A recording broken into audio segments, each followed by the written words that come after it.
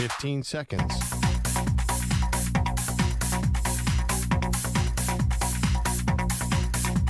Break ends in 5 seconds.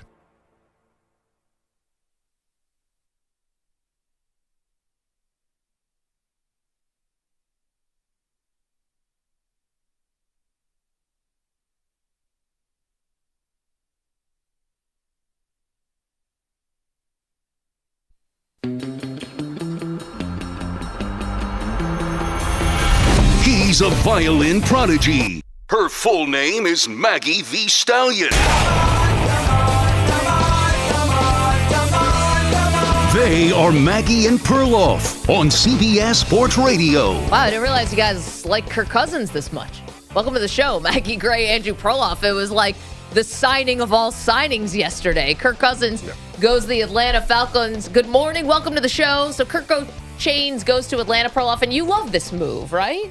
I would say love, but I definitely like it. I think that there's no team that better fits him because Atlanta, these signings are all about timing, and Atlanta needs a veteran quarterback to figure out, should I pay all these young skill guys I got around me? Because there's no team in the league who's gotten less quarterback play over the last couple of years. Last year, I looked at their stats, I was blown away.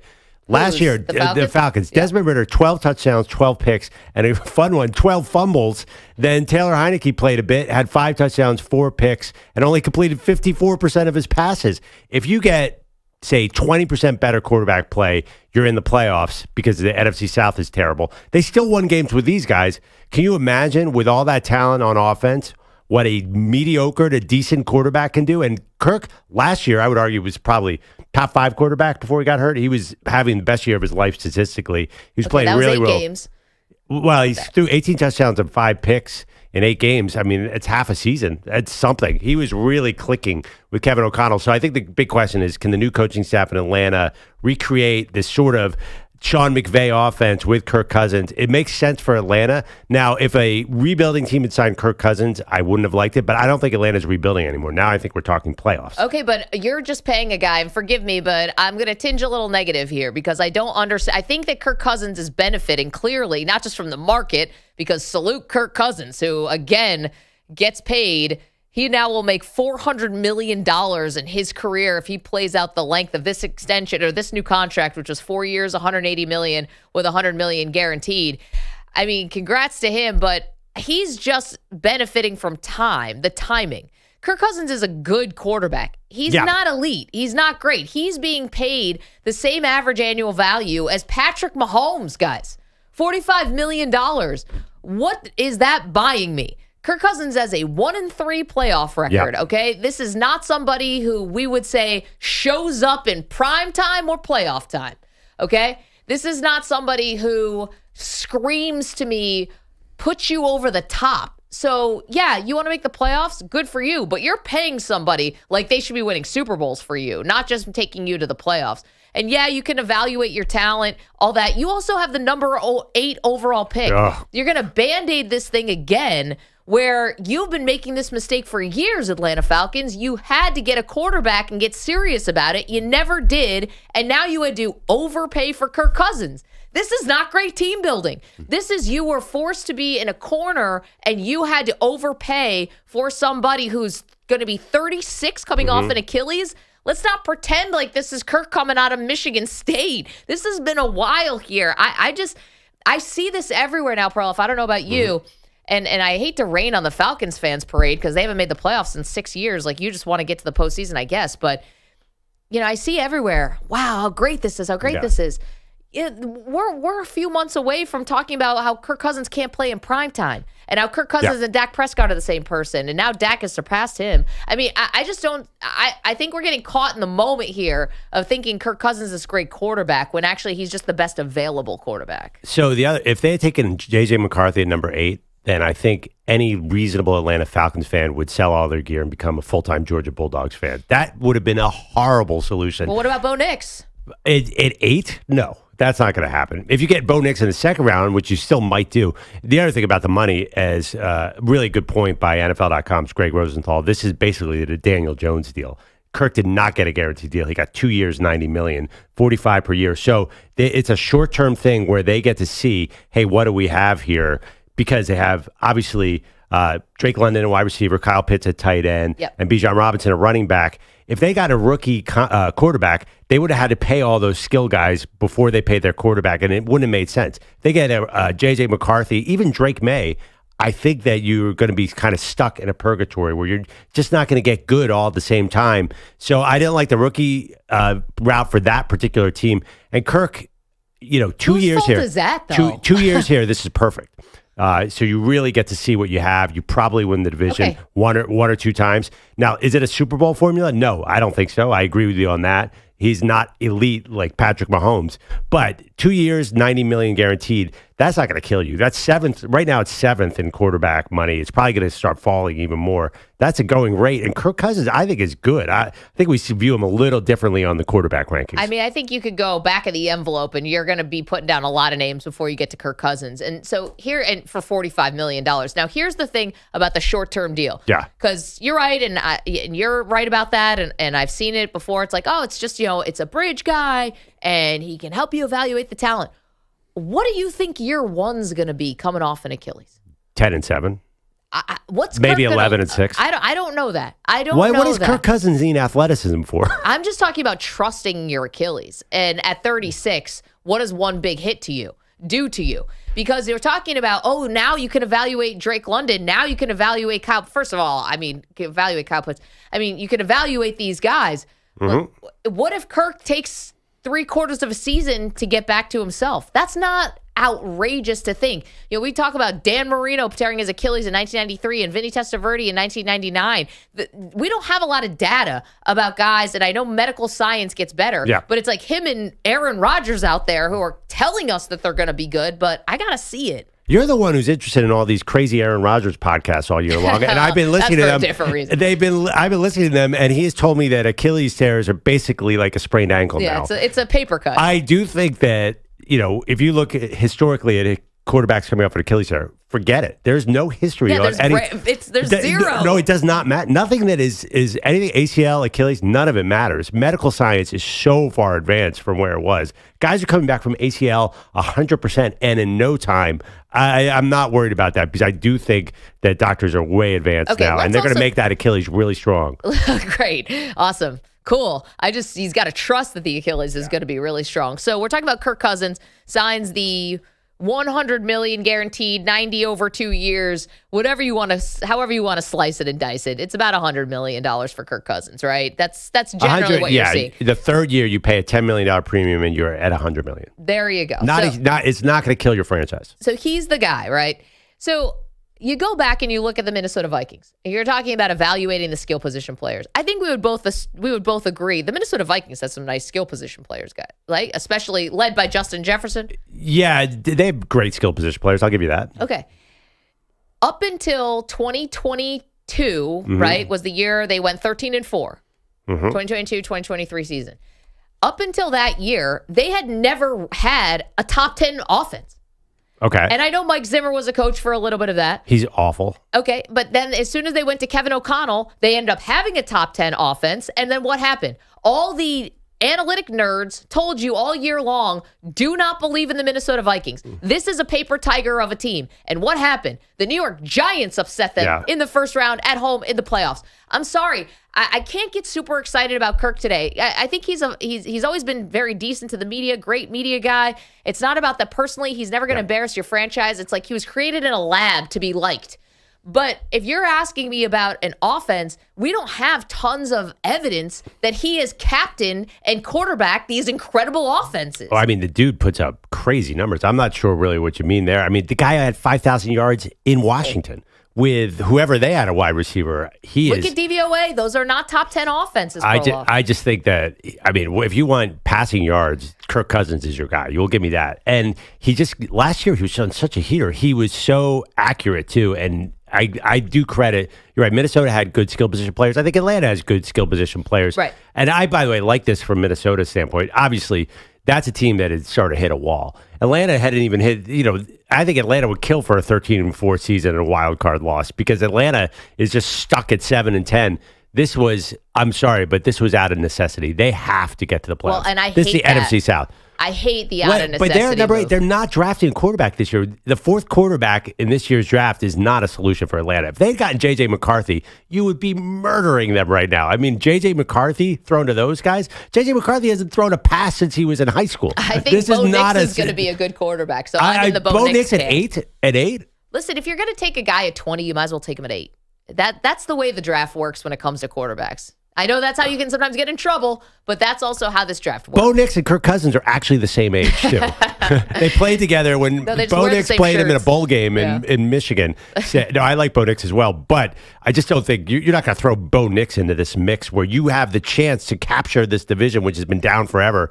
I think you had to take that risk. And the other thing, too, let's talk reality here. Say all you want. You think Arthur Blank is going to sit there in Atlanta and the GM's going to walk in and be like, well, we're going to take a risk at number 8 in the draft. He's like, there's enough of this crap at quarterback. Give me Kirk Cousins. Yeah, I'm not listening to the owner. I just say the reality is like they cannot just string together another subpar year at quarterback. This is way too long. Think of what you just said. We're talking about Kirk Cousins signing with the Falcons. You just painted the picture. The front office is basically scared to get fired. So they overpaid Kirk Cousins. Facts. That always works. Yeah, and but dripping with sarcasm there. I'll tell you right now, they're winning that division. They're the favorites right now. Yeah, I'd like them to win that division. That is an accomplishment for you. Baker Mayfield just got $100 million. You just got Mike Evans back. You don't think we're going to hear from the Bucs this year? No, I don't. The team that beat the Panthers 9-0 in Week 18. I think a lot of money I would be more scared of Derek Carr getting hot in New Orleans. I think Atlanta has a great chance here because they've done some nice moves. EJ and I's favorite safety, Jesse Bates, is there. I think Atlanta has a great chance to at least go 10 or 11 wins. Again, no Super Bowl. I don't see them doing anything in the playoffs, but that's something for this team. When's the last time we've even really thought of the Atlanta Falcons? Yeah, see, that's another part too. I don't think when the season actually starts, we're talking about this now because free agency was like an orgy yesterday. It was a crazy frenzy. It was a lot of fun to be keeping tabs on. But once the season actually starts, I think they don't have that same cachet. I think like we're moving on to other storylines. And I think we're going to pay way more attention to teams like the Detroit Lions, the Green Bay Packers, your Philadelphia Eagles in the NFC, the San Francisco 49ers than we are to the Atlanta Falcons. May I just read one comment from the chat? Yeah. YouTube.com/CBS Sports Radio, Twitch.tv/CBS Sports Radio. Of course, we say good morning to our CBS Sports Radio affiliates. We love you. Thank you. Sirius XM channel 158. Zephyr. Talking about Kirk Cousins. And I said, how is he going to trust the Achilles? He goes, trust his Achilles. At his age, he doesn't trust his farts. Oh, come on. Not that old. Yeah, it doesn't feel like. I'm sorry. I'm a child, and I had to read that. Back to the regular scheduled football conversation. What else would you like to say about Kirk Perloff? Winning the division. Yeah, that's what's going to happen here. All right. Yeah, and the other thing, too, is like they need a plan here. What was the other option? Bring in. What's this plan? This plan is 36-year-old quarterback off an Achilles. What's this plan? They have to figure out if Drake London's a number 1 receiver. They have to figure out what are we doing here with Bijan. I don't understand that pick. They've made so many weird moves over the last several years. This is sort of putting a Band-Aid on some of them. They built the team the wrong way. Aren't you supposed to build the offensive line and the defensive line? They're like, nah, let's just get a bunch of guys who can supposedly catch the ball. Unfortunately, this was not a move made out of strength, but this is a move made out of necessity. And meanwhile, Minnesota, I'm very focused on the drafting a quarterback right now because I have a big bet with EJ that 4.5 quarterbacks. So they have to take a quarterback, right? Yeah, your bet is 4.5 quarterbacks going in the first round. EJ is the under, you have the over. Right, and if whoever loses has to run gassers with Pete Pilati holding the whistle, which makes me really nervous. Pete I feel like would be a dictator with the whistle in his mouth. Yeah, he feels like an old school football coach. Like he waters would for have losers. 2-a-days. Yeah, 2-a-days. Like one of Bill Parcells in the 80s. Well, I did them. When I played in middle school and high school, we did the 2-day, 3-day thing, so I'm used to it. So I like that method. I think we should do a little more of it. Corporal punishment is what you're getting at. I didn't know you. Just get you in shape. So you're going to get revenge on your high school coach by making me or EJ run. Is that what I'm hearing? No, I'm just going to try some things. Oh, no. Sounds fun. There you go. Can't wait for that. Kirk Cousins to Atlanta. I know we're on it, Atlanta. 855-212-4CBS, 855-212-4227. Perloff likes the move. I just think it's overrated all the way around. Kirk is just available, guys. He's available, and he's like easy to root for, I guess. Guy's got a 12-20 record in primetime games. But if you're going to maximize the skill players that you've invested so much in, we've talked about how questionable that decision making was with Kyle Pitts, with Bijan, with all of them. Are you going to be able to really do that with a rookie? Oh, no. Especially the third or fourth or maybe even fifth I'll ask you this question. taken? I'm going to ask you this question. It's going to seem like a deviation. We're talking about Kirk Cousins going to the Atlanta Falcons as the headline move yesterday for the beginning of free agency. I'll ask you this question. Did you need Aaron Rodgers to assess Garrett Wilson? No. I knew Garrett Wilson was a dog before Aaron Rodgers. And how many guys were throwing him passes? Right, but how many games? But how effective was the Jets' offense, though? Well, not Effective. Okay, exactly. but you're talking about individual skill players. Mm-hmm. You're talking about assessing whether or not they're worth paying. It's not even about assessing them. It's about maximizing what they're bringing to the table, what they're bringing on the field. Right. Maximize in one way, but we're acknowledging we don't think they're a Super Bowl team even with Kirk Cousins. So that's one part. And then you're saying they need to assess them to see whether or not you want to pay Kyle Pitts, whether you want to pay Drake London, what you're going to do. What I'm telling you is, with wide receivers, even if the quarterbacks are bad, I think you still know. And I just gave you an example from your own team. Garrett Wilson had Chris Strevler throwing to him, and you still knew he's an elite But I think talent. the Falcons know that Drake London's a stud. I think they know Bijan Robinson's a stud. So why not draft a quarterback? Because if you draft a quarterback, you're starting over again. Like, we just saw them draft Ritter, who I know was later in the draft, but he probably was probably the fourth, fifth quarterback in that draft, just like they're going to get this year. They drafted that was a third-round pick, though. Right, but at the same time, that's not serious. I don't know about that because, again, I'm talking about the quarterbacks in a field, okay? Like, you're talking about Ritter, I forgot, again, maybe he's third or fourth quarterback in that draft. Here, it's the first round, but honestly, Bo Nix probably a second-round grade. Michael Penix maybe a second-round grade. These are guys that aren't, like, locked first-round picks in terms of their grade. They're getting first-round elevated because they're quarterbacks, which is a whole totally different thing. But here's my thing. This is not a chips push to the middle of the table team. This is, and I bet if you polled Falcons fans, do you want a 2-year Kirk Cousins Band-Aid where you might find yourself back in square one again in 2 years? And by the way, you don't even know if year one is going to give you anything because he is 36 coming off an Achilles. It's not like dude's been the picture of health now and you're getting him at, let's see how that goes. And you're going to be back at square one again. Like, was it such a desperate situation that you had to overpay for Cousins? Oh, yeah. I don't think so. Oh, my God, yes. I mean, you're talking about if they drafted J.J. McCarthy at 8 and Kirk Cousins, you're talking about a 5-win season compared to a 10-win season. I think Falcons fans, if we did poll them, would say, give me the 10 wins and Kirk Cousins. Would they? But don't you want the quarterback of the future? And I'm not saying that it has to be J.J. McCarthy. Stop giving him J.J. McCarthy. He can't throw the ball. We don't know if he can throw the ball. They're the number 8 pick, and he's the fourth quarterback. They're not 1, 2, 3. So I think there was some logic to saying you can trade up. You can make moves. There's like a million ways to skin a cat here, right? I think it's going to be hard for them to get in the top 3. There are a lot of teams who are like, oh, we want Jaden Daniels or Caleb Williams. That's not happening. So I think I understand what you're saying in theory, but in reality, they're not getting a surefire quarterback. They sit at number 8. That's a huge risk. It's gigantic risk. Now, I think 36-year-old coming off an Achilles, zero risk there. You just gave him $45 million. I think Falcons fans would vote for Cousins.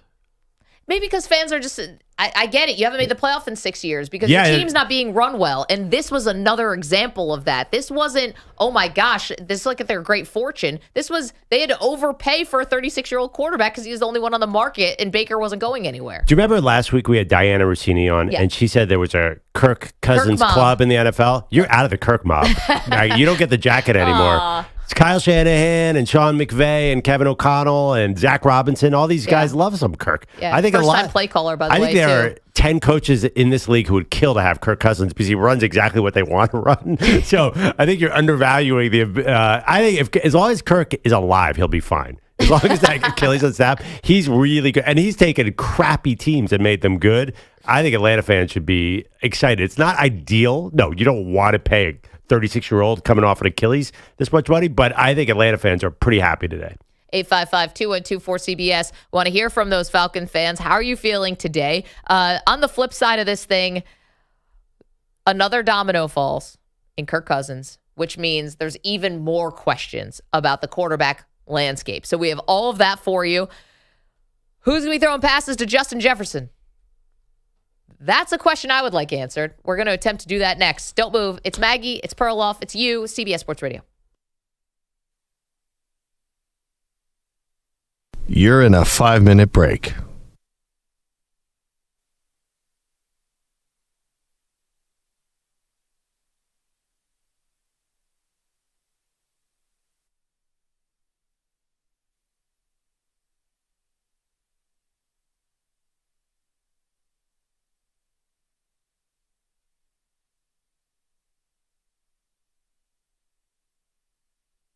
Four minutes, 30 seconds remaining.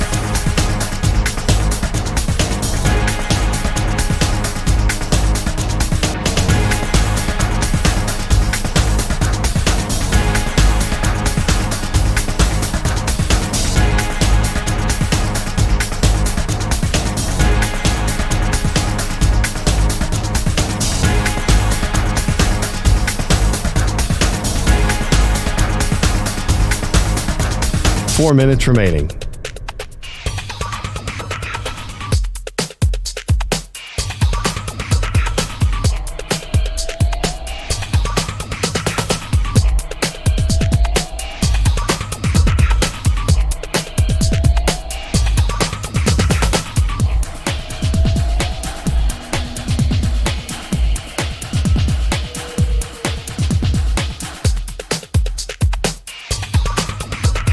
Three minutes, 30 seconds remaining.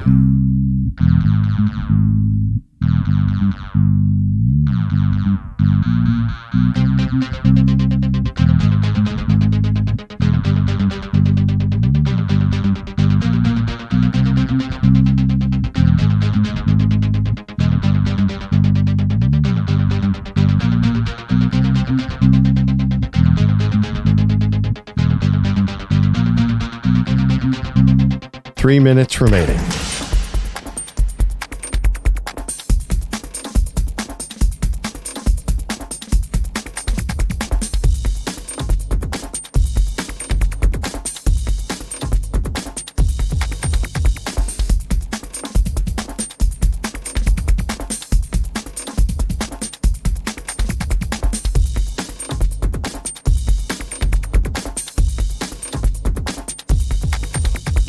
Two minutes, 30 seconds remaining.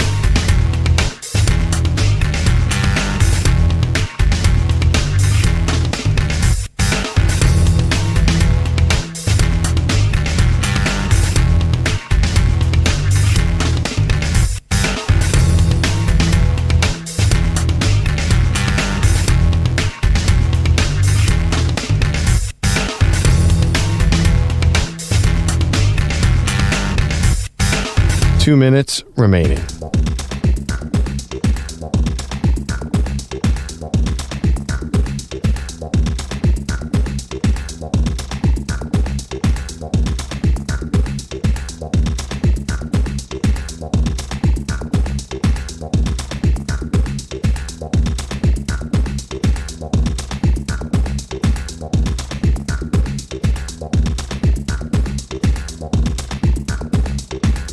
One minute, 30 seconds remaining.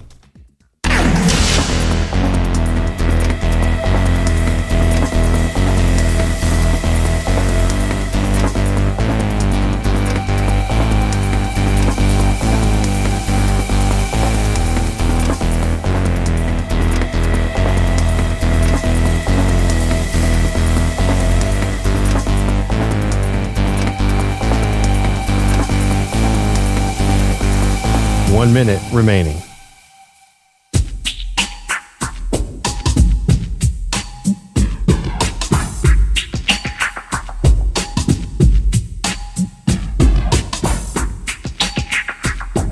Forty-five seconds remaining.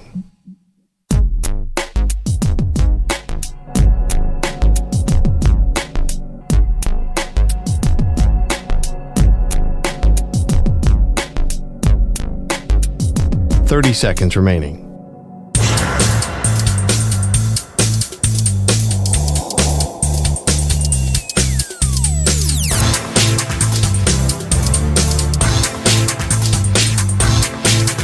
Fifteen seconds.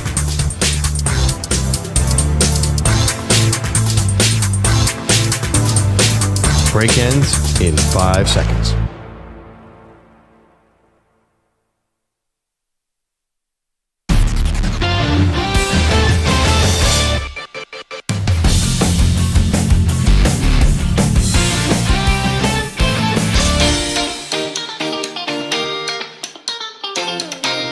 All right. A little upbeat music, and I am upbeat today here on Maggie and Perloff show because I like the Kirk Cousins sign to Atlanta. Seems like a perfect fit for quarterback and team. There is a minor question of what happens to his old team, Minnesota, but I understand overnight there was a gigantic signing. I mean, watch out. Former number 3 overall pick is back. Yeah, I don't. Andrew Bogus here. I don't want to step on his update, but yes. No, please do. Sam Darnold has signed a 1-year deal with the Minnesota Vikings, which all but guarantees they will be drafting a quarterback this year. 1 year, $10 million, which means back kind of high-end backup money. Yep. I'm rooting, again, we have a quarterback bet, 4.5 quarterbacks over under. I have over 4.5 against EJ's under 4.5. This helps you. This really helps me. This is good. The way the money, and also the Raiders paid backup money to Gardner Minshew. The high-end backup money means draft a guy. It's a good draft class. So I think if you read the money in free agency, this affects a lot of draft positions. And I think, $10 million for 1 year is nothing for Sam Darnold. I don't even know if he starts in week 1. No, I don't think Sam Darnold. I think he's brought in to be, insurance policy so that the season last year for the Vikings, which they started 4 different quarterbacks, I believe. Josh Dobbs, Kirk Nick Cousins, Mullins, Kirk Cousins, and Jaron Hall. Who got hurt his first game. And he started later in the year, too. He came back and he was very bad. Well, he was a 5th-round pick. I mean, rookie. This is what you're hoping to avoid if something happens with QB1 is Sam Darnold is sort of your plan B. So I think you're sitting pretty with your bet, Perloff, about whether more than 4.5 quarterbacks are going to go in the first round. And I still will maintain this. I know you and I will disagree, and we'll talk about it with Saquon Barkley in a different form and fashion later on. But I don't think they're trading Justin Fields in the division. When it's a quarterback in your prime, this is not Donovan McNabb. This is not Drew Bledsoe. I think this is a no-go if I'm the Chicago Bears. I will not trade. Yeah. Even if the Vikings are interested, I'm not trading Fields there.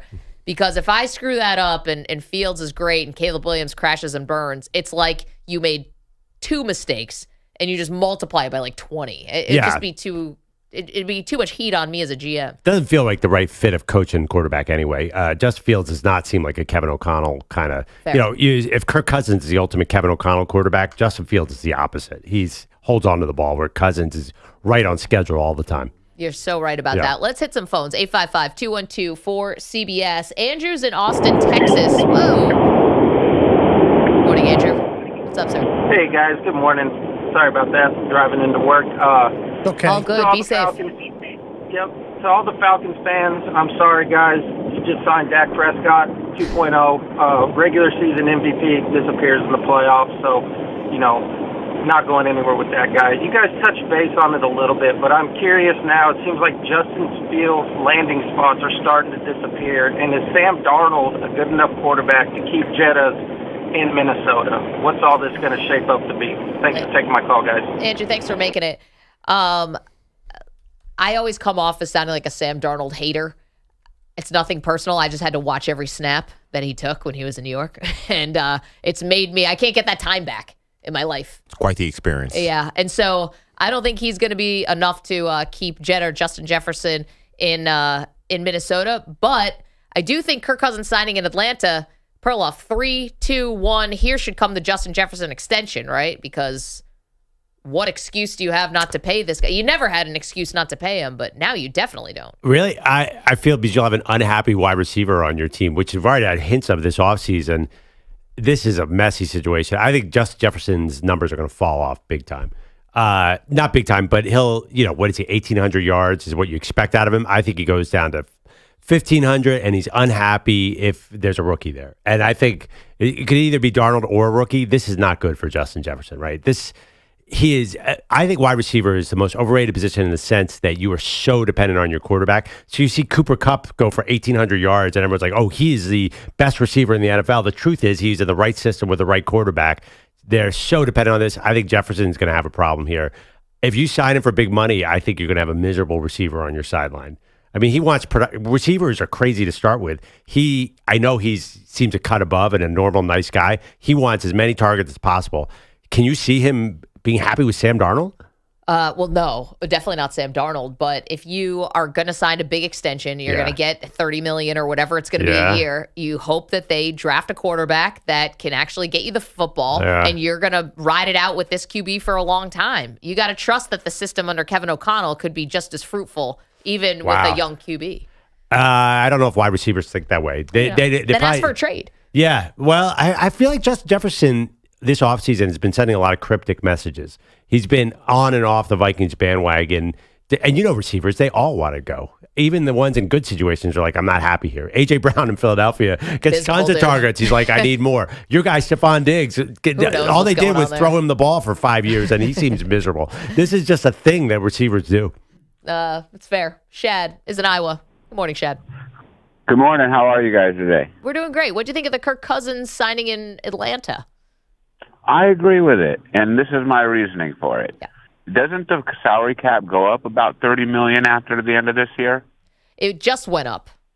Okay, so really that $90 million isn't that much. Nope. You're speaking my girl math right here. This is. I mean, that salary cap going up affected everything we saw yesterday. Look at the running backs. This deal, Kirk Cousins is 7th highest paid quarterback now. He'll be 15th in a blink of an eye. No, I love this, though. This is like my girl math where I'm like, listen, it's on sale. I'm still overpaying, but I'll take it. But the thing is when Mahomes got paid, everybody thought they kind of overpaid for him at first, and everybody was like, well, calm down.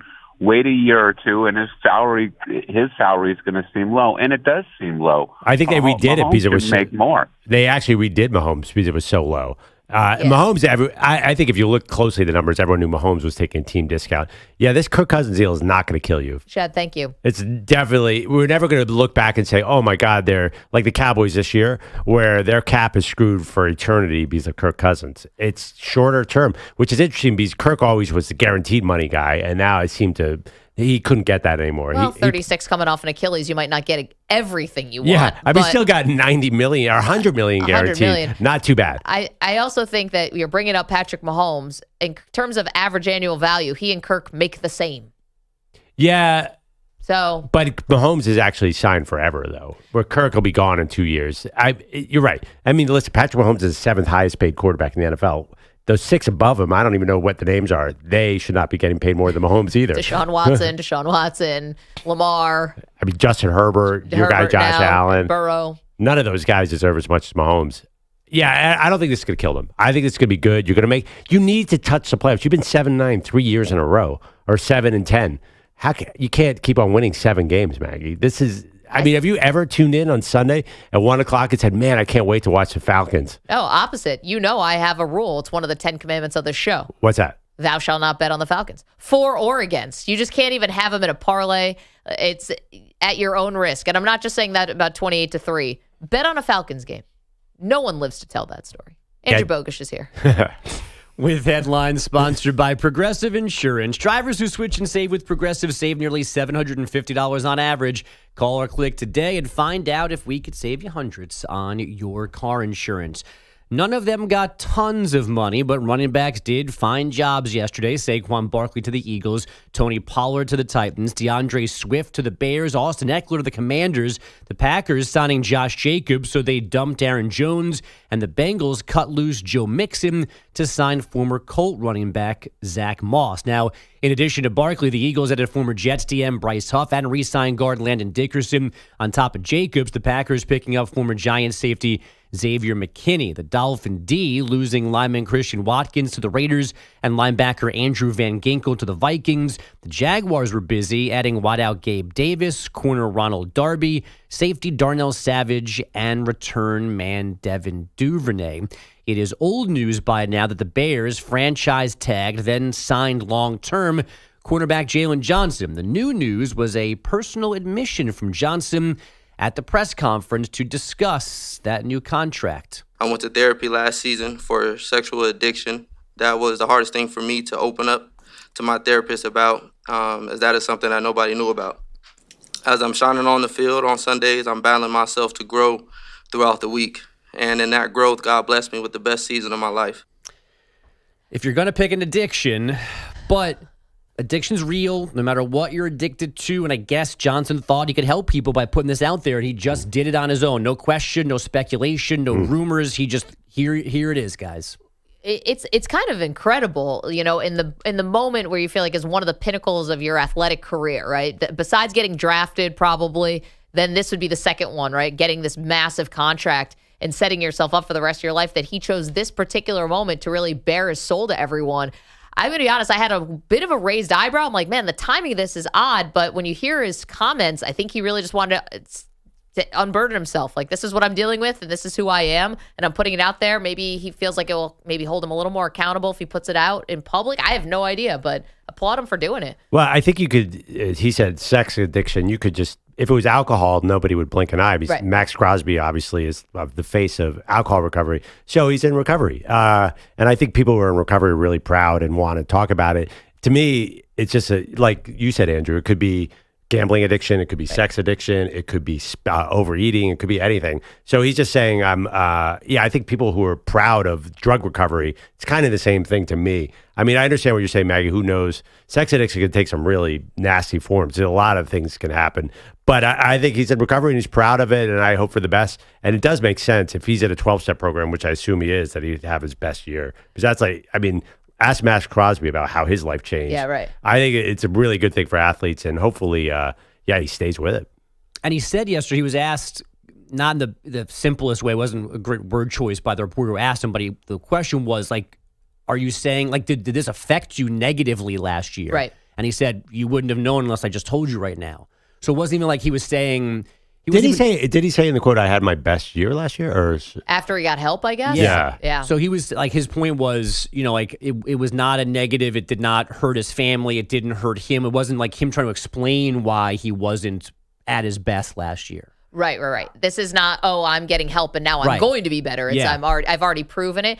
Forgive me for the ignorance on this, but I'm always curious about sex addiction specifically, because does that mean you couldn't drink alcohol even responsibly just because it lowers your inhibition? Does this impact your life in every kind of way, right? Oh, yeah. Because it will if you drink, naturally lower your inhibitions, then you might be susceptible to falling back into some old patterns or whatever.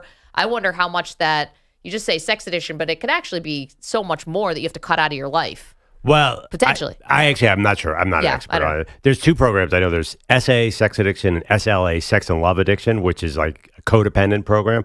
Anyway, I do know, I have never been, just to clear, but you are supposed to cut out pornography, I think, is one big issue. I mean, listen, this is... Josh McCown was a big advocate for Dave that. Canales, the new coach of the Panthers, have been talking about it. Listen, it's a real issue these days because the internet, you could be 12 years old and have access to who knows what. Yeah. So I think this is actually, it's probably good to talk about it. I was thinking about this is the opposite of Tiger Woods, who is dragged into this kind of recovery. That's true. And this guy's just put it out there, where Tiger was so begrudgingly admitted that he had a gigantic sex addiction problem. And also lost sponsors and got shamed for it by the Masters people and wagging their finger at Tiger, and he became such a punching bag for all of that. We've come a really long way. Here's a question for you, just a little left turn off of this, a little less on the serious note, but I'll just... Are pornographic magazines still a thing? Because you mentioned about the internet. I hope not. Are magazines still a thing? Wow. Well, good point. Yeah. There's a... Have you guys ever seen the movie This Is the End that starred James Franco and Seth Rogen? Love that movie. Anyway, James Franco has a house and he has pornographic magazines around, and Seth Rogen's like, what are you doing, dude? It's the year 2018. Have you heard of the internet? And James Franco's like, I'm old school. No, I don't think they're a thing anymore, are they? Yeah, that industry must have gotten, no pun intended, hit hard because, like all magazines, you're right. Well, it's like the Sports Illustrated swimsuit issue. As John Oliver said, I can't believe it. In a day and age when you can get real boobs on the internet, why are you going to this SI swimsuit issue? When I was 12, that's all I had. Yeah, right. Victoria's Secret catalog. Yeah. Or just like Playboy, right? Oh, yeah. Playboy and those seem so quaint right now. Caldor book. What's that? What? Kmart. Oh, Caldor is the lingerie company? Oh, no. It's a department store, but Kmart is the equivalent. Oh. Yeah. Wow, you guys are real desperate. Sorry. Well, I mean, desperate times call for desperate measures. And when you can't walk into the store and buy the best or / worst kind, the best you can do is the bra sale at JCPenney. There's a comedian. Scramble channel. Yeah, there's a comedian who has a bit. Again, we're not talking about the seriousness of what Jalen Johnson talked about yesterday, but has a bit about how because there's all this porn on the internet now and you can just like a YouTube video, you can give it a thumbs up or a thumbs down. He's like, who's thumbs downing it? Like when I was 13, I would have give my left arm to just like catch a glimpse, and now someone actually has the audacity to give a thumbs down to a pornographic video. How dare you? The NBA, the Boston Celtics are the first team to 50 wins this season. Jaylen Brown lobs it down low, caught by Horford, bounce pass to the corner. Hauser steps to his left, 3 in the air. Good night. Woo. Cool stuff then. Finding those shooters right there in the corner. Whew. Nice stuff. Timeout, Chauncey Billups. To say but what? This one is gone. Goodbye. 1:54 to go, and the Celtics finally get that 20-point lead. And who knows how they celebrated win number 50. That was Sean Grandy, said Maxwell on Celtics Radio. Boston, a 121-99 win in Portland. Sam Hauser had 22 off the bench, 26 for Jason Tatum, 27 for Jaylen Brown. The Nuggets beat the Raptors 125-119 after trailing by 21 in the third. Nikola Jokic, 35 points, 17 boards, and 12 assists. And the Warriors won in San Antonio 112-102 despite 27-14 from our boy Wemby. The Samford Bulldogs are dancing for the first time since 2000. They won the SoCon men's title by holding off ETSU last night 76-69. The UConn women won the Big East title for the first time since last March and the 2 years before that as well. The Huskies 4 for 4 since returning to the conference, taking down Georgetown last night 78-42. Paige Becker scored 27. And from the NHL, the St. Louis Blues snapped their 3-game skid, 5-1 in Boston. They're now 6 points behind Vegas for the last playoff spot out west. Guys, back to you. Do you know where Samford is? Samford? Yes, I do. It is in Georgia or South Carolina. I think it's Georgia. I think it's Samford, Georgia. Yeah. Right? I get it. I thought it was in Birmingham, Alabama. I thought it was the name of the town. Oh, man. I thought I knew this, and now you guys are throwing me for a loop.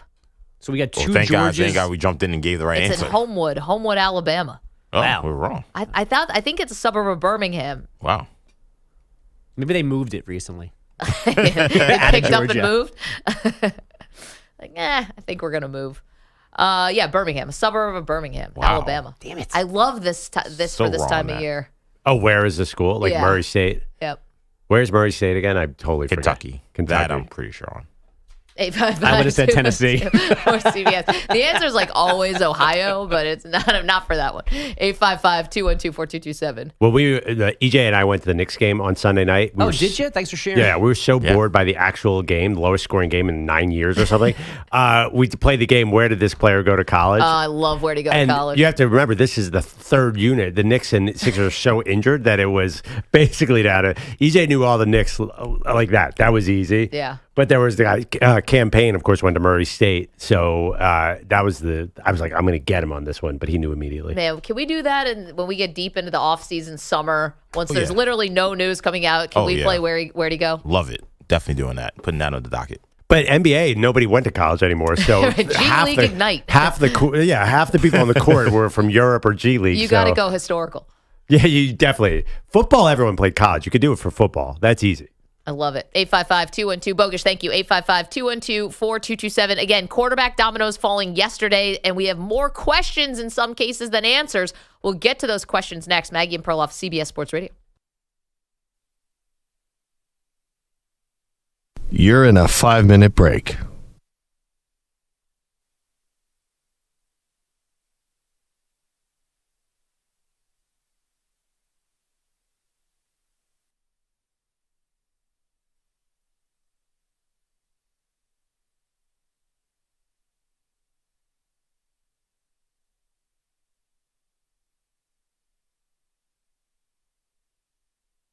Four minutes, 30 seconds remaining.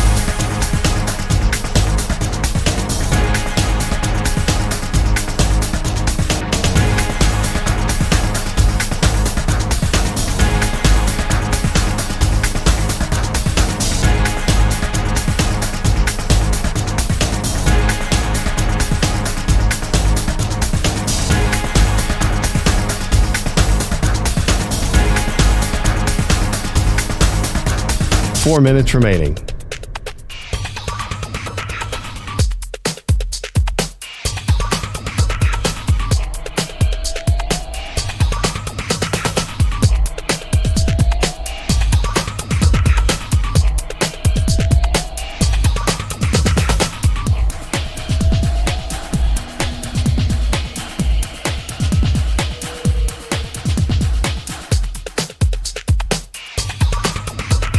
3 minutes, 30 seconds remaining.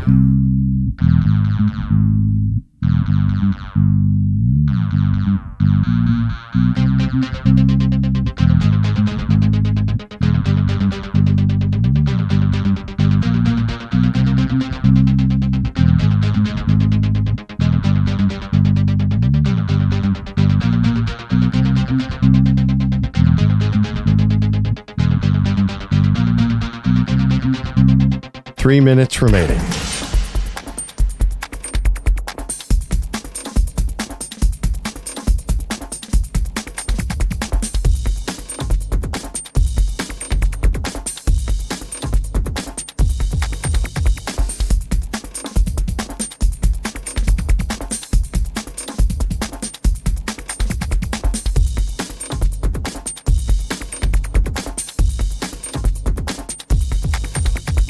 Two minutes, 30 seconds remaining.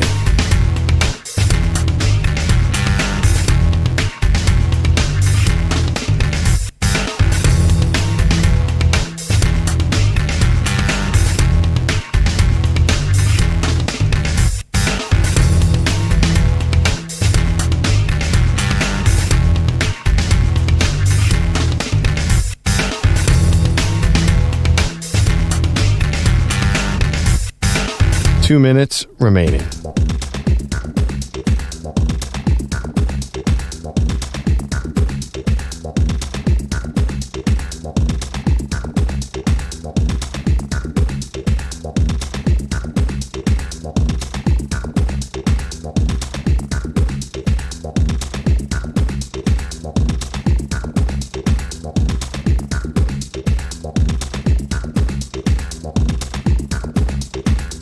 One minute, 30 seconds remaining.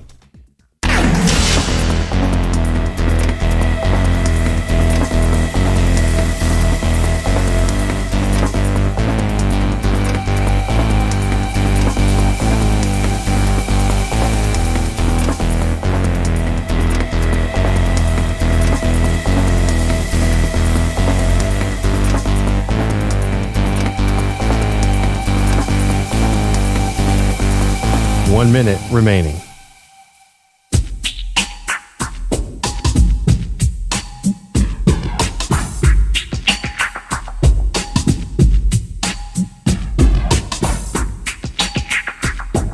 "45 seconds remaining.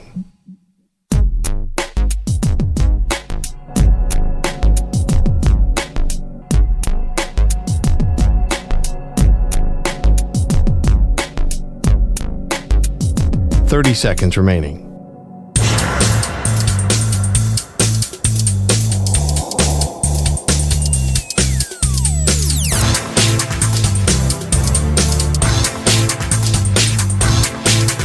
"15 seconds.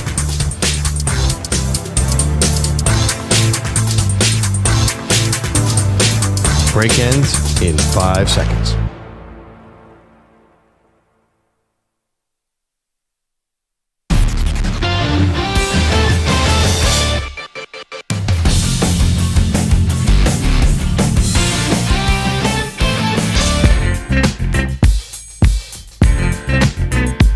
What a big day in free agency.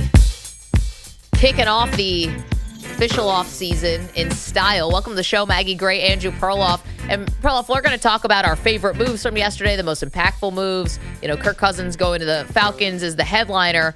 But it's almost as interesting to talk about the people who did not move yesterday. And, well, one of them is not a free agent, but it's Justin Fields, who you'd have to trade for with the Chicago Bears. Listen, if it didn't happen yesterday, if it doesn't happen in the next couple days, don't you think that the Bears now just have to wait till after the draft to see which teams miss out on drafting a quarterback? Because this market for Fields turns out pretty thin / non-existent. What we know now is, yes, no one. It doesn't seem like anyone's ponying up a second-round pick for Justin Fields. Maybe after an injury it'll happen.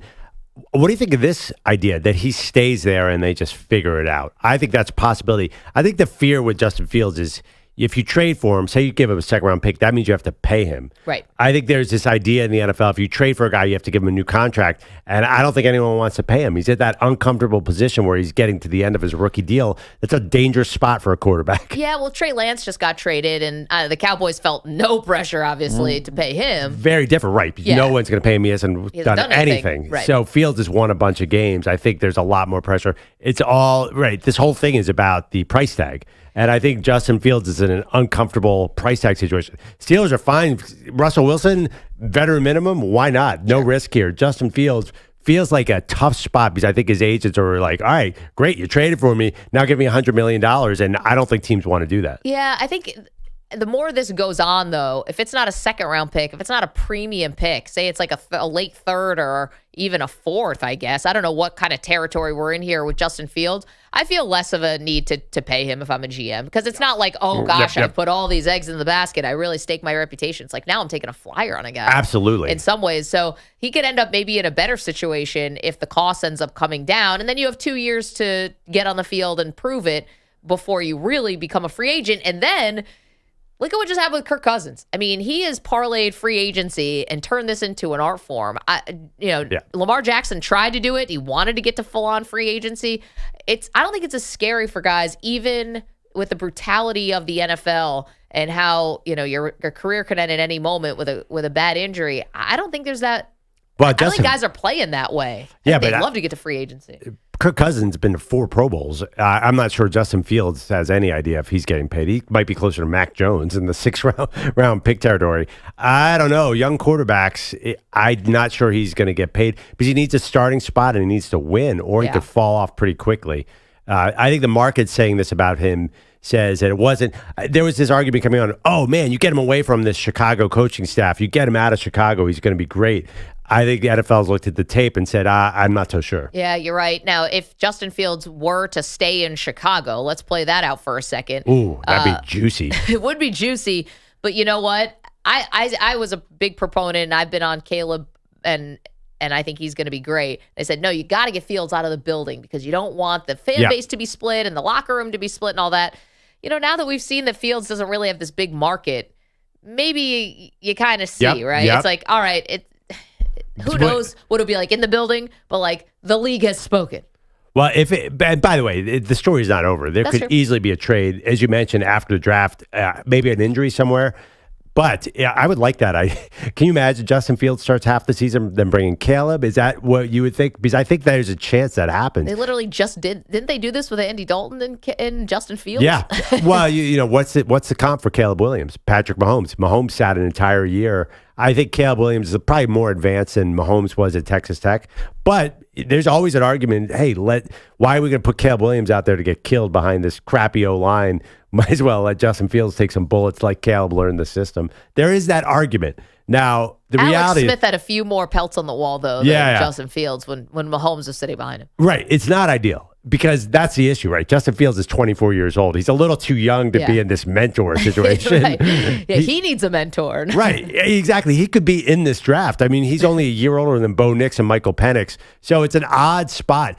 But I understand if Ryan Poles is getting nothing in return for Justin Fields, he might as well say, you know what? I'll keep him. This is why he should have never said, Poles, that is, I'm going to try to do right by Justin, and we're going to get him, kind of implying you're going to get him out of here right away. Oh, yeah. Like, you just have no clue, dude. Like, unless you had an offer and passed on it because you thought you were getting a better one. I don't think that happened. But meanwhile, they're getting a dome in Chicago, we found out yesterday. So, well, now we're getting into some serious issues. Can that dome be up in time for Caleb Williams to hit his stride indoors? It better be, or else what's the point? Is this all about the fact that they have the number 1 pick? But that being said, we've heard a lot about this Chicago stadium. Till I see that stadium built in Chicago with a dome, I'm not buying it. Because they already had this suburban stadium that was supposedly done. There's a lot going on there. I'm going to tell you, I tried to listen to a little Chicago radio yesterday just to all right, what's going on with the stadium? I am so confused. I have no idea. You're probably more confused now than you were before listening to the story. There's so many shenanigans going on with that stadium. I would not bother. Until it's built, forget it. Yeah, there was something. I was listening to multiple different radio stations, and I was like, how do I piece this together? I'm just upset that it can't be a retractable roof. Because I want one of these cold weather teams to have the option to say, hey, you know what? It's 30 degrees, but we're playing because it helps our home field advantage. Yeah. Like the fact that it's going to be just a dome feels a little unfortunate. 30 in Chicago is balmy. I know. 30 below. Yeah, sure. Okay. Bold-faced names, Pro Bowlers, moving teams yesterday with free agency. The most impactful. We're going to get to that next. Don't move. Maggie and Perloff, CBS Sports Radio.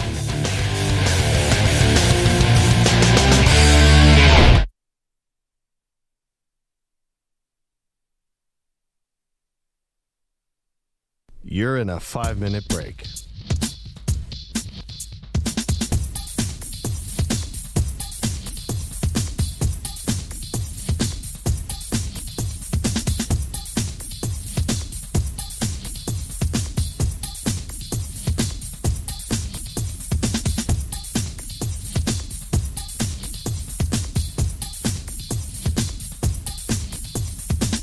Four minutes, 30 seconds remaining.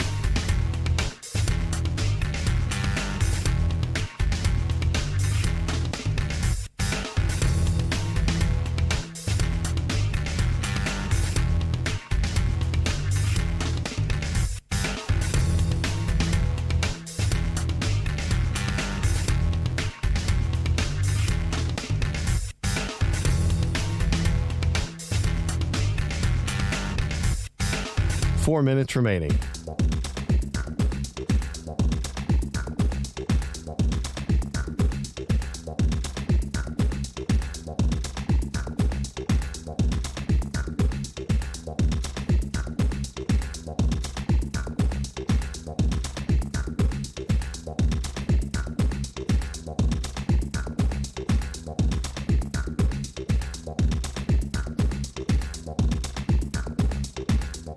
Three minutes, 30 seconds remaining.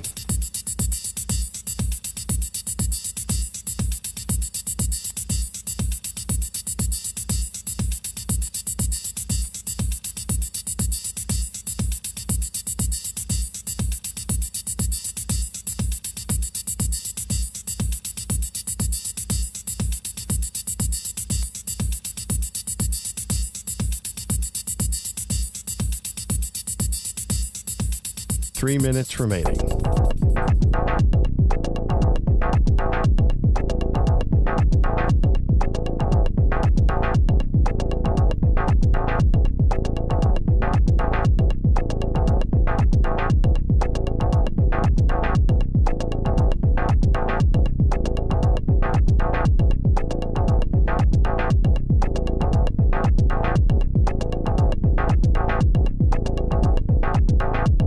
Two minutes, 30 seconds remaining.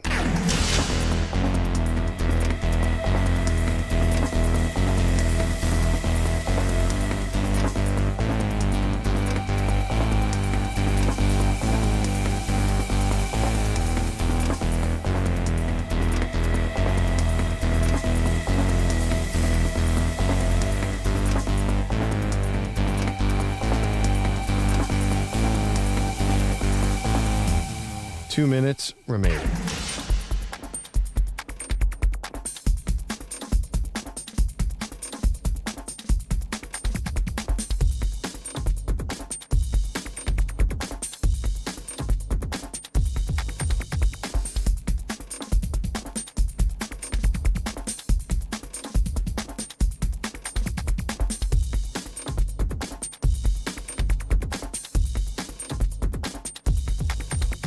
One minute, 30 seconds remaining.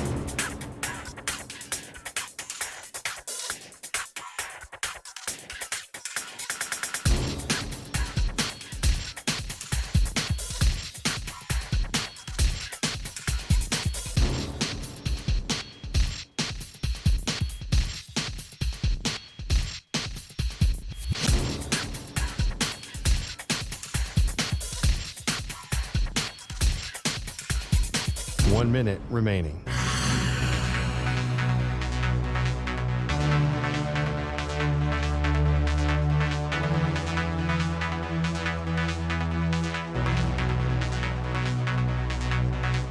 Forty-five seconds remaining.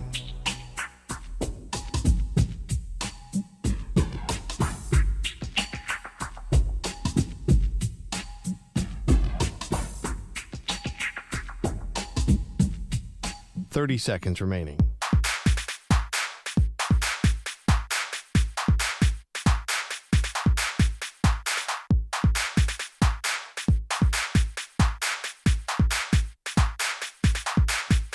15 seconds.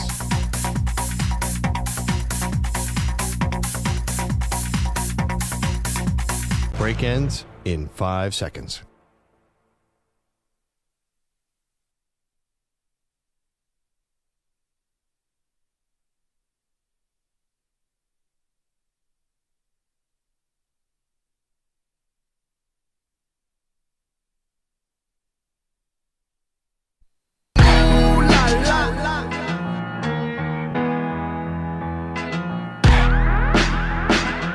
He's been on the TB12 method since he was 6.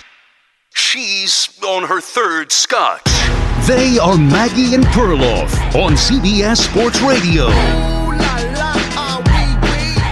Major moves in free agency yesterday in the NFL. Welcome to the show, Maggie Gray, Andrew Perloff. I was surprised, Perloff. I thought I'd be getting texts from you yesterday trying to dunk on me and EJ and Pete and Bogusch about how your team is signing all these great players and that we're not doing much. And, you guys signed Saquon Barkley and Bryce Huff, and yet nothing was coming from you. There was no victory laps. It was a mixed day for Eagles fans because, unfortunately, we're rebuilding the 2011 Dream Team. Whoops, how'd that go? They bring it Saquon, but they didn't fully go there because I think the player they really wanted off the New York Giants was safety Xavier McKinney. They desperately need to help their back four, and they weren't able to achieve that. No, he goes to Green Bay. Green Bay, who's a really smart team. That scared me a little bit that they'd be. And the Eagles. We'll get to Green Bay because they had a heck of a day yesterday. And Bryce Huff, obviously, he's only played less than half his snaps. That seems risky. But the Saquon thing, listen, he's a running back in free agency. The Eagles are known to be this analytical team, and then they're paying for a running back. So I think it's very confusing because I think everyone views the Eagles and Philly as the smartest team in the NFC East. We have Howie Roseman, this mastermind at GM. And then this move is a little bit confounding because what's the trend? What do all the smart analytic NFL people say? What's their first tenet of all NFL analytics? Don't pay a running back. And now the Eagles are bucking that trend. So I do understand it's fun to sort of get someone from the Giants. It feels really risky to actually pay for Saquon Barkley. So I think I'm not speaking for all Eagles fans, but this is a little bit nerve-wracking. Well, yeah, you have to wonder why a division rival was just so willing to show him the door and didn't want to pay him last year, didn't want to pay him this year. But it's not like the Giants weren't spending money yesterday. They traded for Brian Burns from the Carolina Panthers, and we'll get to that Carolina Panthers debacle. You know it's bad when country music stars are calling you out. Carolina Panthers are hopeless. But we'll get to that in a little bit. Let's focus in on Barkley. So the Giants willing to show him the door. He gets a contract that's $26 million guaranteed. He could earn up to $46 million. We'll see if he gets something. Everything would have to go right. You're right about this. I don't think this moves the needle at all if you're the Philadelphia Eagles, and that's just because of Barkley's injury history. And then the other thing I saw yesterday, which is that Howie Roseman, the GM for the Eagles, thought this could be like a Christian McCaffrey move. Totally. I got to be honest, Saquon Barkley does not have the type of hands that Christian McCaffrey does. He is not as reliable in the pass game. He's okay. He's not as reliable as McCaffrey. McCaffrey can go out and run routes. Like, Saquon Barkley doesn't do anything like that. He's got big numbers for an Eagles running back. He's way more productive catching the ball in his career. Oh God, I did it. I did the we. He's been consistently at least somewhat productive as a pass catching running back. Here's the thing, the Eagles I keep hearing today, he's a 3-down back. The Eagles, for some reason, kept getting these running backs who would not pick up the blitz. And my understanding is Barkley can block. A little. I know that was a question early on in his carear. He's gotten a little bit better with it. Yeah, Miles Sanders and DeAndre Swift, the last two Eagles quarterback, they were coming off the field. The funny thing is, his Giants fans are all mad. You want a sneak preview of what's going to happen? It's going to be a Giants-Eagles game in December, close game. Saquon Barkley might have a good game. Boston Scott, the Eagles running back, who's singly on this planet to kill the Giants, will have the game-winning touchdown. There is no person in this world who is better against one specific team than random running back Boston Scott. It's the only reason they keep him on the team. I don't even think he plays in any of the other games, except for against the Giants. Can I say one more interesting angle of this whole Saquon thing that I heard? That this is a Moneyball move. Because originally, and this is a Billy Beane, of course, the A's general manager, who is the Moneyball guy, his thing was not get guys with high on-base percentage. His thing is to get market inefficiencies. Right. And that Howie saw that running backs are getting paid so low, they're actually a bargain now. So maybe Howie is outsmarting himself because generally the rule of free agency is, oh my God, you just paid for a running back. He's 27 years old. He's going to be a bust. I think that is generally. Tony Pollard signs with the Titans. I mean, there's no way that's going to work. Austin Eckler with the Commanders, not a chance. But I think Howie Roseman saying, okay, Saquon Barkley had a terrible line in New York last year. There's actually value here, which bucks the trend. So I'm hoping that. But again, I am not one of those Eagles fans who's like, oh my God, we just fleeced the Giants. I don't see it that way at all. Man, who started that rumor? Howie Roseman? Hey, no, it's really a Moneyball move. Sources close to the Eagles say. Yeah, I would start that rumor too. If I got to be honest though, Howie, if I'm another GM, I'm scared of Howie. He's been killing people in trades. He seems like he's on a heater, so he gets a lot of benefit of the doubt here. 27 years old. You know how I feel about old running backs. Same way I feel about old receivers. Yeah. Take them behind the woodshed. I don't want to pay them. I'm a little nervous about Saquon. Health has always been a problem. Yeah, we'll see. I kind of agree with you. I don't think this is the major move. They really wanted a cornerback or a safety. Haven't gotten it yet. So we'll see what happens left over. Justin Simmons in Denver, I believe, unless he signed overnight. That'd be nice. If you could give me him, probably the best safety in the league. That'd be nice if you can deliver that, Maggie. Again, getting a little older, though, right? Yeah, he's 30.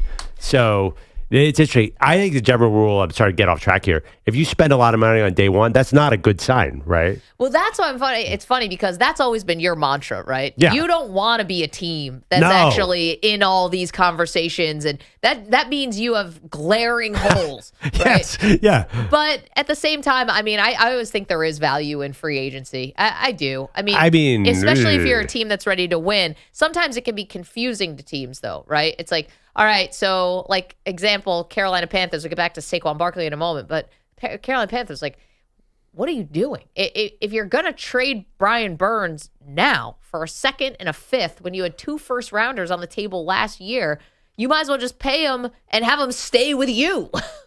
Like, what? Anyway, there are so many mind-boggling things, and I think the Giants were probably confusing their fans a little bit yesterday also. You trade for Brian Burns, you give him all this money, and then you let Saquon Barkley walk out the door. It's like, if you think you're anywhere close, like Brian Burns could put you over the top or push you into the playoffs, you might as well just keep Saquon, and that was never going to be an option. That I totally disagree with. Why would you have Saquon? You were not winning anything with Saquon. You're one of the worst teams in the league over the last since he got here. I know you had one playoff season, but about that thing of teams that spend the most, this was last night before it was all done. Warren Sharp, the NFL expert, tweeted out the teams that spent the most money. It's loser, loser, loser. Giants are number 1 on this list, loser.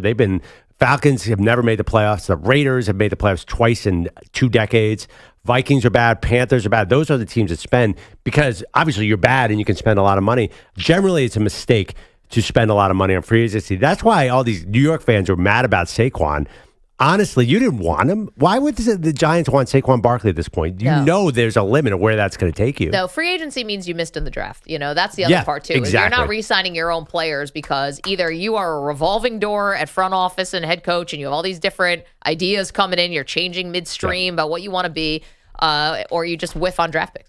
Or it does mean you have a cheap quarterback and you can spend up. I think the Green Bay Packers have done really well because they're not paying Jordan Love yet. So they're different situations. But back to the Giants-Eagles, honestly, all the Giants fans, including many who work here, were texting me yesterday, be like, oh, now I hate you even more. I'm not sure that's a smart move. Big picture, I think the Eagles probably are going to end up regretting Saquon. I am not into this. He's 27. He's got a lot of expectations. He's probably going to want the ball a lot. He's going to be mad when he gets pulled out for the tush push at the 1-yard line. I'm not so high on this move. I think the Giants are going to look back and say, hey, remember when you took Saquon off our hands? I think that's a more likely scenario than, hey, I mean, he probably will score a couple touchdowns at the Meadowlands this season, but I don't think this is a big picture. The Eagles fleece the Giants in any way or anything like that. I didn't see it that way. No, it feels like a luxury pick in some ways, but I guess you're expecting him to do a lot of things for you. I mean, okay, you want Saquon Barkley. If you're Howie Roseman, you're expecting him to be your number 1 running back, a major receiver in the pass catching game, and take some of the load off of Jalen Hurts, I guess. Well, that being said, watch the Eagles. They will always put in Kenneth Gainwell at a key spot. They don't care. They are not dependent. DeAndre Swift looked great last year. He signed with the Bears for pretty good money. They rotate running backs. I think a lot of good teams do not care. You're right. They want a lot of things out of him now. I don't think he's going to be the star in Philly that he was in New York because there's so many other weapons. He's going to share with the ball all over the place. The other thing I think that is an interesting aspect of this as well is new offensive coordinator Kellen Moore. Because when you think about the Dallas offenses, they were very explosive, but they weren't necessarily using the running back in these very revolutionary ways, putting them out wide and getting them all these plays. Like Saquon, I know he hasn't had big receiving numbers recently, but his first year he caught 90 balls. I mean, he can do some of that stuff. But that's not Kellen Moore's offense. So if you're really bringing him to be Ezekiel Elliott 2.0, I mean, how much does that really change the trajectory for the Eagles or the ceiling?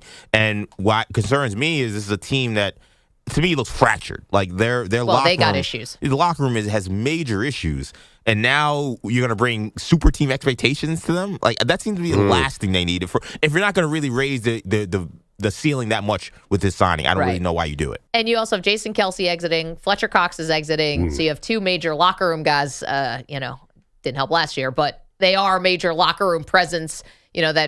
That you think would help, with those kind of chemistry things or what have you. So here's the thing. Can I say this about Saquon Barkley without sounding like a gigantic jerk?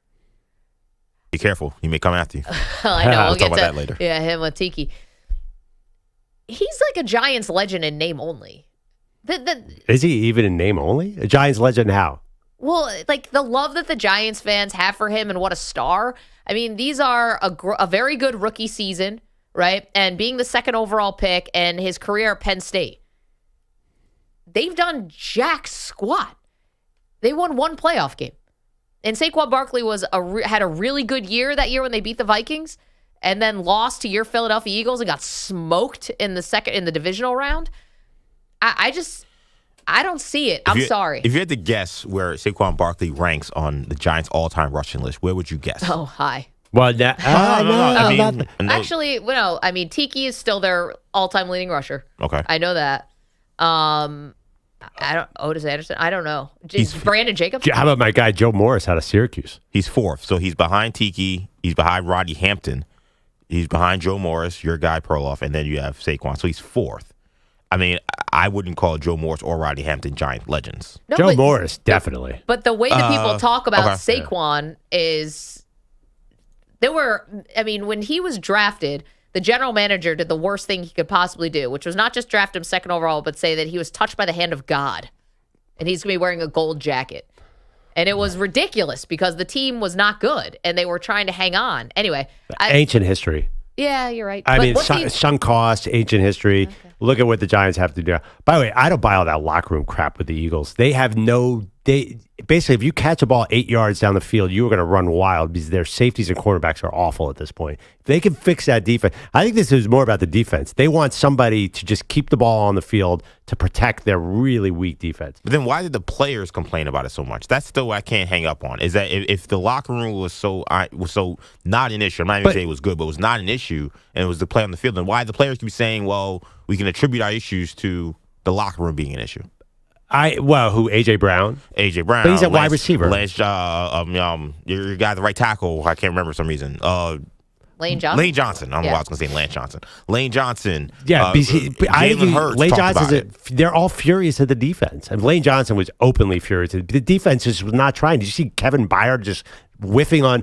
Honestly, they have major defensive problems. That's why if you're looking at who improved to a Super Bowl team, the Eagles' DVOA on defense was bottom 5 in the league. So that's why I don't care about Saquon too. Their offense is already good. What difference does this make? I'm not as high on this as I think Giants fans are. Well, one Giant fan in particular, a former actual Giants legend, got into it a little with Saquon yesterday. Now, this is hilarious to me, and we're talking about our colleague, Tiki Barber, who's also a friend and does an excellent job on WFAN, and at one point held down this very time slot. So, Tiki, who's been critical of Saquon in the past, but also has been one of his biggest cheerleaders as well, was responding to the breaking news yesterday when you found out that Barkley was going to the Eagles. I've been retired for 17 years, 18 years. I am now in the media. The fact that my emotional reaction responding to you going to the Philadelphia Eagles, which is, by the way, the voice of a lot of Giants fans. I'd say the majority of Giants fans, and you're going to come back and talk about something from 17 years ago that you don't even understand or are misrepresenting? That's fine. Be that way then. Okay, well, this was the first reaction. That was, we'll get it to it. This is the first reaction as the news is breaking that Saquon's going to the Eagles. He's dead to us now. Yeah, say it. He's dead to us. Because he won't say it. You're dead to us, Saquon. Good luck. You're dead to me. All right, you're dead to me. Now, if you watch the clip and you hear it, he's definitely joking around. He's definitely joking around. Would we all agree that? Yeah, but all jokes have 90% truth in them. When somebody makes a joke, I think he's flippant. I don't know if he's joking. Like, I mean, obviously he's not like angry, but I think he's being flippant about it. He's like, oh yeah, I don't care about you anymore, which is how he feels. Right. So this was before we found out that the Giants didn't even offer Saquon a contract. Right. What was he supposed to do? The team didn't offer him a contract. Well, I think the whole point though was that we don't offer you a contract, but don't go to the Eagles. Like if we're gonna celebrate you as a Giants legend, which again you could argue he's not, you can't go to the Eagles. Okay, but the Houston Texans were offering, it was like $1 million less. Like, I would take the extra $1 million, and I get to stay in the division, and I get to stay close to home. Saquon Barkley grew up in Pennsylvania. Yeah, he grew up in Whitehall, PA, and Lehigh Valley, which is Eagles country. So all of a sudden, you're going to pick up your whole life and move to Houston so that people, so the Giants fans don't have to see you? Like, that makes no sense. Not one I get person it, but would do it. fanatic, being a fanatic, you don't really think about what makes sense. So they're like, hey, you went to the rival, you went to the enemy, so now we hate you. So Saquon responded on Twitter and said, at Tiki Barber, LOL, yep, you're the prime example of loyalty to a team. I got the deal I wanted, secured more guaranteed money, which wasn't given to me before. So if fans are going to hate me for that, so be it. But I never turned my back on my teammates and always had theirs. And that's what Tiki, you heard say, oh, you're bringing up stuff from 17 years ago. I've long been retired. And that was the criticism that Tiki got about, he retired and they went on to win the Super Bowl the next year. Yeah.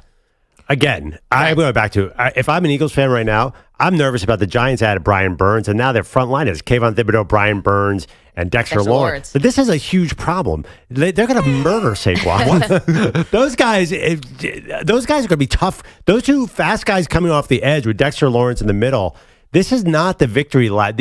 No Eagles fans, smart Eagles fans, are taking victory laps over the Giants fans who are mad about Saquon going away. I think Eagles fans are more nervous than Giants fans. Honestly, I saw our guy Sean Marash, who we mentioned, was he put in that clip? Yes, not in that clip. But okay, he's been on the show with Tiki. Even he was like, wow, I think this is a smart move to get rid of Saquon. And if Marash says it's a smart move, he's as unanalytical human being as there is on the planet. Well, if he says it's a smart move, then you might want to go the other way, actually. Yeah. But I just think Giants fans are going to look back on this day and take out does Tiki speak for Giants fans? He said, I do. I think I speak for a lot of people here. I think right now they're mad. But I think in the long run, if you're a Giants fan, I think yesterday was a good day. Yeah. I mean, we'll talk a little bit more, like, zoom out. Like, do you love it when a guy goes to a rival? Now, Tiki, I don't blame Saquon here because, again, the team didn't offer him a contract. It's not like you had two identical contracts on the table and he said, screw you, New York, I'm going to Philly just because I want to go to Philly, even though the Giants were offering something similar. Last year they were offering something like that, but not this year. I would love if the Cowboys want to take James Bradbury right now, I'd be thrilled.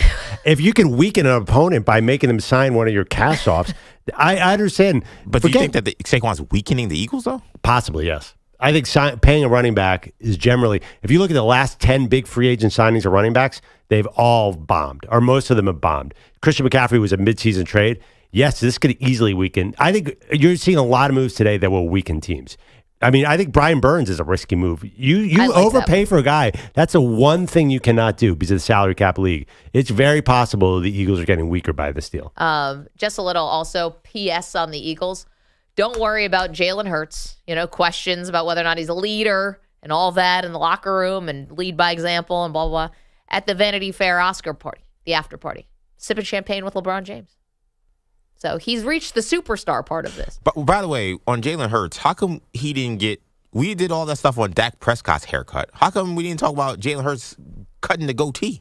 Oh, That he looks way more different than Dak Prescott. It looks like he's 16 years old. Yeah, I mean, Dak Prescott looks the same. I mean, Jalen Hurts is like a different person now. Wait, I don't think it's as widespread as the Dak thing. I know, and I don't know why. I mean, I know maybe there's some Cowboys stuff in there, but like everything was like, oh my God, Dak Prescott looks like this totally different person, and he looks the same. Jalen Hurts cut his goatee, and I'm like, that's not Jalen Hurts. I don't know who that man is. This is an imposter. This is not Jalen Hurts. This is like whenever you see a picture of James Harden without a beard, and you're like, he doesn't look nearly the same.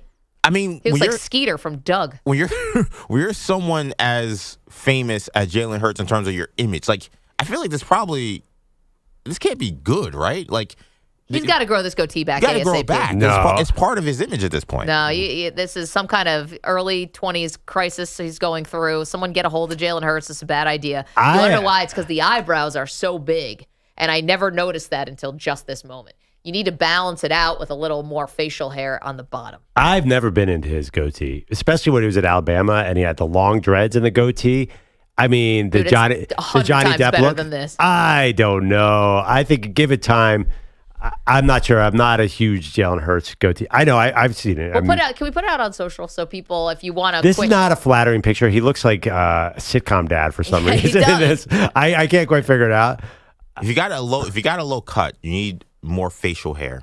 I think that's the general thing. But we don't even see his hair in this picture because he's wearing a hat. Yeah. What about I think Dak, by the way, is killing it with this new haircut. I think it's a new Dak. How? He looks the same. Oh, no, he doesn't look the same at all. It's a completely different person. See, yeah, well, I mean, if it gives him more confidence when you get to the divisional round, maybe I Cowboy think fans so. will care. 855-212-4CBS, 855-212-4227. You're welcome to weigh in on Saquon Barkley. Again, not the only running back. 9 different running backs changed teams yesterday, Perloff. It was like a running back bonanza. So we still are waiting on Derrick Henry, who allegedly has what'd you say, $6 million deal on the table from the Ravens? So there's a report out that there are a $6.5 million deal on the table for the Ravens and Derrick Henry. By the way, I'm all for that. You telling me I can watch Lamar Jackson and Derrick Henry in the same backfield?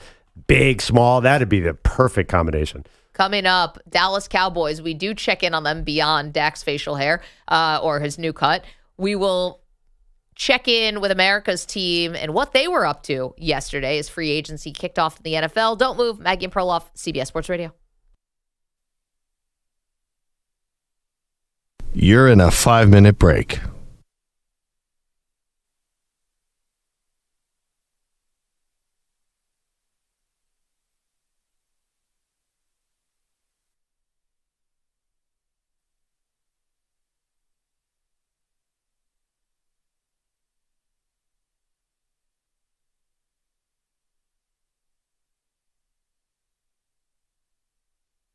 Four minutes, 30 seconds remaining.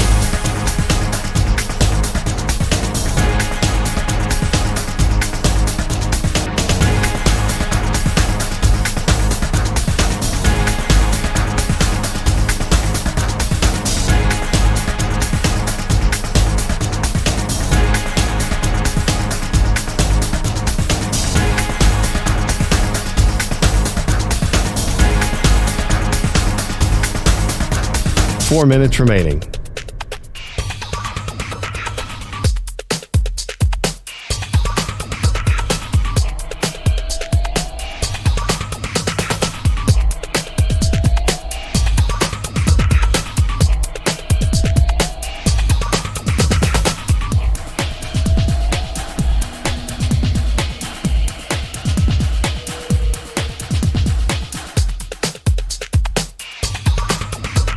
Three minutes, 30 seconds remaining.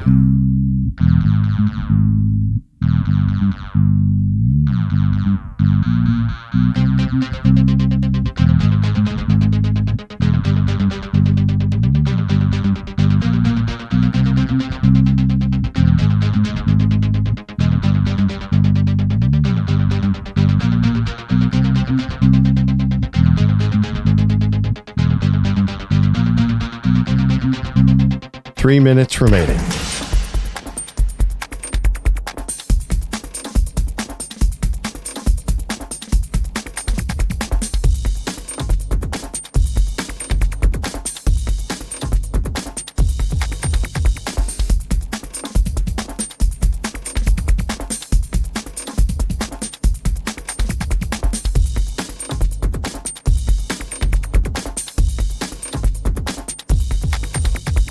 2 minutes, 30 seconds remaining.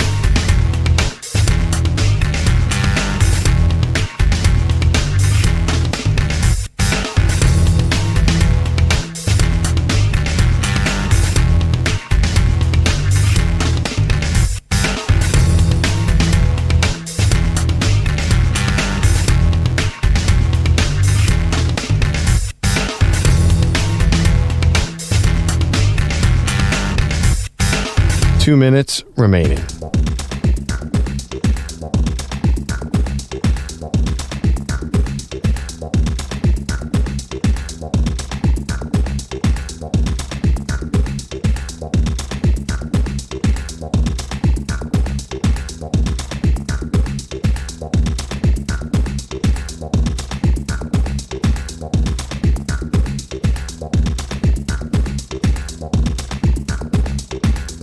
One minute, 30 seconds remaining.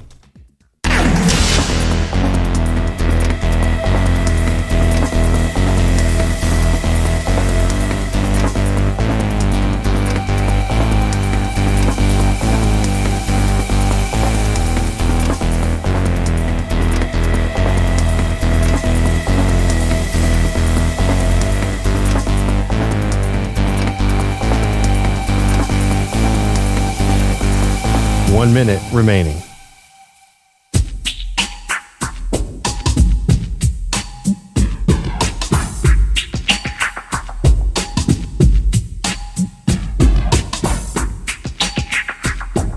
$45 seconds remaining.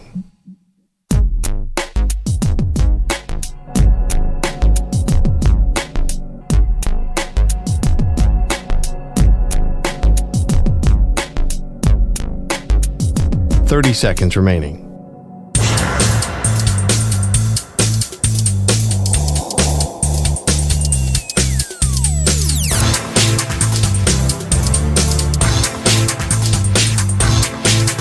$15 seconds.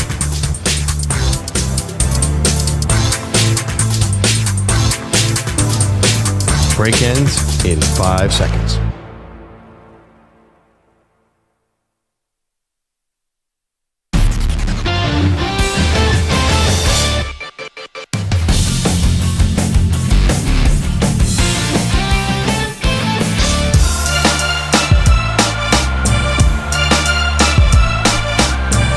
Back on Maggie and Perloff. One of the great things about being in sports media is that you get to play amateur doctor all the time. Basically, Aaron Rodgers gets hurt, and we're all on social media saying, oh, I think it's his knee, I think it's his calf, I think it's his ankle. Turns out it was a torn Achilles. But yeah, we're great at this. In a similarly impactful injury, as you may or may not know if you listen to the Maggie and Perloff show, I hurt my knee skiing exactly 3 weeks ago, and I am still in some degree of pain. Finally today, team physicians say, time to go to the MRI machine. I'm getting an MRI at 3 o'clock today. What are the Vegas odds? Any predictions on what it's going to be? Maggie? I think you have a partial tear. Yes, me too. Okay. From what you've been saying and how you've been living around, I think you're going partial tear. I think surgery is going to be optional. Okay. But I think rehab could be your route. Physical therapy, I like that. What's the difference between I think you'll be back in 2 months. What's the difference between a sprain and a partial tear? Nothing. I don't know. That's what a sprain is, right? Yes. Yeah, nothing. Okay. Anyone else think it's more dire? I think you have a torn meniscus. I'm almost certain I have a torn meniscus. That's my guess, which too. is bad, but not catastrophic. Right. Based on how football players and professional players at the peak of their athletic skill come back from a torn meniscus in 2 weeks, I should be back in 6 months. 2 years. Well, the question though is, because the thing about the meniscus is, make sure they don't take your meniscus out, because that is the way to get back on the court the fastest, but it will actually screw up your knee. So what's going on? Me and Joel Embiid are same right now. Yeah, you got to repair the meniscus, which takes longer for you to recover, but you'll be better long term. So take the Joel Embiid route and make sure they don't rip out their meniscus like they did Eric Bledsoe. It ruined his career. Well, also, I don't want to, if we're going to take this to the 76ers, let's just play out this analogy. Yeah. This show can't be without Joel Embiid, because the 76ers are god-awful without him. And so we can't suffer that kind of loss. So you're going to have to do whatever you need to do not to miss time. I was actually reading about knee surgery. It's now torn meniscus. I think it's a day. I would just miss one day. You get to the hospital. I read the whole process early in the morning, and then you're basically back in action in a couple days. Yep. They can call in under anesthesia. EJ, you ever had surgery? I know you have some knee issues. No, never had surgery. I've seen my dad have torn Achilles surgery, which was kind of crazy to see. Well, we've been talking about Kirk Cousins all day. Why didn't you weigh in with his recovery? My dad tore both of his Achilles. Same play? It's like both Carson were Wentz? basketball, but no, not the same play. It was like once he did it one time, and then once a couple years later. Carson Wentz sprained 2 ankles in one play. My buddy blew out both Achilles in one basketball play. It's happened. serious? Yeah, it was horrible. It must have looked like he got shot. How It did did. he? How did that happen? It just landed the wrong way. It was awful. Both Achilles. Yes, I think I have the story right. I think it was both on one. He jumped up and landed, and boom. Wait, this isn't our friend with the glass eye, is it? No, this is a really good friend who's actually really good at basketball, and it ended his basketball career. Just making sure. He must have been in a wheelchair, right? Like you can't once you have both of your Achilles torn, crutches ain't doing the job at that point. You know, I gotta text him to make sure I have the story right because that does sound Make sure severe. he's alive. I'm pretty sure. Hey, did you ever walk My friend again? John. Just checking. Walk with 2 limps. Two torn Achilles feels like a step away from death, pretty much. Can you be in those 2 boots, like those walking boots that kind of look like ski Oh, boots? I don't even want to start talking about torn Achilles. It just makes me nervous even thinking about it. That is, to me, and the fact that Aaron Rodgers was back on the field throwing in 3 months, that's why I think Kirk Cousins is going to work out in Atlanta. They are so good at this stuff now. And I hope that whatever doctors I end up with, if I do have surgery, I will be back in the studio the next day. That is my goal. Not like the next Aaron Rodgers. day. I think I will be. No, get it done on a Friday, be back on Monday. Next day's going to be tough. You're still good, groggy. Do I get a choice of days? I mean, hopefully you can schedule it, but you're not. Next day seems like too much. All right. You don't need to be a hero. By the way, the fact that EJ thinks I have a torn meniscus does not mean I have a torn meniscus. Listen, Dr. Stewart says he believes Right. you have a torn meniscus. Sounds good to me. Bogusch is here with headlines. I mean, sorry about that. By the way, I could tell from this segment Maggie's annoyed. She is done hearing about my knee. Because No, I'm not. I've been talking your ear off about it for the better part of a month. No, I'm here for you. That's all I want to say. Yeah, right. I'm here for you. I actually whatever saw you your need. eyes glaze over the second I mentioned the doctor's appointment today. I just want to say I'm very concerned about your knee. This is obviously real. All your injuries are real. You just happen to have a lot of them. So it's like my pinky, my elbow, my knee. Calling them Saquon? Well, if golfers, by the way, as bad as the knee is, my elbow is way worse. Golfer's elbow, they're Like I was invested in like your early injuries when we were first started the show, but now you kind of like it's a little boy who cried wolf, you know? Like There was a point because I sprained my ankle at Dan Patrick's show and I kept calling it a grade 2 ankle sprain. I swear that anytime anyone got hurt, everyone would laugh and go, oh, it's a grade 2. No one knows which is worse, a grade 1 or a grade 3. yeah, it's like DEF CON. I don't know, it's like up or down, huh? a burn. What's the good one? A first degree or a third degree? No clue. You don't want first degree. You want a third degree. Yes. Even though 3 is higher than 1. Yes. Yeah, it's like a misdemeanor. And I think DEF CON goes the other way, right? DEF CON 1 is the worst. worst. Yeah, DEF CON. Yeah. Yeah. But I think sprains is worse. I Yes, think grade exactly. 3 you don't want. That's like a full tear. Yeah. Grade 1 3, is- you're getting surgery. No, grade 1 is the worst. No, It starts small. Yeah. See, we got to get this uniform. It's like, minor league baseball, single A, double A, triple A. We got to get all on the same scale. That is really confusing. The DEF CON 1 bothers me. I feel like that one should be DEF CON 5. Yeah. That should Yeah. be the worst. Yeah. Yes. Yeah. That sounds scary. Yeah. DEFCON 1, I mean, I don't know. Where were we on burns, by the way? Because I'm reading now that 1 is the easy one. You want first degree burns. Third degree burns are the bad See? ones. Oh, I was wrong on that. My bad. Yeah, I think DEF CON is the outlier. That's the one that doesn't go the way everybody else goes. Of course, the government's got to be different. Yeah. Anyway. Damn the man. Speaking of jerks, how are you doing, Deion Dawkins? The Bills old lineman sent out a tweet yesterday that said, quote, "It was good while it lasted, Buffalo. Excited for this next chapter of my football career." He went as far as wondering if he could go back to using ranch on his wings now. But the doofus wasn't going anywhere. Just a few minutes later, after his tweet, came the tweets about the extension. Dawkins was signing in Buffalo, but the gap there was plenty of time to send some fans into a panic. Hey, Maggie. And for people like me who write sports news for a living to have incorrect information in their scripts. And then Dawkins had the audacity to mock us for believing him. Why wouldn't we? There are cryptic tweets, and then they're the ones that say, thanks for the memories, I'm out. So shame on you, Deion Dawkins. That's called DEFCON 1. That was DEFCON 1 in Maggie's world yesterday. So this is, first of all, the angriest I've ever seen Bogusch. Do not mess with his sports updates, or he will come after you. Okay, I'm good enough at putting bad information out there. I don't need your help, Deion Dawkins. Can I just paint the picture of where I was in my house? So I just settled in for a nice little afternoon nap, and then I see that come, and I sat up like the Undertaker. And just every expletive, I was like, you've got to be, blah, blah, blah, blah. And I was like, no, he's got to be joking around. Invoking ranch dressing was a bridge too far. I mean, you're gonna pretend to leave us in your prime, but how dare you invoke ranch? I mean, don't quit your day job as a comedian. Deion Dawkins is an odd man, and as long as he just can keep pushing around defensive ends, I'm fine with it.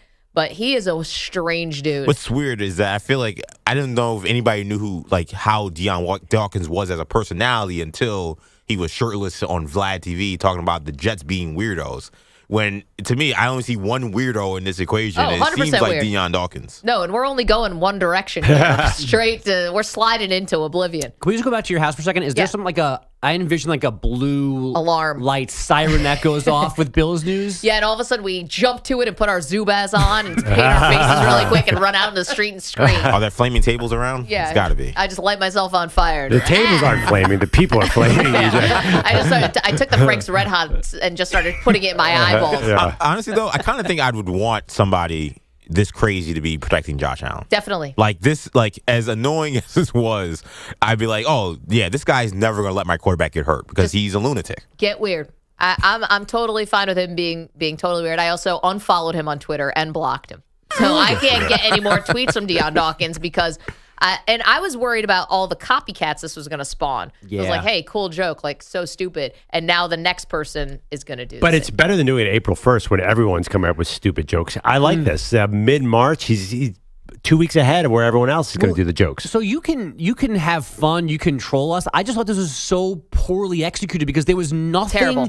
There was no gray area. He said, "I'm leaving. Peace out. It's been fun." It wasn't like the looking eyes emoji or anything like that. There was nothing like, what does this mean? He said goodbye. Yeah, Bogusch, how many people do what you do where they have to write sports headlines? We're talking about a handful of people on this planet. Panicked. Well, yeah, they're the Bills fans on the headline and the sports writers. Well, you would think the Bills fans would not be the one group of people he would want to send in to a panic. But you knew, by the way, the funny thing is, I said this to you after. Joking. His contract was not up. Where was he going? It's the start of free agency, and he was just getting cut left and right in Buffalo. Buffalo has no money, so when I saw it, I was like, "Oh, this must be a cap casualty." Right? Like they don't No, have everyone any should bread. be fired if you're a franchise left tackle who's a Pro Bowler. You can't afford that guy. Yeah. That's more than cutting a wide receiver. I thought it was an unhappy wide receiver situation where he's saying, "Cut me, I want to go somewhere else." I mean, over our dead bodies. I don't know. I mean, I think he's just being a goof. It's just so funny that of all the people you'd want to troll your own fan base, and you always say, Perloff, and behind every joke, 90% truth. Oh yeah, he clearly wants out, but he's a left tackle. He ain't going anywhere. No, they'll sign him till the end of time. As for nice NFL players, the Vikings watching Kirk Cousins go to Atlanta, so they signed Sam Darnold. The Jets add backup QB Tyrod Taylor, Gardner Minshew to the Raiders, and the Pats bringing in Jacoby Brissett. The Seahawks kept D lineman Leonard Williams. The Bengals signed former Colts running back Zach Moss, so they're cutting Joe Mixon, and the Giants send 2nd and 5th round picks to Carolina for pass rusher Brian Burns. He then signs a 5-year deal with $87.5 million guaranteed. Can the Jets, by the way, create a time machine and go back 1 year and sign Tyrod Taylor? That would have been nice last year. Wait, he was fine last year with the Giants. What do you mean? No, I'm saying the Jets. Oh, yeah. I think he was terrible. Yeah, no. Jets, I mean, they probably make the playoffs with him last year. Oh, my gosh. It don't remind me. Now you sent me into a craze. Yeah, but he also stopped playing for a little bit because of Tommy DeVito. So Tyrod's got his limitations. Okay. But that was because he got hurt, though. That's but he was replaceable coming back from injury by Tommy DeVito. Yeah, but he was clearly better than DeVito. Clearly. Well, obviously. Because they got carried away by DeVito, but there still was a time where they went, Tommy's going to play, not And Tyrod. that was those idiots over there with the Giants. Look what that get them. Think about this, right? So that the Giants who've made terrible decisions just outright fleece the Carolina Panthers. So you got to be feeling triple bad if you're Carolina. The second and the fifth round pick, that was like nothing for Brian Yeah, Burns. but I mean, the Giant, that is the riskiest contract of all day yesterday. They're hate paying that that move. guy. Oh, I love it. They're paying him. And I mean, they had to He's pay a 26 premium. years old. He's 25. Like, But the dude's super young. Is he the highest paid defense player in the league now? He's got to be close. He's up there. It was like 85 guaranteed, you just said? The Bo? numbers are pretty flat in terms of his base salary, or at least the cap hit, but it's around between 28 and 30 million for the next 5 Yeah, years. is he TJ Watt or Aaron Donald or Miles Garrett? I don't know if he's that's a top. the question. I don't know if he's a top 15 edge. Well, the problem is he's coming off his worst season. I actually do think he's I really think he's a good defensive end. It's just he's coming off a bad season. Again, bad job by the Carolina Panthers to sell low on this guy. But isn't he the kind of player that if you're going to invest in that kind of player, he's young, he's only 25, so he could, he's still going to, he's entering his prime. But isn't he the kind of guy you invest in when you're saying, okay, this is the piece that either makes us a playoff team or gets us into Super Bowl contention? It feels weird to do this when you're in the middle, or not in the middle, you're in the beginning of a rebuild. No, that's why I like it, is because that's a piece, like that will be a core piece that you're trying to build from scratch, and he's young enough that when eventually you do, in theory, try to get good, which is going to be, 2-3 years from now in the At NFL? least two, maybe even 3. He's still under contract and he's still young. Right, but if you're talking about 3 years, now you're on a 5-year deal. You're talking about, he's probably saying, all right, clock's ticking. When am I getting paid again? And do you have that money at that standpoint? At that point, we don't know. You might be, because Dexter Lawrence is probably going to be moving out at that point, and you keep rotating dudes in. Not to mention, you got to keep drafting guys on the line. That's always true. I just feel like Brian Burns is the kind of guy you want to try to draft that guy and then develop him and then pay him when everybody's good, as opposed to saying, let's get Brian Burns in his prime now and hope he's still good in 5 years when we're actually good. I don't know. Pass rushers now, the good ones, like you can play into your 30, 31, 32. But you just signed Von Miller in Buffalo. Look how That that's was stupid. going. But they also signed Leonard Floyd last year. He ended up with 10.5 sacks and then just got a 2-year deal yesterday. I think the Giants paid 20% up on Brian Burns because I think, obviously he would have fit with a Detroit or somebody who's about to be a deep playoff contender.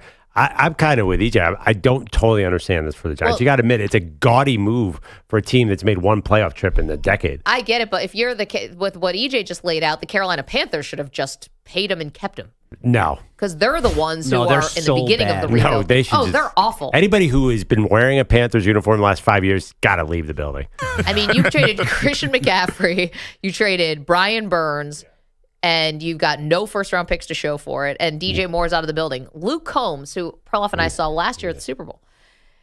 Panthers, to the Panthers, tweeting, all caps, what are we doing? No first-round pick for McCaffrey a few years back, and now none for Burns. Are we just firebombing the whole team here, or what? Yes. I usually don't comment on these kinds of things, but it's just becoming slow torture at this point. So I guess Luke Combs won't be doing any concerts at the Charlotte Stadium anytime soon. He probably will be, actually. They don't care. They want to fill that place. So yesterday I played you guys Utah State women's basketball coach Kayla Ard telling us that she had just gotten fired after losing their first game at the Mountain West tourney. Last night we got the complete opposite after Georgetown lost the Big East final to UConn. This is the voice of forward Grace Ann Bennett. I actually want to jump in here. Please do. We were just told in our locker room, I'm going to get emotional, that Georgetown is in discussion with Coach Haney on his contract as the official head coach of our basketball program. I am so elated and overjoyed for the future of the program, and just so grateful that I had this opportunity to learn from him for the year. So I just wanted to start by saying that and just saying thank you. And there's much more to come for Georgetown women's basketball with Coach Haney as head coach. Most of you probably don't know the backstory here, but Darnell Haney has been the interim coach since last spring because Georgetown hired Tasha Butts while she was in a breast cancer battle, and she passed away. She never coached a game for them. He's been in charge. They just won 22 games. They had never been in the Big East title game before last night. They lost it. Doesn't matter. this is the good stuff about that's awesome. sports. I like the one where the woman got fired better. I'm sure you do. Oh my gosh. That was so funny. How's your other D? Yeah. That was nice and all, but give me a more Utah State. I feel like one of those Georgetown players is about to come Tanya or Nancy Kerrigan your other knee after saying that. But this story and Perloff's favorite Utah State coach getting fired story told me is we need more announcements about coaches being hired or fired right at press conferences after the last game of the season. That's the takeaway. We need to have it because these moments are awesome, whether they're good or bad. It's either way. Just say, yeah, I'm coming back, or this is How it. about Mike I'll see you Tomlin later. walks off the podium when you try to ask him about it last year? No, it'd be great if Nick Sirianni announced his own firing on the press. Can you imagine how that would go? Oh my God! Even a normal press conference is wild. Yeah, I like this idea that if you get fired or you get an extension, you have to announce it in the press conference. That should be a rule from now on. Yeah. Yep. On the men's side, James Madison roughed up Arkansas State 91-71 to win the Sun Belt auto bid. The Dukes have a D1 leading 31 wins. Their 13-game win streak is the longest active in the country. And got to mention that Pete's Islanders lost in L.A. last night 3-0, ending their 6-game win streak. Guys, back to you. Our friend Sully at that game I actually mentioned to Sully, who's our friend of the show, big hockey fan, that Pete Pilotti's a big Islanders fan, and he's like, "Oh, okay, well maybe me and Pete should go to a game." How about that? You will not regret that. Pete. Sully always got great seats. Sully might, but Pete won't. Sully's a very patient man. Thank you, Andrew Bogusch. I promised Dallas Cowboys we will get to Dallas Cowboys next. We do that in just moments. Don't move a muscle. Maggie and Perloff. You're in a 5-minute break.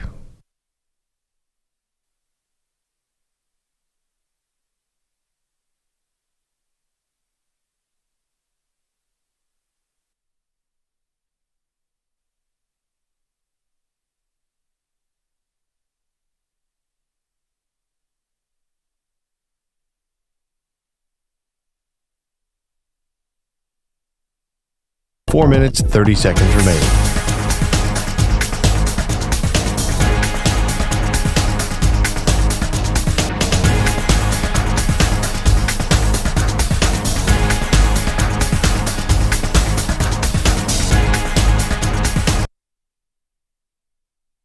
Okay, I'll jump in first. Okay.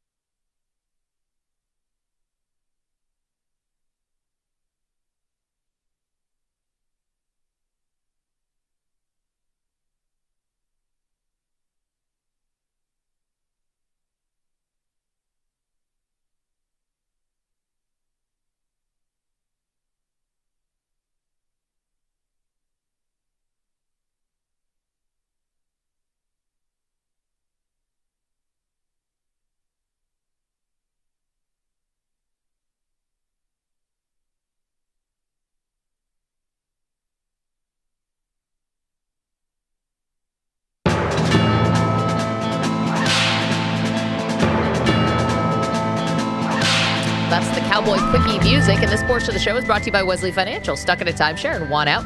Contact Wesley Financial Group now and get a free timeshare exit information kit at wesleyfinancialgroup.com. Perloff, who did the Dallas Cowboys sign yesterday with free agency underway? Checking notes. Let's see here. Bring the music down. I got nobody, Maggie. Who do you got? And that's your Cowboy Quickie. All right, that was quick. It is one like of the name. Great ironies of the sports world is the Cowboys are the most hyped team, the most buzz about team, and yet every offseason they're the most conservative team builder around, and they're actually pretty darn smart at this, and yet it's still something weird about it. What was your reaction to the Cowboys sitting out free agency once again? Well, I didn't see the obvious fit, except I wanted them to take a massive swing on Christian Wilkins. I thought that could be good. They needed the run defense to get shored up. I know they brought in Mike Zimmer, but I thought, all right, go get one of the best defenders on the market. But I don't know how they, without restructuring Dak Prescott or taking care of some of the salary cap stuff, they can't afford it. I think no good team could afford Christian Wilkins. That was not going to happen. Ends up going to the Raiders. They have to pay Dak. They have to pay Micah Parsons. They have to pay CeeDee Lamb. Yes, that'd be great to have him. It's exactly what they need. They can't stop the run, but I think that was just too rich. Well, think about what's going on here. We talk about this Dak Prescott contract, restructuring. Josh Allen restructured his contract yesterday, freed up a lot more money. At this point, I think it feels like it's pretty clear they're not restructuring, right? Because if you're not doing it now for free agency, what's the point? I'm not sure. Well, to repay Micah. I mean, to do Micah. Micah and CeeDee Lamb? Dak Prescott did say at that event that he was at that he was pretty confident that they were talking. I guess their agent Todd France likes to push to the last minute. It's his negotiating style, and he pulls deals out of thin air, and he's really good. So I wouldn't rule it out. Right, but let's talk about the timeline here. Like, the reason why you want to get cap space is for now, for this time of year. To be all in? Yeah, all in was a joke. That's not even true. The other thing, too, is you don't necessarily want Dak Prescott on the final year of his contract. There's also the fact that you have to deal, what if he has a good year? Jerry Jones has misplayed this and will continue to misplay it. I mean, it's something about Dak, it's just a blind spot with them where they cannot get synced up properly with his contract situation. And that's why people are like, oh, you guys, all you do is talk about Dak Prescott's contract. It's like, yeah, because it's always a story. That's not our fault. That's Jerry's fault. Well, the underlying problem is how much you commit to him. Josh Allen restructuring his deal. Yeah, of course you do that if you're the Bills. You want him there forever. Right. But I'm not sure if the Cowboys want Dak there. There's also this question of how good he is, and he might have to play 15 years before we can decide this. He just came off a year where he's second in MVP vote. And yet we all know the deal that he can't win in the playoffs. Yeah, yet everyone is celebrating because Kirk Cousins just got signed. I mean, Kirk and Dak at many points were kind of compared that they are very similar type quarterbacks in terms of their numbers. Yeah, big numbers, postseason failures. Right, and yet Kirk Cousins, it's being lauded as hey, finally, the missing piece for the Atlanta Falcons. And Dak, it's do they even want him for another year? I'm telling you, the evaluation on that is actually off on Cousins, not on Dak. Well, I think Atlanta would have been thrilled to get Dak Prescott. I think they'd take Dak. To get you and me. They don't have anybody. They definitely take Dak over Kirk at this point because Kirk's coming off the Achilles tear. I'm not sure. You're right. They have been compared, but totally different situations. Man, this all in for Jerry Jones is not what I thought it might be, which is anything. Well, how about you just give me Derrick Henry just for content? Can you do that, Maggie? I don't Please. think so. I know. I don't think they're going to get him. Tony Pollard leaves, and I don't even know who the running back is. Rico Dowdle, their starting running back? Our guy Deuce Vaughn. Oh, I'd love to see the Deuce get loose. That'd be great. How about a little Blake Corum? Oh, I can see that. Yeah, a little damage in the draft. We're talking about running backs. Get a guy in the 5th round and watch him go for 1,200 yards. Yep. Coming up, who made themselves a contender on day one of the legal tampering period? Gosh, that doesn't roll off the tongue.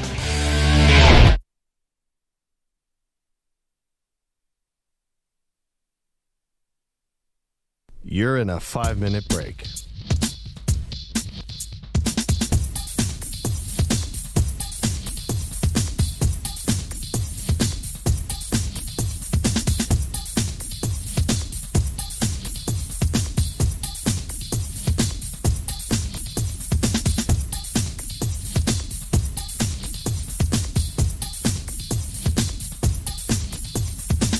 Four minutes, 30 seconds remaining.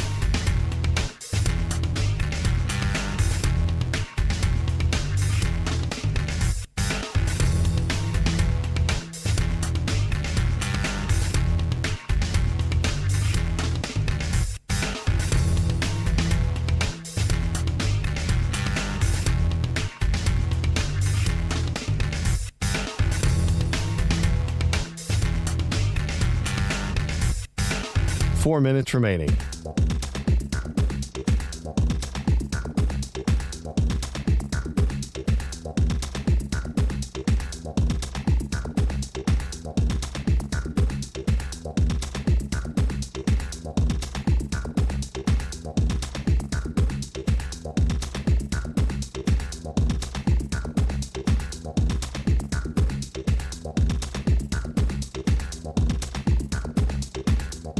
Three minutes, 30 seconds remaining.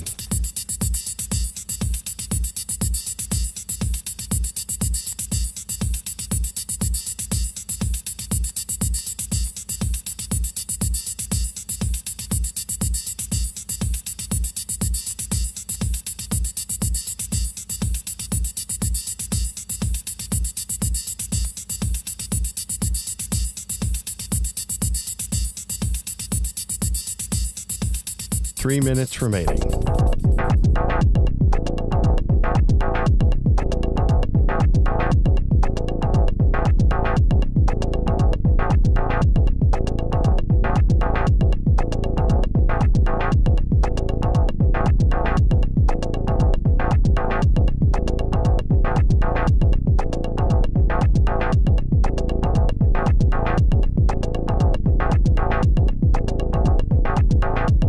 Two minutes, 30 seconds remaining.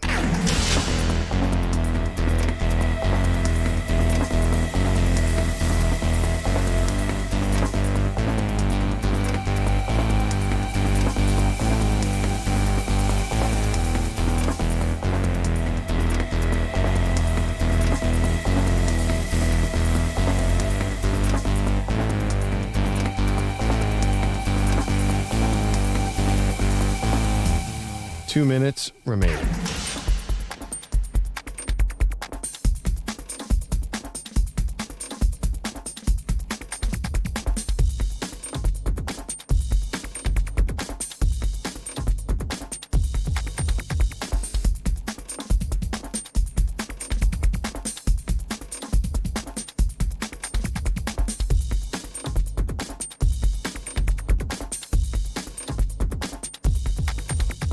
One minute, 30 seconds remaining.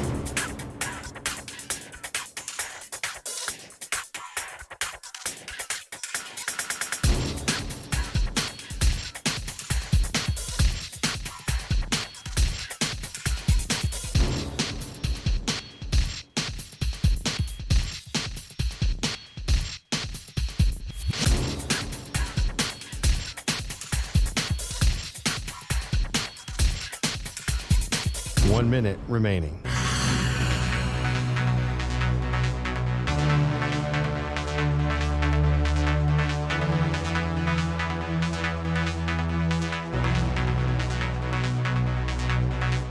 Forty-five seconds remaining.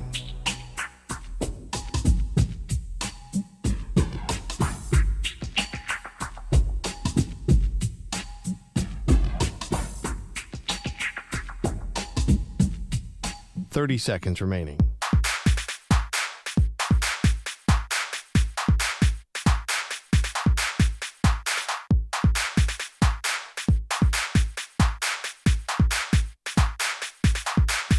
Fifteen seconds.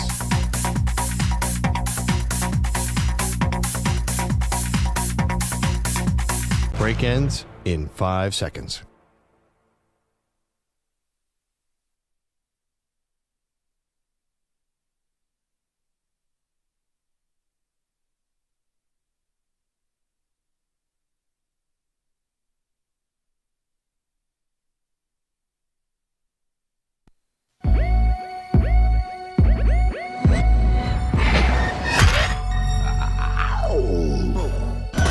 She can run the 40 faster than Tom Brady.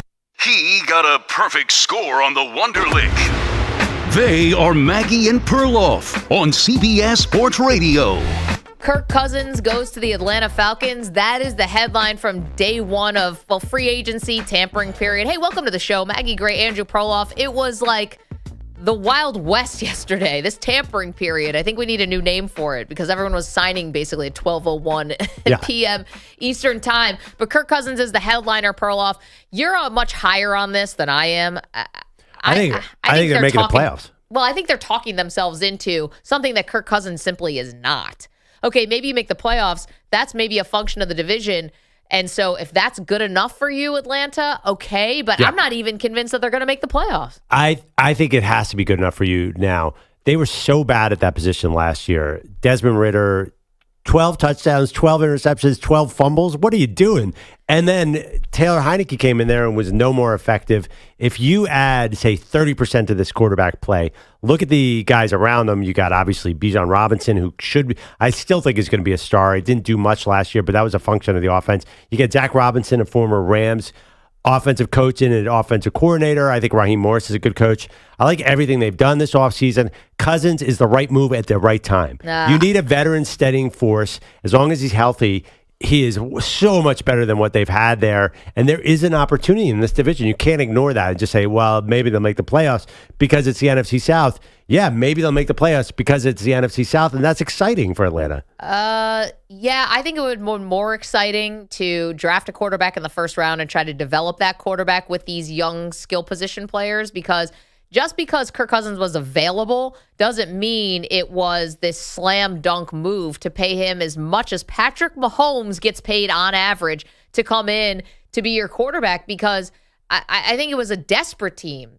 This is where I have trouble kind of patting the Atlanta Falcons on the back on this one. It's like you're a desperate team because of the bad moves that you've made, which is not addressing the quarterback position and letting it linger for far too long. They've been in tough spots, though, where they've been drafted in the same spot. 8. Yeah. I mean, that's not the best spot to get a quarterback. Who's hit at that spot in recent years? Well, but I think anywhere in the top 10 is a good spot to be if you need a quarterback, because you're able to trade up if you need to. And there should, in a talent-rich quarterback draft like we expect this one to be, there's going to be guys there. I don't know. I worry about specifically this draft. I worry whoever sits at around 8, between 6 and 10 is going to take J.J. McCarthy, who to me is the riskiest quarterback in this class. But if you look at who's gone 8s, I mean, Daniel Jones went 6. That was good. And even the guys who gone top, if you're going to reach Atlanta, I don't think has had that quarterback sitting there that they should have taken. Okay, but Josh Allen went 7. Mahomes went, 10? I mean, you have there's plenty of hits within the top 10 in the history of the draft. You take that. Yeah, Justin Herbert went 6. I don't know. It's still pretty dicey. I don't think that because Atlanta is right now, they're playing to win now. This is a win now. You cannot win anymore. You cannot take a quarterback and give him 3 years to develop. That's not going to happen. I don't get the win now about Atlanta. Because how many years are you going to go 7 and 10? You actually cannot do a 4 straight year of 7 and 10. Okay, so here's what it's going to look like. It could be 10 and 7, and then you go to the playoffs and you're going to lose. You might win one game. I thought the Bucs got a little lucky last year. So the Bucs won this division last year. Bucs gave the Lions a heck of a game. They did, but they also encountered an Eagles team in the first round who was on life support. Right. So that first round matchup was like they didn't have a serious team playing against them. Right, but they showed very well in the divisional round on the road against a really good Detroit team, a Detroit team that should have beaten San Francisco and been in the Super Bowl. They just blew it. They had a ill-timed fumble. Right. That's a 9 and 8 Bucs team. And if the Bucs are so dangerous, who's picking them to win the division this year? Everyone's picking the Falcons. Yep. So what'd you pay for? What'd your money get you? And that's what I'm wondering what's going to happen. The same thing's going to happen with Kirk Cousins. What is your money buying you here? And then the other part on top of it is he's 36 and coming off an Achilles. You have him for 2 years. How do you even know year one is going to be fruitful in any way? It's not about him having to make all these athletic moves. It's just trusting that Achilles. We don't see this a lot from quarterbacks this age. What is Kirk Cousins doing? He's not going to run around and do 3 spins like Patrick Mahomes. He's going to do a 5-step drop and throw a little soft pass to Drake London 8 yards down the field. He can do this.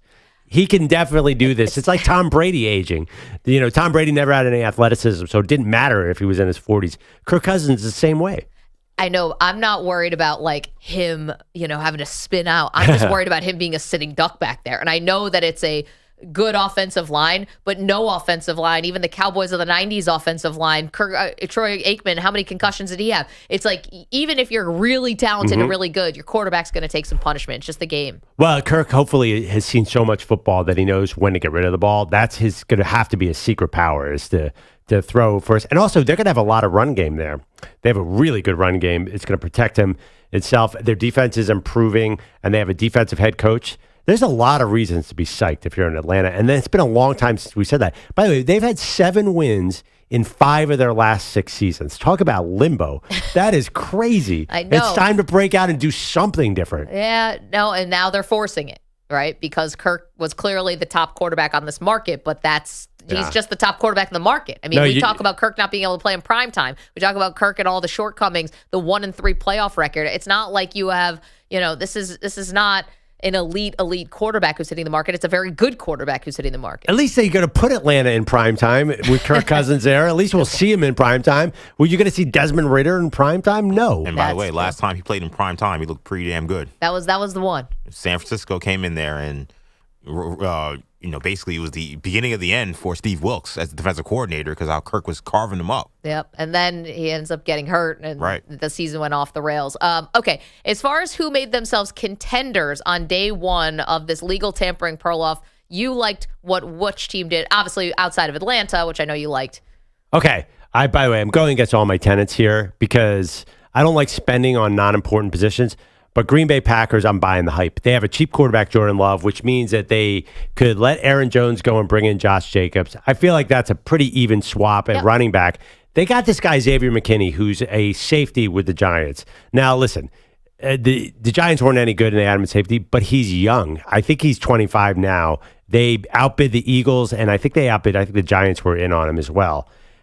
This is a great fit, and I think they're not done making moves. Green Bay never does anything in free agency. They were so close last year. They're another team that almost beat San Francisco. I just see this is a structure, Maggie. This is what you do. You have a quarterback on a rookie deal. I don't know. Jordan Love is a little bit extended. Little bit of an extension. Little bit of an extension on his rookie. You have a cheap, reasonable quarterback, and you build around him. I think that the Packers are really interesting. Not necessarily because of yesterday, but if I'm looking at the NFC picture, they are definitely in the mix now. And I don't think anyone else who they're competing against has distinguished themselves in free agency. I'm feeling the Packers. No, I would say the opposite. Minnesota, what are they doing? You bring in Sam Darnold, so you're clearly going to draft somebody. But They've how's that going to work? Back, right? And then the Lions are going to be fine. I think they're going to be just as good. And the Bears, trying to unload Justin Fields, can't find a market. You're going to have Caleb Williams coming in with all the expectations of the world. So I'm not even talking about the NFC North. I'm talking about the playoffs here, too. You think about I think Green Bay is going to be right in that mix with San Francisco, Detroit, maybe the Eagles and the Cowboys. I'm looking at them as a much different team than I think coming to last year. Last year, the narrative was, I don't know, is Jordan Love going to be a starting quarterback in the NFL? Yeah, we got that answer. Now you see him play, you're like, oh boy, is this ready to happen here in Green Bay? And those two moves yesterday, Xavier McKinney and Josh Jacobs, to me say, yeah, we're ready to go.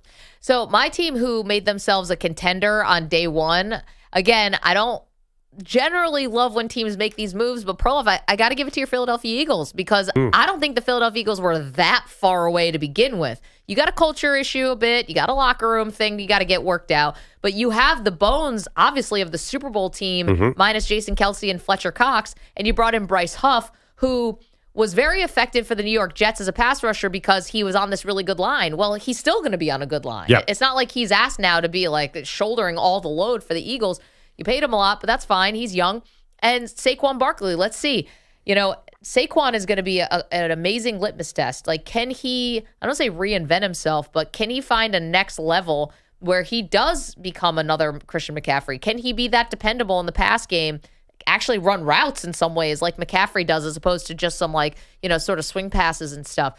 I think you guys were already close, your Eagles, and I think you got a lot better yesterday. Yeah, this is dicey. I totally understand what you're saying. I appreciate you saying that. It makes me feel better. But Bryce Huff only played less than 50% of his snaps at the Jets, which, by the way, he hit home on a lot of them. He destroyed the Eagles last year, and the Eagles somehow lost to the Jets. I think basically he earned a spot on the team. This means they're going to move on from Hassan Reddick and Josh Sweat. Sweaty J, Josh Sweat was one of my favorite players. I just worry that defense, have they done it? They desperately need some cornerback and safety help. And it seems like if you watch free agency yesterday, did you see any big cornerback deals? It is hard to get defensive backs. I feel like you could get defensive ends. You can certainly get running backs. But where they can't cover anybody, Maggie. That's why I'm nervous. And I think they need to address that. They'll probably go in the draft. It still makes me nervous. If you're looking at the Eagles in a big picture as a contender, the bar is Super Bowl for them. If they don't get to the Super Bowl, what's the point here? And I just worry that they're a little weak on defense. Love to know your best and worst moves from yesterday. 855-212-4CBS, 855-212-4227. How are you feeling about the Kirk Cousins deal? This is something EJ and Perloff very high on. 2 thumbs up. I'm a little bit more of a skeptic. I like the Russell Wilson deal a lot better in terms of him for the Steelers. The price? I can't beat that. What'd you call it, TJ Maxx? Not TJ Watt, TJ Maxx. Not Max Crosby. It's combining Max Crosby and TJ Watt, 2 great defensive ends, and you get TJ Maxx. Which is a great bargain shop. I like Russell Wilson and what he potentially brings for the Steelers more than I like Kirk Cousins going to the Atlanta Falcons, not just because of the price. I'll tell you right now, both teams are ending up 10-7. And those 10 and 7s are going to hit a lot different. It's going to be great in Atlanta. It's going to be like, again in Pittsburgh. So while we're talking about the moves that we like, can we just also, it feels like you almost have to pour one out for some teams that ended up losing quite a bit of talent. And I know they're going to probably be fine, but I mean, the Miami Dolphins, so much talent on defense just exiting off of that team. You're talking about Christian Wilkins. You're talking about Andrew Van Ginkel. You're talking about Xavier Howard. You're talking about Jerome Baker. You're talking about Emmanuel Ogbah. I mean, they've replaced some of those guys, but this is that's a lot on the defense that you're losing. I know. How much can you just win by chucking up to Tyreek Hill? I think we're about to find out. I kind of enjoy this because I want to see Miami say, you know what, we got to outscore people. Honestly, last year might have been their window. It really might have been. If they could have all stayed healthy, that might have been the season. They got killed in Kansas City on that cold night, but they looked at least a little competitive. Now I worry. I don't think anyone's going to pick Miami next year. And listen, Aaron Rodgers will be back in New York. Buffalo is really going to be okay. I know they lost a lot of players, but they're still good. New England will be bad. I just don't see Miami as that contender. I don't see anyone picking them for the Super Bowl. 855-212-4CBS, 855-212-4227. Lots more to react to from the NFL. Also, got some baseball stuff for you, too. Major injury news. Yesterday, one fan base on pins and needles. Give you a hint. It's the Evil Empire. Get to that next. Maggie and Perloff, CBS Sports Radio. You're in a 5-minute break.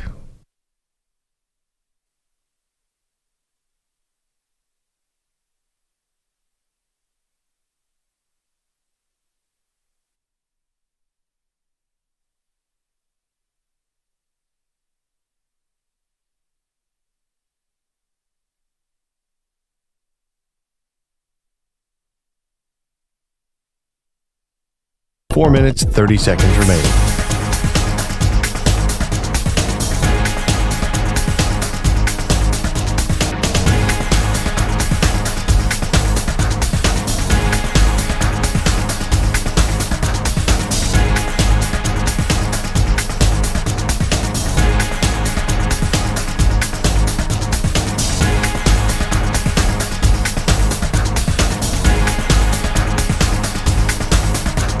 Four minutes remaining.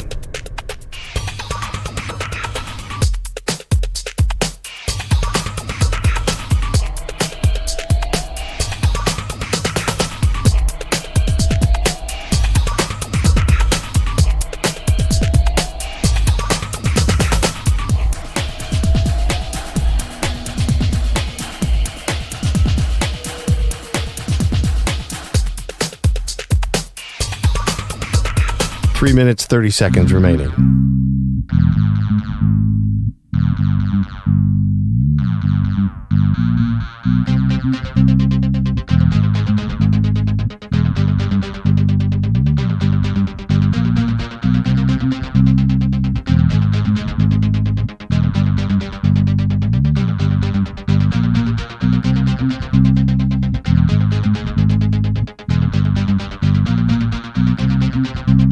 Three minutes remaining.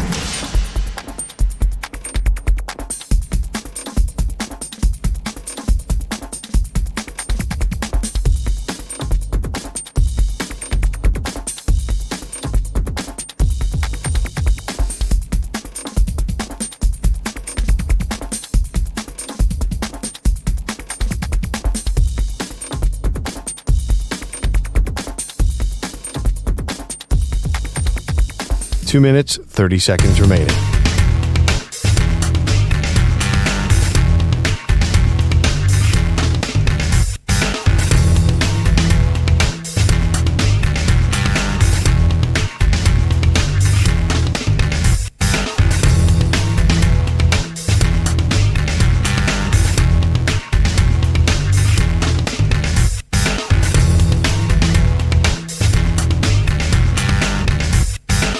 Two minutes remaining.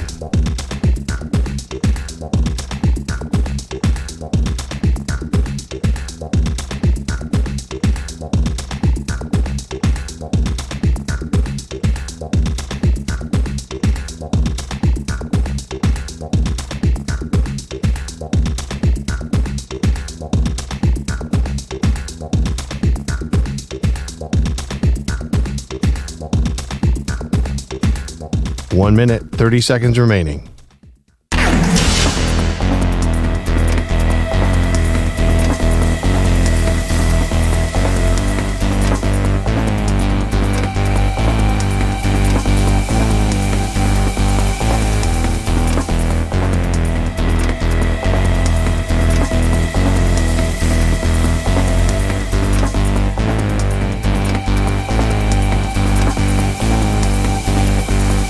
One minute remaining.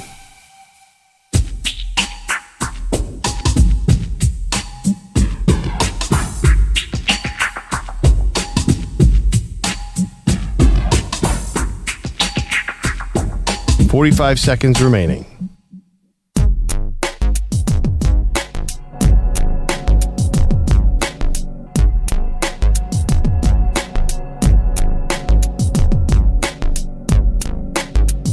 $30 seconds remaining.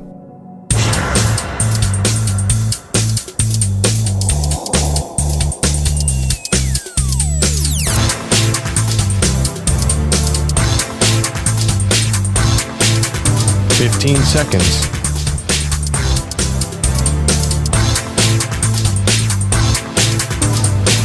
Break ends in 5 seconds.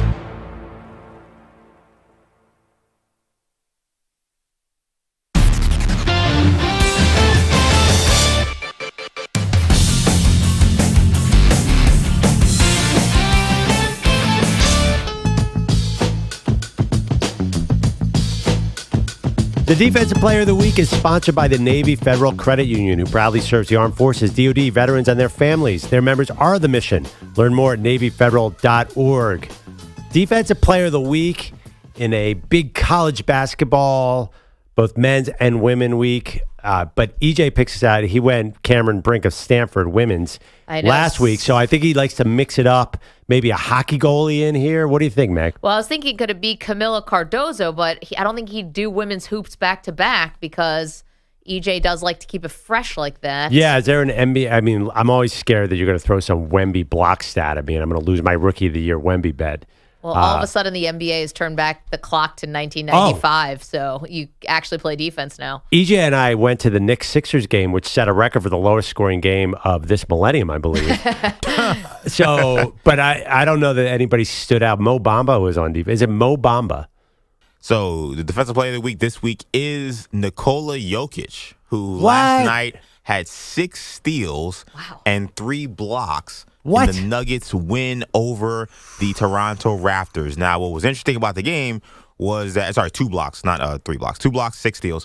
Mike Malone, not very happy with the Nuggets' defensive effort. So they actually give out Defensive Player of the Game chains. Original idea. I know, right? Stolen from Miami. Yeah. Anyway, he said this time he wasn't doing that. Listen to this. Tonight, we didn't have Defensive Player of the Game. We had Defensive Player of the Half.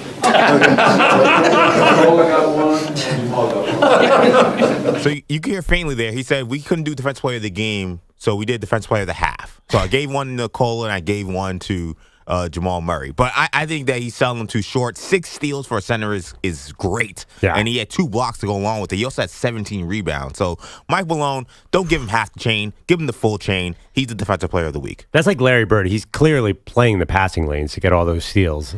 Those old savvy stars, LeBron, Jordan, they always get steals. Oh yeah, no, but he's very deceptive. He's got very good hands. Yeah, and it's one of the things that's actually he killed the Heat in the finals last year because I think they thought that they could exploit him in pick and roll, and he kept deflecting passes on pick and rolls because they couldn't. I think it's vision too. Those great players. Yeah. I think LeBron has it too. They just see everything that's happening right in front of them, and he's definitely got it.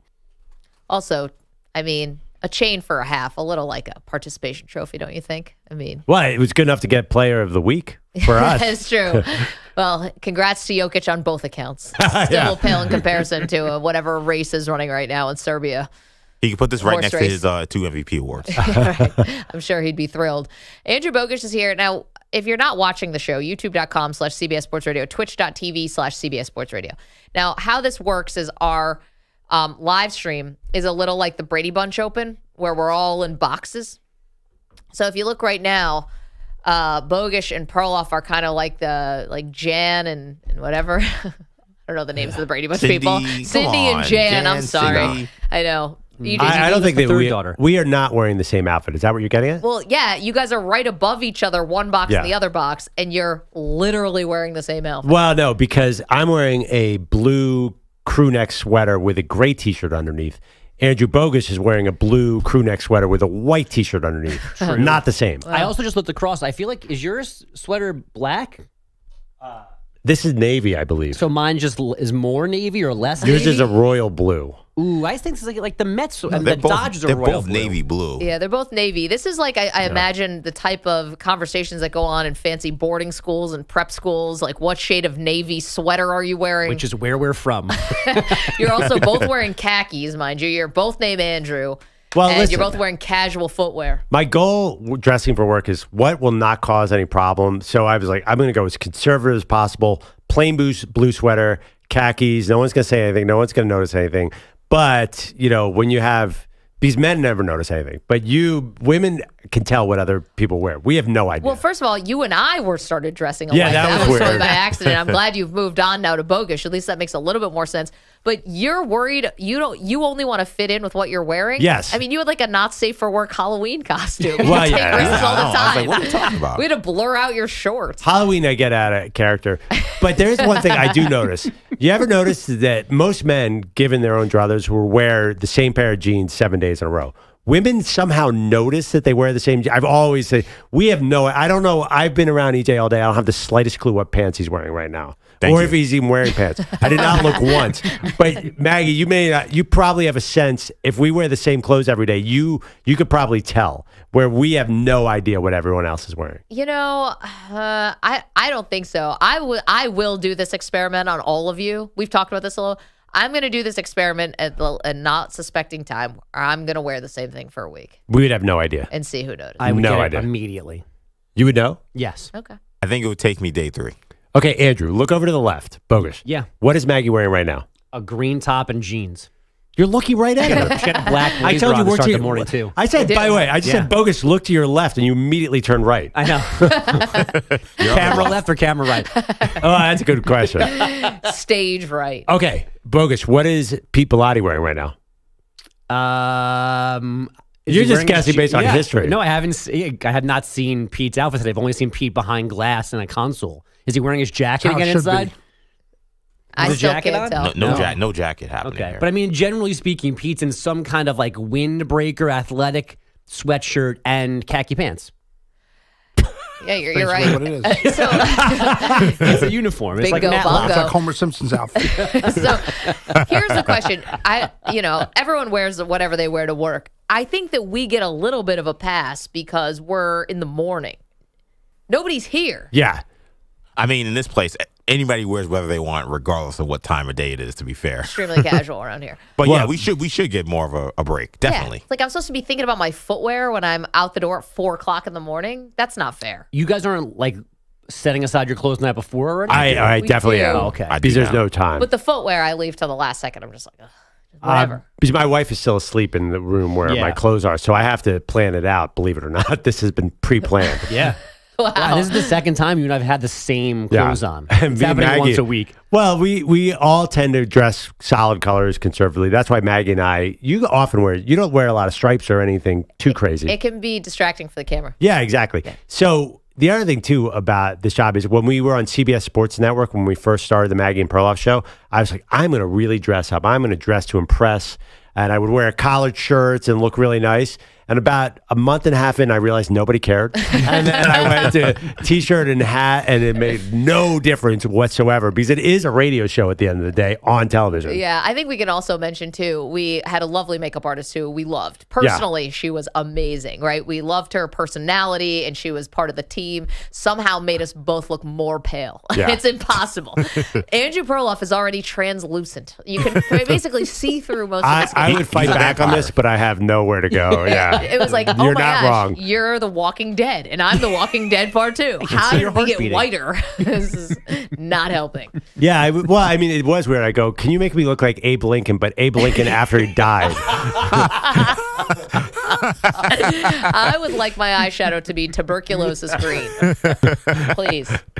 And I won't settle for anything less. Yeah. You guys are dressed alike. There you go. If you want to watch this debacle, youtube.com/CBS Sports Radio, twitch.tv/CBS. Well, looking at the stream, though, I mean, they are dressed alike, but then you and I are had kind of a green deal happening. So it's almost like. By the way, EJ, you're starting to look like us, too. I hate to say this, and we're bringing you down. Too. We're bringing you down in the fashion sense. Oh, well, then I got to pick the game up because that's the worst. That's probably the worst news I could have heard since I came on this show. You're dressed like three middle-aged people. Yeah, I didn't mean it as a compliment, my friend. No, I'm trying to get closer to Botcher. And yeah, in fact, you're starting to act like us a little bit, too. And the other day, I saw him get up, and there was a definite grunt. Well, I told you guys before the show. So I went to the barber yesterday, and did an awesome job. Shout out to my guy Rod. But when I was in the chair, he was like, "Hey, I just want to let you know, I'm offering now my clients to do Just for Men." Oh, yeah, and I'm like, wow. I love you, Rob, but really, right here. Just hits you now, right here's the thing, though. in the sweet spot. I know, and I've had people in the chat be like, yo, he just got a lot of gray in his beard. I have no issue with my gray. And none. Like, I don't really care, and my girl loves it, so that makes it even better. But, I still, to be told, hey, the stuff that my dad may have used a couple years ago, we'll give it to you. Oh, man. Did you see Brian Jones at the Super Bowl this year? Went full gray with his beard. It looked badass. It's always badass. I don't know why. Like Lovie Smith. Like Lovie Smith. Right. I don't know why people run to the Just for Men for a beard. Your hair, I don't know. People feel weird about that. But the gray beard is dope. I thought you'd use Just for Men just because Clyde Frazier endorsed them for all those years. I know. You're such a big Knicks solid fan. endorser. Honestly, my grandpa, I think that's why he used it, quite frankly. Who wouldn't want to look like Clyde? I almost put a little on my mustache. Wait, what? I got to be honest, also, your hair looks exactly the same as yesterday. I don't notice a huge change. It's just tighter on the sides. Oh, sorry, cut on the sides. Yeah, I don't take any off the top. Oh, you don't take any off the top. I'm letting it grow, and then all the sides, it's a fade. I'll tell you, I've had times where someone has suggested things to me, and it is like a real gut check moment. It's like, you can just put a little Botox just right in your forehead. It's like, oh, thanks. Now I'm self-conscious. Well, that's another thing that I'm learning, too, how young people are starting Botox. Oh, I read the other day that men trying to look like Brad Pitt and getting facelifts is the new hot trend. Yeah. And I was thinking, would I ever get a facelift? That's terrifying. Isn't this your knee injury? By the way, I could have got it. Yeah.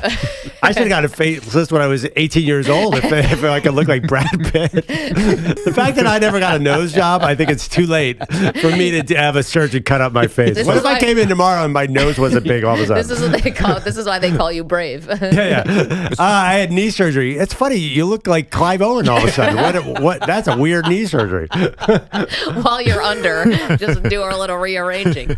So I was at the St. John's St. John's basketball game on Saturday, and I got courtside. I was on the floor, but there's something about the floor seats though. So I was like, oh, floor seats, got them real cheap. Bought them right before the game. Did not realize I was sitting in the student section. So I'm with 20-year-olds. First of all, I walk in and there are two guys in my seats, and I'm like, hey, I think those are my seats. They're like, well, we kind of everybody just sits wherever. I'm like, I'm not going to fight a 20-year-old over a seat. Whatever. You'll end up on TikTok. Yeah, so exactly. So I just kept walking. But then, again, a lot of the young women facelifts, not lifts, but fillers and so much makeup. Yeah, and I'm like, oh my God, I mean, 20 years old, 21 years old, and I know some of this is like what they see on Instagram, but it's a little disheartening. Yeah. Well, and it's, not all of it's like permanent necessarily, Yeah. but like you start injecting stuff in your face, there's no going back from that. Is that right? I couldn't believe. Well, now it's like a lifestyle. Yeah. Yeah, I couldn't believe that it was starting even that young. Yeah, that's. By the way, the fact that to prove you were still young, though, the conversation I had with you on Sunday, we went to the Knicks game, as I keep telling Andrew Bogusch, and EJ's like, "Yeah, I was here yesterday for the St. John's Georgetown game." I'm like, "You actually went to the St. John? Were you paid to be there? What's going on? You actually took the train into Madison Square Garden to watch a sporting event without a credential?" Yeah, shocked. It's like, why not? It was Your free time. Yeah. Wait Good till game. when you become middle aged, you're not going to make that trip, EJ. You're going to sit on your TV with watch TV with a sandwich and love life. And you just said, why not? I can give you 11 bullet points immediately. One of them being it was Georgetown. It was like a 20-point spread of that game. I know somehow St. John's didn't cover. I didn't put anything on it, but I was like, man, this is supposed to be a tournament team, and we're gonna keep Indiana State out. I mean, I gotta watch St. John's struggle for 38 minutes against Georgetown. And you wonder why the tickets were so cheap. Yeah, there you go. I don't know. They had all these tickets magically available. Students are like, please take them. We're not showing up. And reasons 2 to 11 is getting on the train. Yeah, I know. That's exactly what I said, Pete. I'm like, wow, you took the LIRR and come to the Garden for a St. John's game. Don't scare the tourists. Bogusch is here. Come in, see Broadway shows. 9 running backs signed contracts yesterday, headlined by Josh Jacobs to the Packers, Saquon Barkley to the Eagles, Tony Pollard to the Titans. We're still waiting on Derrick Henry. Maybe he ends up in Baltimore. Kirk Cousins is now the Falcons starting QB, while the Raiders and Vikings brought in Gardner Minshew and Sam Darnold as insurance as they possibly maybe get ready to draft a QB in April. Vegas also signing former Dolphins D-tackle Christian Watkins. The Giants traded for Panthers edge rusher Brian Burns, then signed him for 5 years and $87.5 million guaranteed. And the Bengals cut Joe Mixon, bud. Don't sleep on the Jets. Tyrod Taylor, guard John Simpson, and rotational D lineman Javon Kinlaw. Hashtag problem solved. Take flight, baby. All gas, no break. They got Simpson. I can't believe they finally they signed John Simpson. They got Simpson. The Jets have no cap room. We're going to spend do 1 year, 2 year deals. I mean, this is not a surprise. Well, I was just like, I Guys, only we know got 2 of the 3 people I just mentioned. John Simpson's a new human to me. I just Googled John It's a Simpson. I just Googled John Simpson. It's some old guy who's a correspondent for the BBC News. I didn't even. I feel bad. Should we know this guy? Tough because it was like the first thing I saw was Jets sign John Simpson, who was a starter. I'm like, okay, on the Ravens. I'm like, oh, starter on the Ravens. Yeah. Sounds good. And then the next tweet was like, yeah, starter in quotation marks. He was probably their worst offensive lineman. Yeah. They couldn't wait to upgrade Yeah. as soon as his offseason came around. I'm like, oh, great. Yeah, actually, if he was on the Ravens, No, his number, all pass, block, Okay. rate, they're They're all bad. terrible. Yeah. guys, the Gave Ravens up only 10 let their sacks. Good when luck, you- Aaron Rodgers. The Ravens only let their bad players go. They keep their good You know players. what? Enough for all you people. You lay out the red Book carpet. 9. You lay out the red carpet if they go to the Bears or they go to the Falcons. How about the Jets signing some players and they're trying to beef up the line with no cap room? All right, relax. Might just put a tackling dummy out there. Might be a better job. You root for the Bills. I know. Relax. I got problems. I know it. I Believe love me. the guy that's yelling, telling us to relax. It's ridiculous. Kevin Durant, pardon You're me. a stooge. Thank you. Stooge. Kevin Durant. That's such an old term. I love it. Perfect though. Yes. Kevin Durant perform also at signing all? with the Jets. To Booker in the lane, his pass right corner to Beal. He drives into the paint, then feeds Durant. He's open for 3 left wing, and he got another one. Kevin Durant, 5 threes on 10 tries tonight. He leads all scorers with 37, and the Suns are up 6. 113-107, 3.5 to play. The John Simpson of the NBA, Kevin Durant with 37 You points request a trade after the game? in a 117-111 win in Cleveland. Loser. He's on a career best 4-game run of 35 points or more. Luka Doncic just 27 points, 12 rebounds, and 14 assists, ending his run of 6 consecutive 30-point triple-doubles. his Mavs rolling to a 127-92 win in Chicago. The Celtics easy winners as well, 121-99 in Portland. They're the first team to 50 wins this season. Samford from Alabama and James Madison from Virginia, I believe, are headed to Men's March Madness, winning the SoCon and Sun Belt tourneys last night. St. Mary's and Gonzaga will meet again in the WCC finale tonight in Vegas. Go Zags. Last night, the Gales took care of Santa Clara 79-65. The Zags down San Francisco 89-77. Kansas says two of its best players, there's two best players, Hunter Dickinson, Kevin McCullough Jr. will miss the Big 12 tourney with injuries. The Rangers a 3-1 win over the Devils. That's career victory number 389 for goalie Jonathan Quick. He ties Dominic Hasek for 15th all-time. He's 2 away from Ryan Miller for the most by an American. And finally, is the Yankee season about to end before it begins? Yes. Garrett Cole getting an MRI on his right elbow. He was not bouncing back like usual between spring training starts. Now, depending on who you read out of Tampa, different levels of concerns about what's going on with Cole, but it's never good when your ace, who's as durable as anybody, is going for MRIs. There's also Aaron Judge.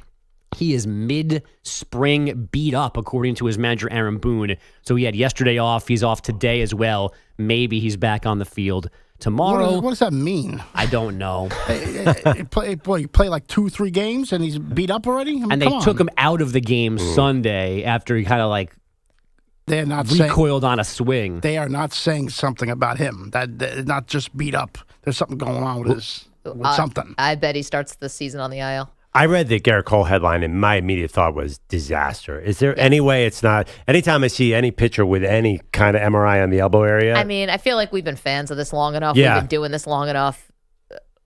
Whenever you hear tightness or discomfort, of course, that's how it starts. And it usually ends, not always with Tommy John. Well, they haven't. They didn't use any of those pain-related words. They said he was not. It was tired. It's like fatigue. It's like not getting back to full strength. Well, yeah, that feels like a UCL injury to me. But then even if it's not a UCL injury, that's at least a month. Oh, definitely. So it sets you back. So he'll start the season on the IL. You're at least behind. And it feels like the start of something. It also feels like the start of something too. That's I feel like with DeGrom, it was like, oh, it's not that bad, but like then it kept getting worse and then worse, and he was gone from the Mets, and then the next year he has a Tommy John. Right. It feels a little slippery slope, and Garrett Cole is a huge workload. Yes. You know, he actually has been durable, does take the ball every 5 days, is coming off Cy Young, as Bogusch mentioned. I mean, man, that's a shame. And this is why if you're Steinbrenner and you're Cashman, okay, you got Juan Soto. It's too late.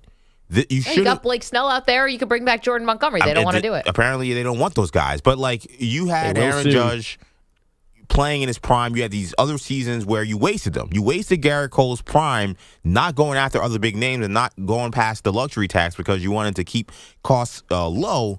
And now here you are. You actually make a move for Juan Soto, a win now move. And now Garrett Cole may be done. Like, this is why they should have been making these aggressive moves years before. But they signed Rodon. I mean, they've been awful trying to get a pitching staff together. They signed Stroman this offseason. We'll see about that. This is the thing, though, about the Yankees. This is going to put me in this weird place of defending the Yankees. I kind of agree with Hal Steinbrenner on one point. It shouldn't take more than $230 million to build you a winner. I agree with that. I know you can spend whatever, but I kind of get what he's talking about, that it shouldn't take more than $230 million. You should be able to field a successful team with a left fielder and everything else, every position filled, with $230 million. Yeah, look at the Rays. Well, they're always a bit of an outlier. Yeah. Tell that to Cashman then. I know. Look at the bottom end of this rotation. I mean, I don't think Cashman should have this job anymore. Look, if you wanted to keep Cashman around, they should hire someone to bring in pitchers, because he has no idea how to bring pitchers. Whatever the opposite of the Midas touch is what he does. Oh my goodness, everybody. And to EJ's point, except for Garrett Cole, who they paid top of the market, and we're lucky that Cole happened to grow up in California as a diehard Yankee fan. But that was after they couldn't trade for him, and like they didn't trade for Verlander. Like they were trying to get guys that would have made a difference in that particular year, and for whatever reason, they couldn't get to the finish line, and then got burned sometimes directly by those guys. So yeah, they did sign Cole, but after he was an Astro, and shoved it down their throat. Right. They're always like a dollar short and a day late, and that's that. I can't be saying that about the Yankees. Like that's the part of this that if I was a Yankee fan, I'd be annoyed about. Because, again, they've had a chance to make all-in moves before they got Garrett Cole, when they had Garrett Cole on the roster, and instead it was like, no, we're not going to get the biggest guy. We're going to get the, a middling guy and hope that he can stay healthy or hope that he can play 162 games. And then the guys end up getting hurt. They're underwhelming. Then they wonder what happened. Like, you just gave Aaron Judge all this money. He wasn't making all that money before. Like, that meant you had Aaron Judge on a bargain. You should have been spending money to try to maximize those years. Now Aaron Judge is making God knows how much. Garrett Cole's making God knows how much, and he's already out. He's already down. I know. Like, it's again, you're probably in this weird position of defending the Yankees, but it's like we talk about the Yankees like they're, no offense, but like the Jets, like they haven't made the playoffs in 13 years. They've been to the ALCS 3 times since 2017. Like, again, I think baseball playoffs are like hockey playoffs in a lot, just like a lot of crapshoot, a lot of luck, a lot of, I don't think Boone is like the best strategist. I don't think he's making a lot of decisions. We talk about that. Nice enough guy. But we act like they've done absolutely nothing when they've been one of the final 4 teams 3 times since 2017. Yeah, and P.S., I like that they're not winning. Thank God they're not winning. I got some pictures they can sign. So let's not tell them how to fix it. Yeah, well. Doing what you're doing, guys. It's working really well. That's right. There's really only one person in this room who knows what it's like to be deep into the playoffs in recent years, and that's me with the Phillies. So I don't know. Maybe I should weigh in on this. Just want to go again. Mention it. World Series, LCS. That's the kind of thing we're used to. Yeah. Now you'll love using we. Yeah, I just waited. Bilotti gave me the Detroit Pistons. What baseball team is it going to give me this year? Oh, you could have the Phillies. Well, anyway, Garrett Cole. Keeping an eye on it. How many opinions do you think they'll get on this elbow? 50? All of them. All of them. They'll ask Dr. Stewart. They'll give me a call. Like I had Perloff's knee injury. They'll give me a call. What do you think, Dr. Stewart? Give us good news. Yeah, I'm not feeling good about this one. I think it's his meniscus. Say that. I probably would say that, honestly. I'm sorry to report it's a torn meniscus. We asked about the elbow. It's right. That thing. Looking very cloudy, this imaging. Anything else? No, I'm done. That's because you're looking out the window. Hello. Oh, it's my turn. Coming up, NFL free agency. There was one move I absolutely loved yesterday. It wasn't Kirk Cousins. Not Saquon Barkley. I liked that. I didn't love it. Tommy Townsend, punter, signing? $5 million. Yeah. It's good to be a punter these days. A move I loved. Not liked, loved. Get to that next. Maggie and Perloff, CBS Sports Radio. You're in a 5-minute break.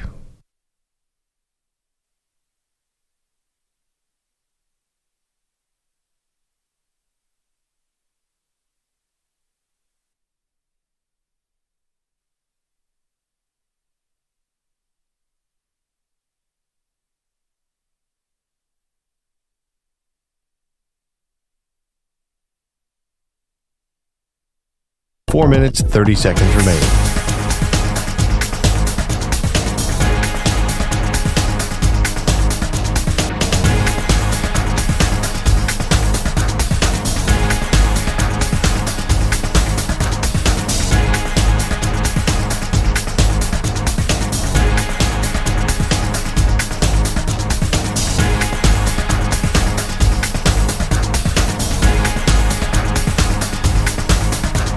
Four minutes remaining.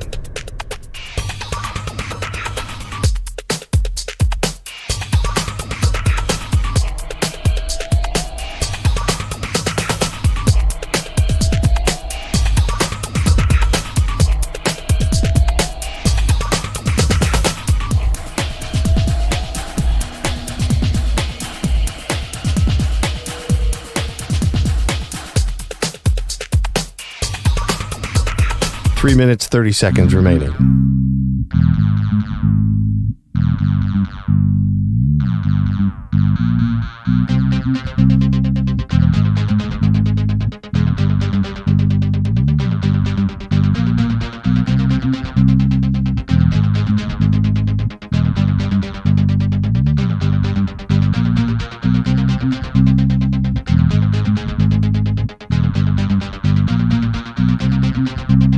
Three minutes remaining.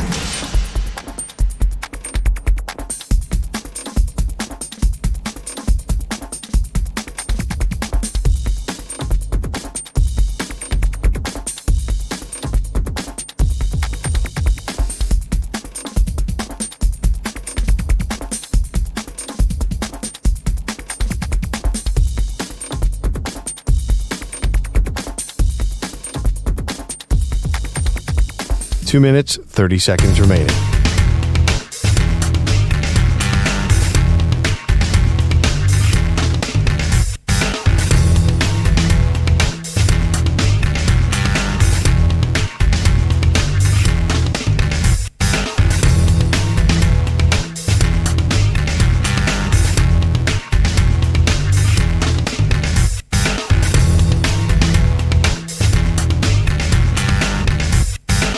Two minutes remaining.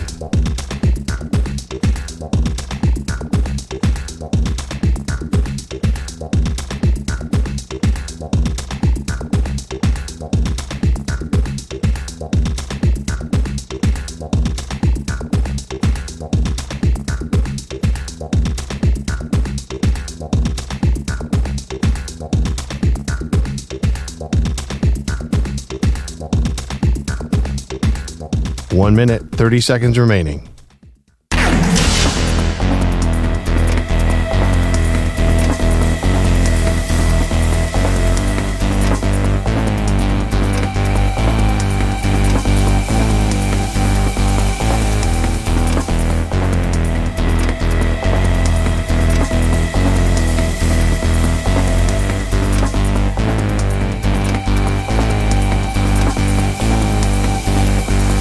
One minute remaining.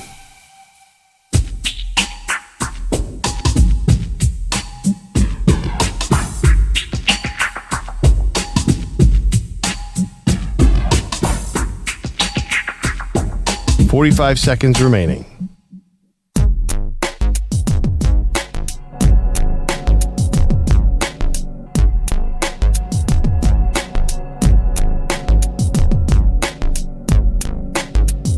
$30 seconds remaining.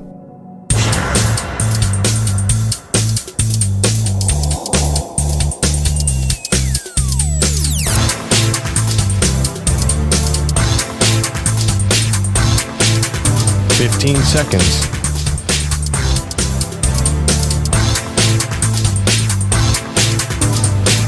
Break ends in 5 seconds.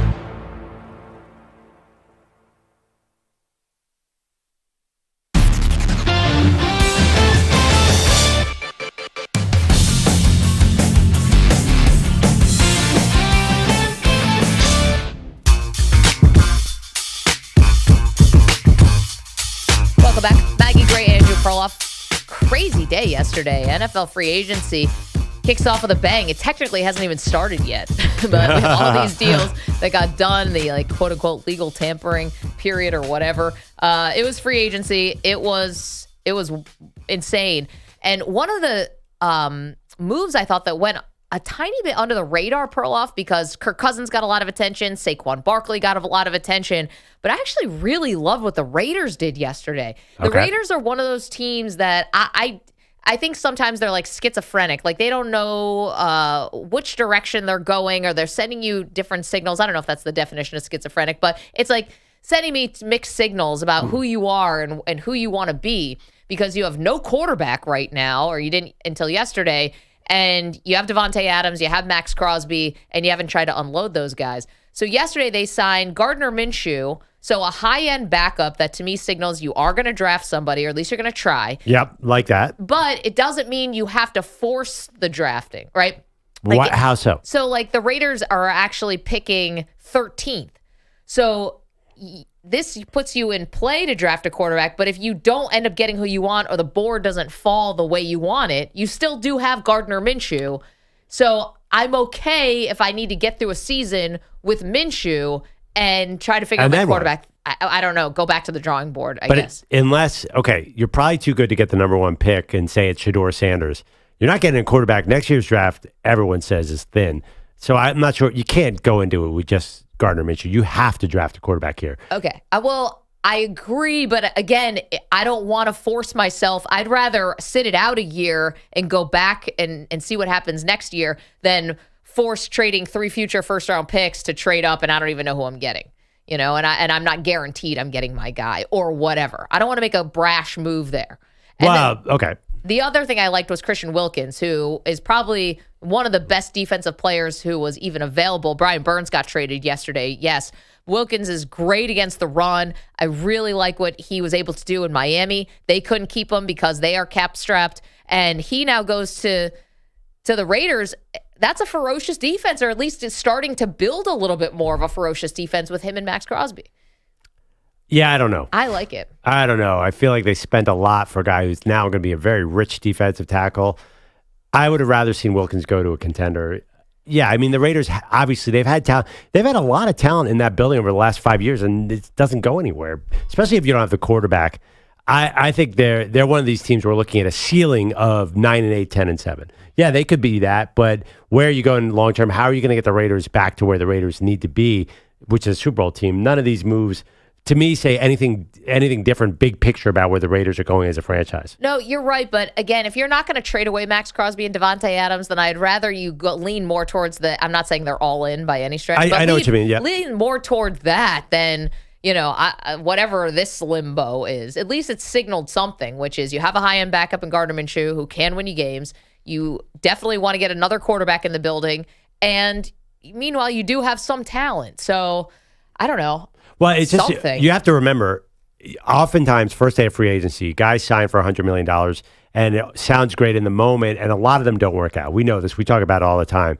It just feels to me like the Christian Wilkins deal is one that might not work out. If I had to look at all the deals today, the $100 million defensive lineman, I'm telling you, free agency is a scary place because the teams they never let the best player in the world go. Aaron Donald is not hit free agency for real. So I just worry that this one's going to blow up. Because I look at and it's based on history. I'm not reinventing the wheel here. We've seen what the Raiders do. We've seen them under Mark David's stewardship, and there's no plan here. And I don't see any plan. Tom Telesco comes over from the Chargers or GM, and I think he made a lot of mistakes with the Chargers in San Diego and LA. I don't know why you believe it's going to be any different here. Well, I like Antonio Pierce, a defensive-minded head coach where the defense was actually good when he took over last year. It played better, give it that much. And now you just gave him another weapon on the defensive side to deploy. And then we'll see what they do with the offense. Yes, I'm in a weird position because I'm not a big fan of Tom Telesco and what he did with the Chargers. However, I did like this move yesterday. So even if this defense is great, but the Twitter follow NFL memes? Yes. They were just going off yesterday. So many funny jokes. Basically, the joke on the Raiders was, oh, great, now you have Max Crosby and Christian Wilkins. Means you're going to you're going to kill it on defense, and then you're going to watch your offense go to 3rd and 14 and throw a 9-yard pass. Well, again and again and again. Still time. There's still time. Yeah, but this is setting up to be a very frustrating deal where basically you have your defense be great and your offense can't move the ball. This team that lost a game 3-0 last year, Aiden O'Connell and Gardner Minshew are battling for quarterback right now. I'm sorry, I can't get excited about this at all. Well, I do think that the draft is where they're going to look. Meanwhile, we do have some more breaking news here. Just sneak this in here before the top of the hour, which is the shocker yesterday that Aaron Jones released by the Packers because they couldn't get a deal done, and the Packers end up signing Josh Jacobs from the Raiders, and now Aaron Jones has agreed to a 1-year, $7 million deal with the Vikings. I'm sorry, not released, but not re-signed. Yeah, by the way, we didn't mention that Josh Jacobs was their offense the last 3 years, and they're missing that. 1 year, $7 million, that's cheap. That is real cheap, and I think Green Bay asked him to take a huge pay cut. Yep. They must know that this guy can't stay on the field. Bottom line, because he's great when he plays, but I understand what the Vikings are doing. I understand what the Packers are doing. They got younger at the position, even though Josh Jacobs has a lot of carries under his belt.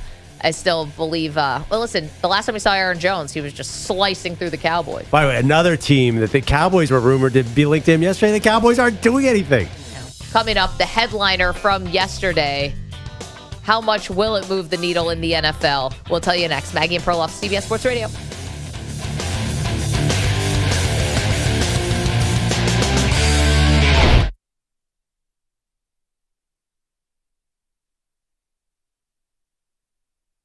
You're in a 5-minute break.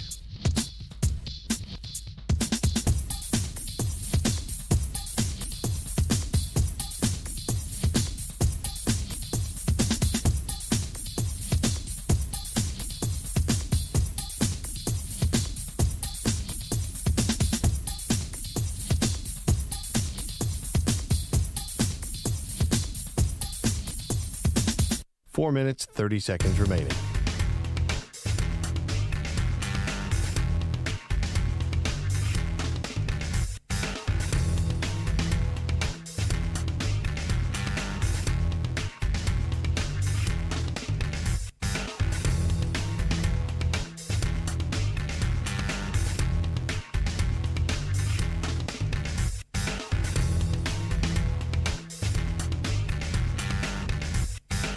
Four minutes remaining.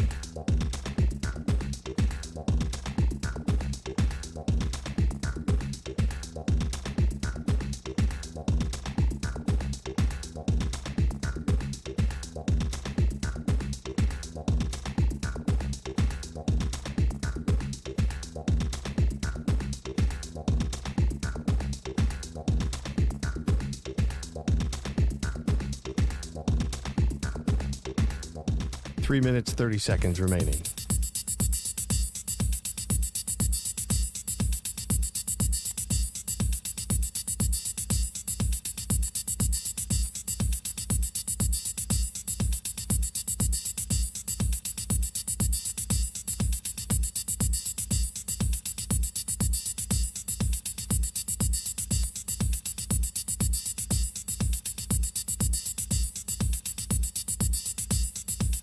Three minutes remaining.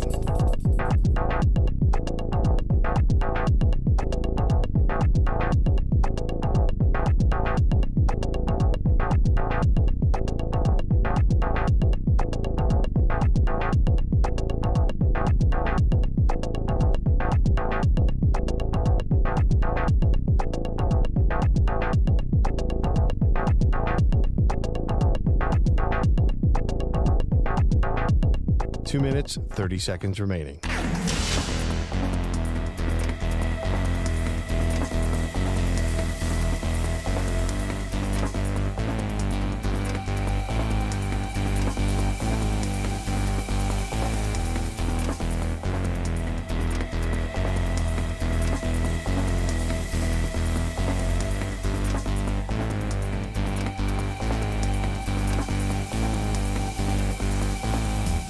Two minutes remaining.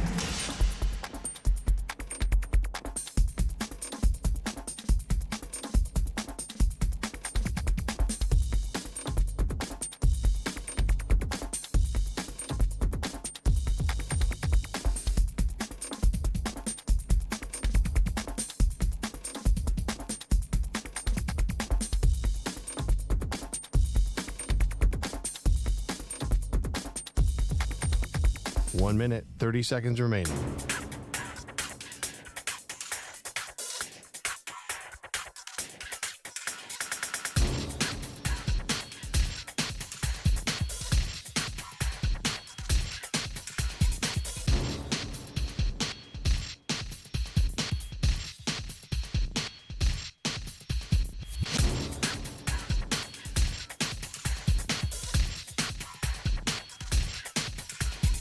One minute remaining.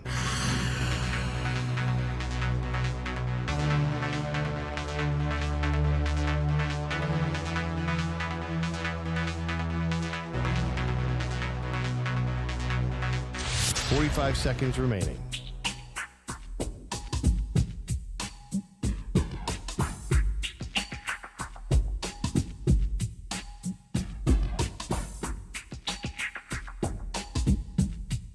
Thirty seconds remaining.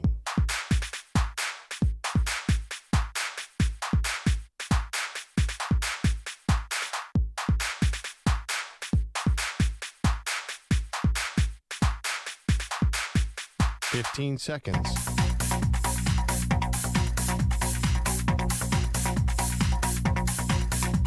Break ends in 5 seconds.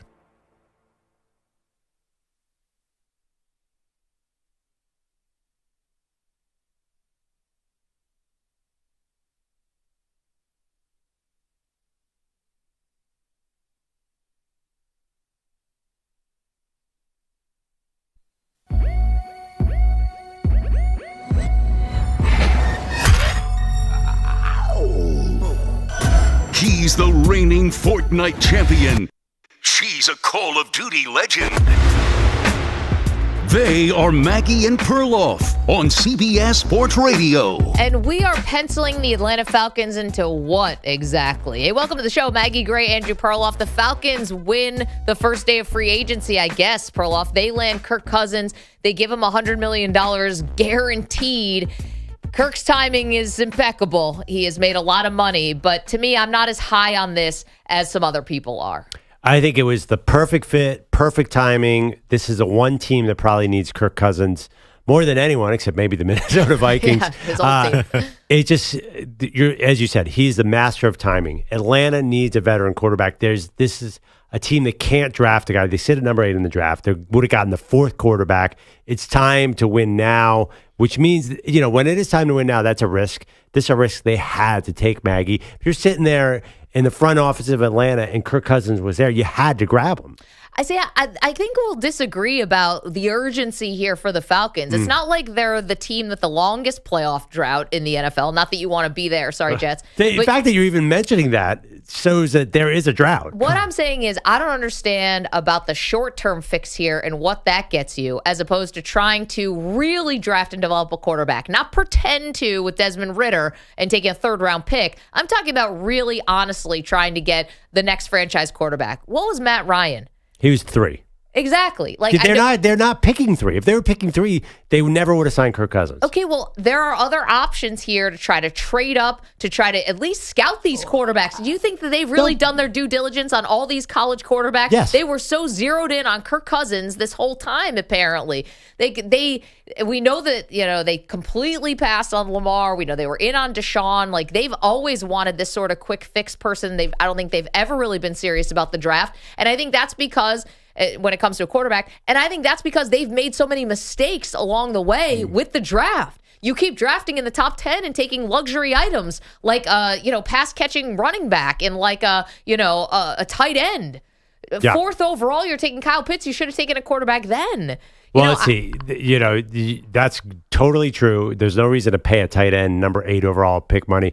But I'm not sure. I have to look at it. Who have they passed on? I bet you there's some pretty good names. But 8 is not a gold mine of quarterbacks. It's not where you get a quarterback. You get him 1, 2, 3, and there's no breaking into 1, 2, 3 this year. They're not mortgaging the future for Drake May. That would be crazy. No, I understand it. I think the Bo Nix is going to be good. But listen, if they don't see the evaluation, they have more information than I have. I'm just going by what I watched in college. I thought that he was good. And if you wanted somebody who could distribute to your receivers, I think he obviously showed that he can do that. You're not Bo Nix this year.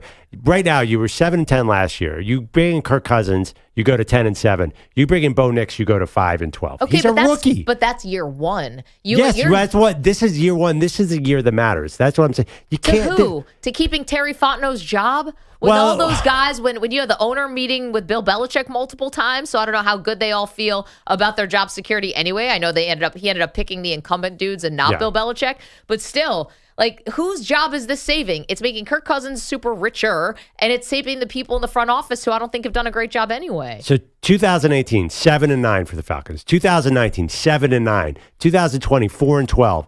21, 22, 23, all 7-10. This has got to stop. They got to break the cycle of mediocrity and here. How are they doing it? They're bringing in high-end mediocrity, Maggie.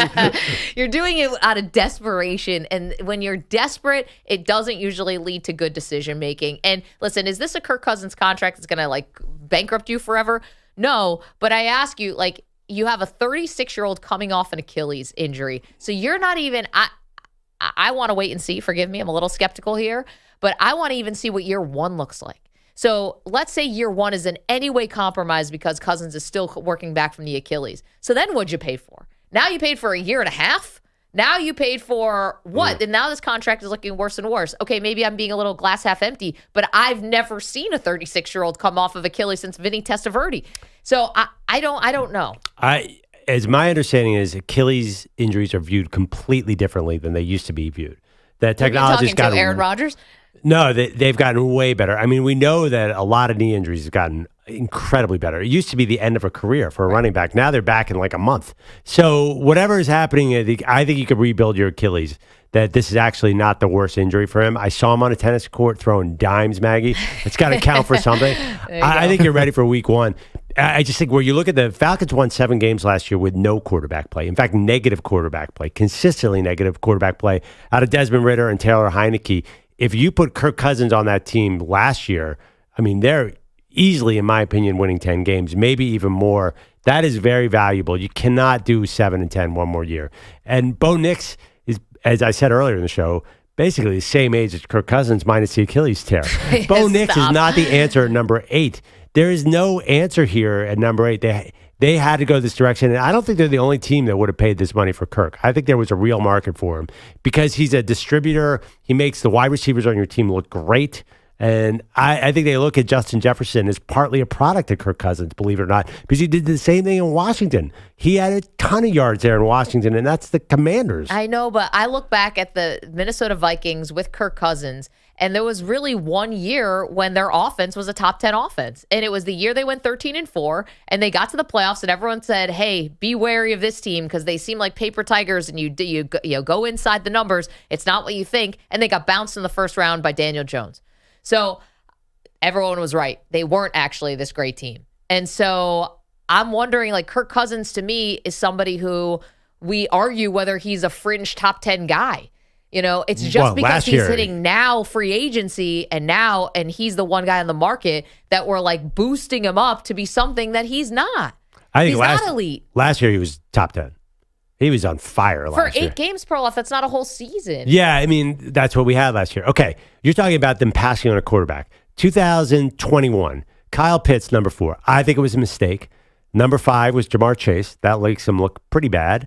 Number 6, Jalen Waddle, also bad. Number 7, Penny Sewell, awful. But there was not, the quarterbacks were Justin Fields and Mac Jones. If they had taken one of those guys, I'm not sure that works either. So it's not like they've been passing on quarterbacks consistently. And this year, I think it's a smart move not to take a quarterback at number 8. I think that'd be an overdraft. This is supposed to be the deep draft, though. It's an overdraft. Okay, but we're 8. talking about the Vikings now taking a quarterback at 11. We're talking about the Raiders taking a quarterback at 13. We'll see. I don't know if that there seems to be a trend to not take a quarterback outside of the top 5. Last year it went 1, Bryce Young, 2, C.J. Stroud, 4, Anthony Richardson, then nothing. I know, which is funny, though, because when I look at, if I was just doing back of the envelope on some of the best quarterbacks that we have in the league, Mahomes, Lamar Jackson, Josh Allen, Jalen Hurts, Justin Herbert, all these guys are outside the top 5. So I don't think there's like a one-size-fits-all here. I just think that for the Falcons, I think because you're getting impatient, and the only reason why you're impatient is because of the mistakes you've made. So you're causing this impatience, and now you're forced into, Kirk Cousins, and you're going to try to sell it like he's a top 5 quarterback, and he's not. And I want to all remember that. Like, I'm higher on Russell Wilson going to the Pittsburgh Steelers, not even about the contract, just about what that upside could be than I am Kirk Cousins with the Falcons. Now, listen, the division's way harder if you're in Pittsburgh. Can I rope you into some sort of show bet? No, you Kirk cannot. versus Russell Wilson? No. Because I'll tell you right now, those numbers are not going to favor Russell in Pittsburgh. Assuming Russell wins a job, I have much more faith in Kirk Cousins. No, I will not be betting you anything. Kirk... I mean, if you can throw for 5,000 yards in Washington, you can throw for some yards in Atlanta. I'm already wearing a singlet with EJ to WrestleMania. I'm not wearing a toga or something because I lost a bet to Perloff. Be a walking pierogi. Yeah, no thanks. So that's it. I want to get back to one. I'm sorry. I'm stopped in my tracks by all these quarterbacks who are outside the top 5. Yeah, but I mean, it's Justin Herbert was 6. So you asked for outside the top 5. I just think, Mahomes, but you Lamar, also got Josh Allen and Jalen Hurts. Yeah, but you also have C.J. Stroud went number 2 last year. Trevor Lawrence was number 1. Obviously, Stafford was number 1.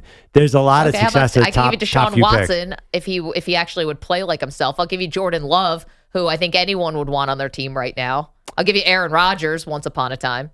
Yeah, I mean, okay, fine. I'll give you C.J. Stroud and just drop the mic. You give it Joe Burrow and drop the mic. Yes, of course there's guys who are awesome who are picked in the top 5. I'm just telling you right now, there's a lot of guys who are outside the top 5. Yeah, but there's also a lot of guys. It's not an excuse not to draft somebody. There are a lot of guys who have not worked out outside the last top 5. I think when you look at the overdraft, there's one famous draft where they overdraft a quarterback like crazy. I believe it was Jake Locker went 8 to the Titans, Blaine Gabbert went 10 to the Jags, and 12 was Christian Ponder to the Vikings. And that was a lesson in the NFL. you really got to like the guy. Don't just take Christian Ponder at number 12 because you're afraid someone else is going to take him. Daniel Jones at 6 was another. There's so many. For all those guys you name, there are 3 busts. Well, the Falcons haven't done anything.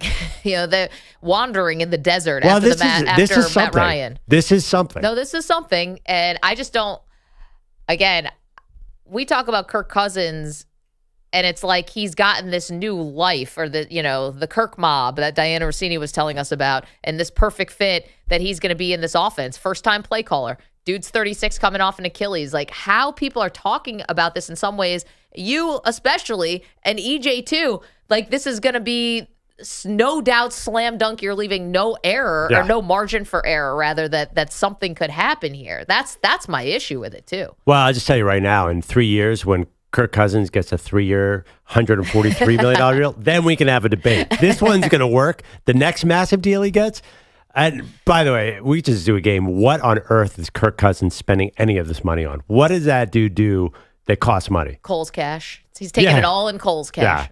Yeah. I mean, $400 million.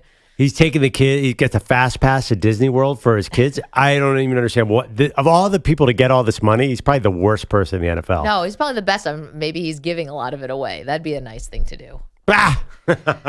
I think Kirk Cousins is someone who's been basically created in a lab to be liked. And, and again, his timing is really good here. He didn't get the fully guaranteed contract like he did in Minnesota twice, but he gets $100 million guaranteed, so it's pretty nice. And then on the flip side, his former team, now the Minnesota Vikings, just bring you the latest news, like literally within the last 20 minutes. Aaron Jones, who just parted ways with the Green Bay Packers in favor of Josh Jacobs going to Green Bay. They have now signed. He signed with the Minnesota Vikings 1 year, $7 million. This is after the overnight news. They signed Sam Darnold to a 1-year deal. So that screams draft somebody. Yeah, I've actually been a little bit surprised by Minnesota. I don't understand what's that team doing. So they really spend on Jonathan Grenard, and they spend on linebacker Cashman out of the Texans. Like, are they serious about winning now? Is that happening? Van Ginkel too.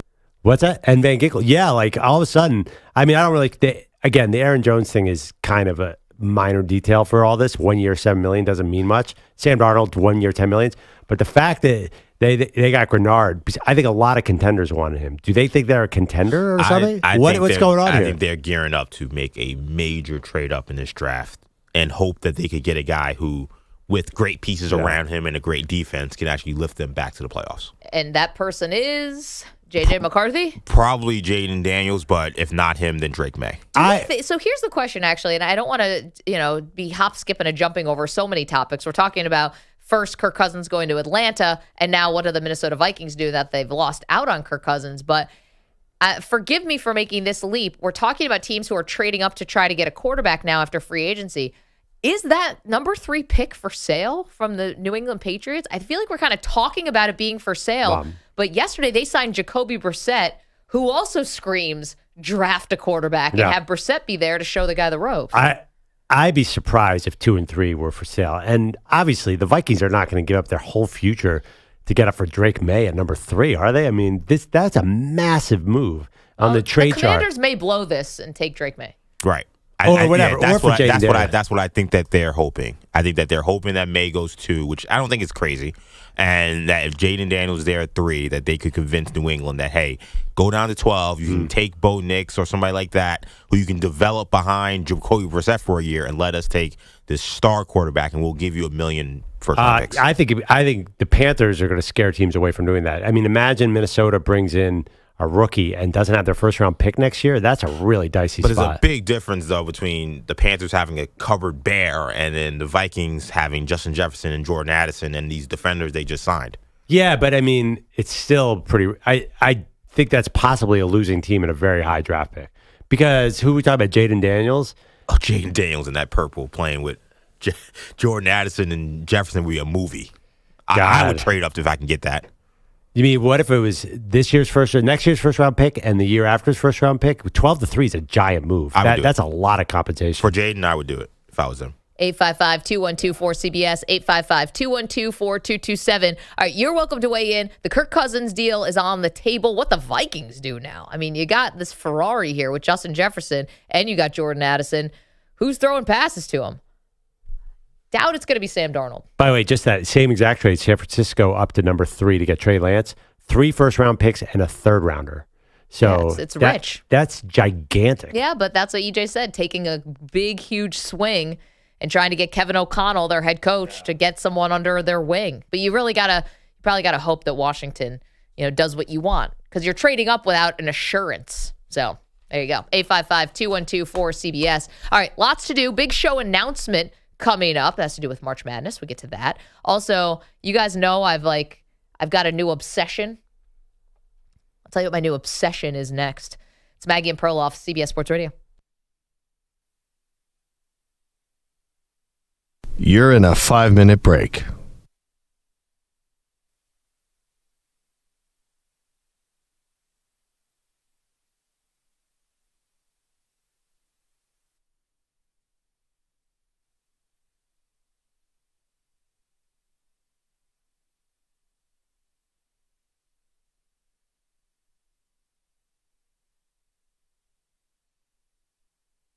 Four minutes, 30 seconds remaining.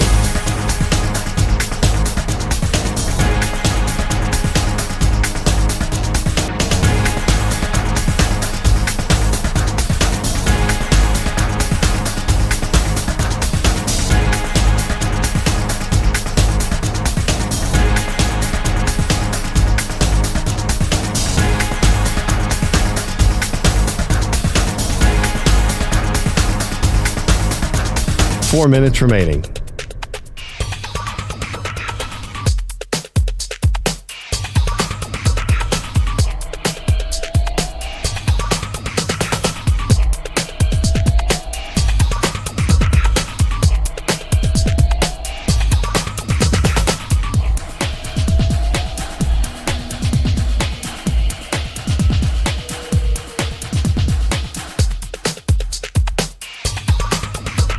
Three minutes, 30 seconds remaining.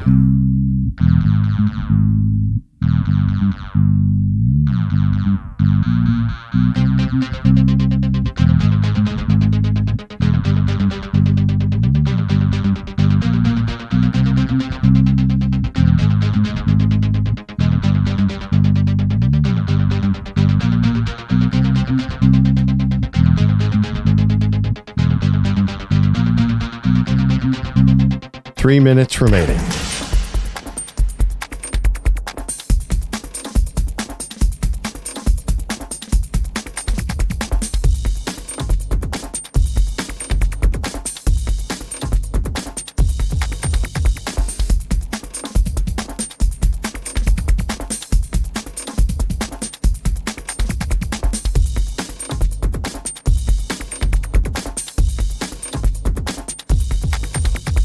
Two minutes, 30 seconds remaining.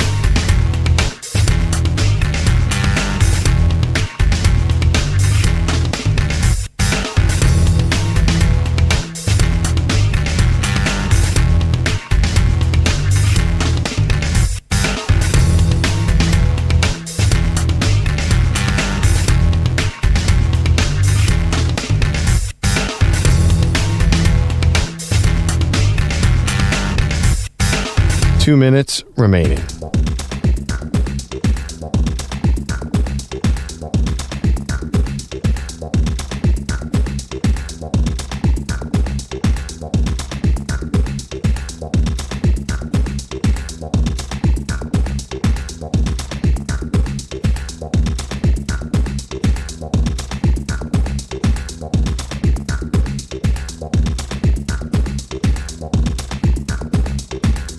One minute, 30 seconds remaining.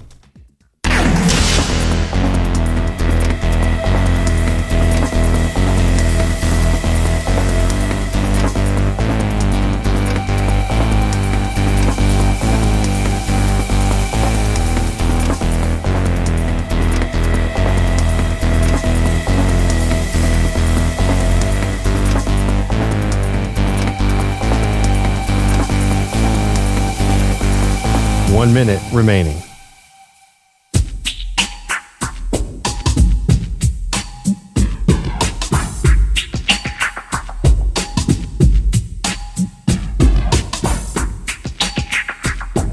.45 seconds remaining.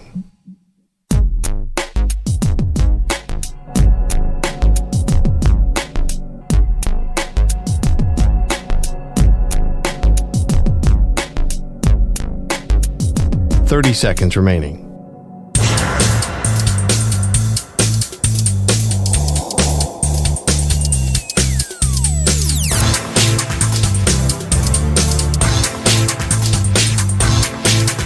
Fifteen seconds.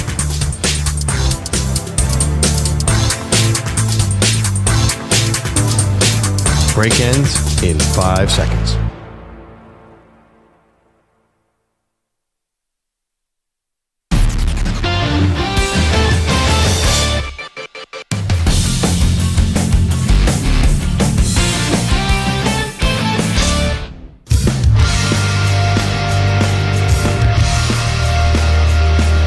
All right, welcome back to Maggie and Perloff. It is time to cut down the nets in strange conferences I've never seen these teams play. Last night, turned on ESPN. I'm like, who am I going to see? Duke, North Carolina, what's on Kansas? And it was definitely an Arkansas State game, but that's this time of year. It's really exciting.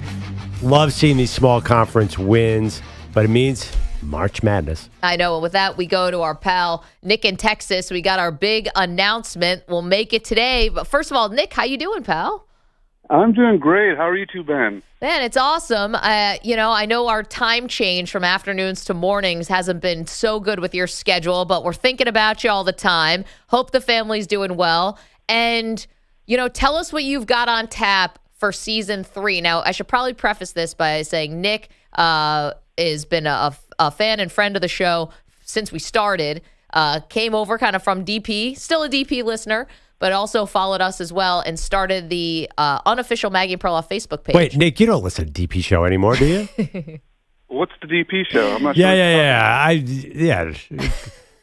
Which is funny because I was watching That's My Boy last night, and I totally forgot you guys were in there. And your mustache, oh, my God, it totally threw me off when you were that cameraman in that part. But, yes, no, unfortunately, you're right. With the time change, it's a little bit harder for me to catch up with you guys.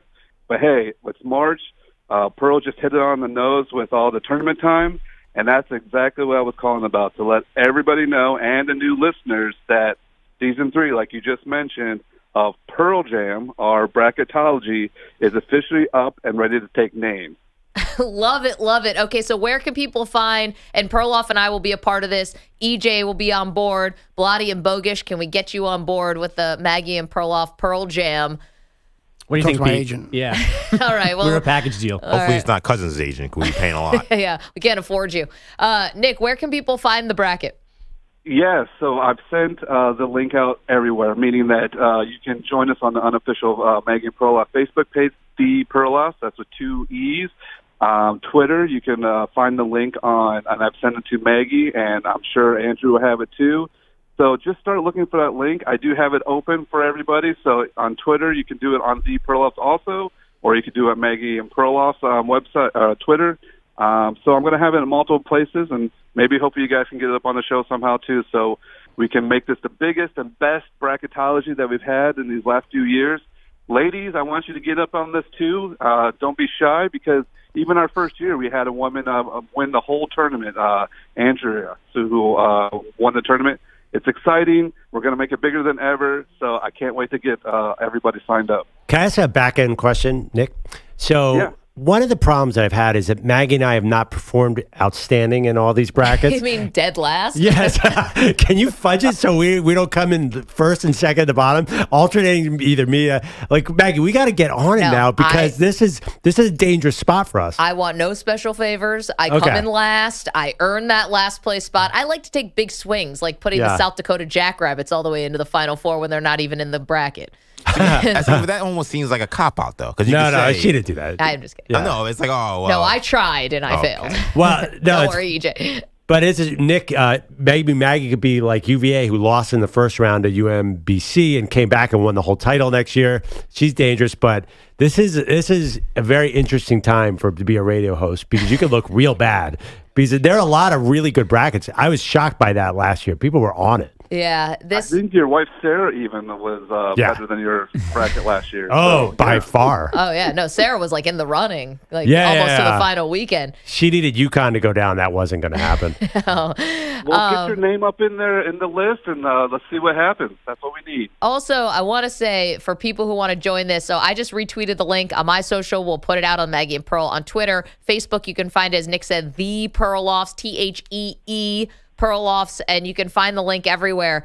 And I got to say, Nick is awesome about fostering a community of people, positive vibes, very fun. Yeah. Hard to find that kind of thing on the internet these days. So if you're looking for something cool and just some fun people hanging out, that's where to go. Yeah, and if you're like me and it's Thursday afternoon and it's 1:30 Eastern and your bracket's already destroyed, it doesn't matter. You can still have a great time here. All right, Bogusch, Pete, did we sell you on joining our own on Nick's No, season I'm 3? going in the wrong direction. Did you say Andrea won last year? Yeah, she's the a way that psychic. sees the future? No, different Andrew. No, that would have been that's a PED. The ability to see the future. Ridiculous. Yeah, Wait, that's why you guys are losing. She knows what's coming.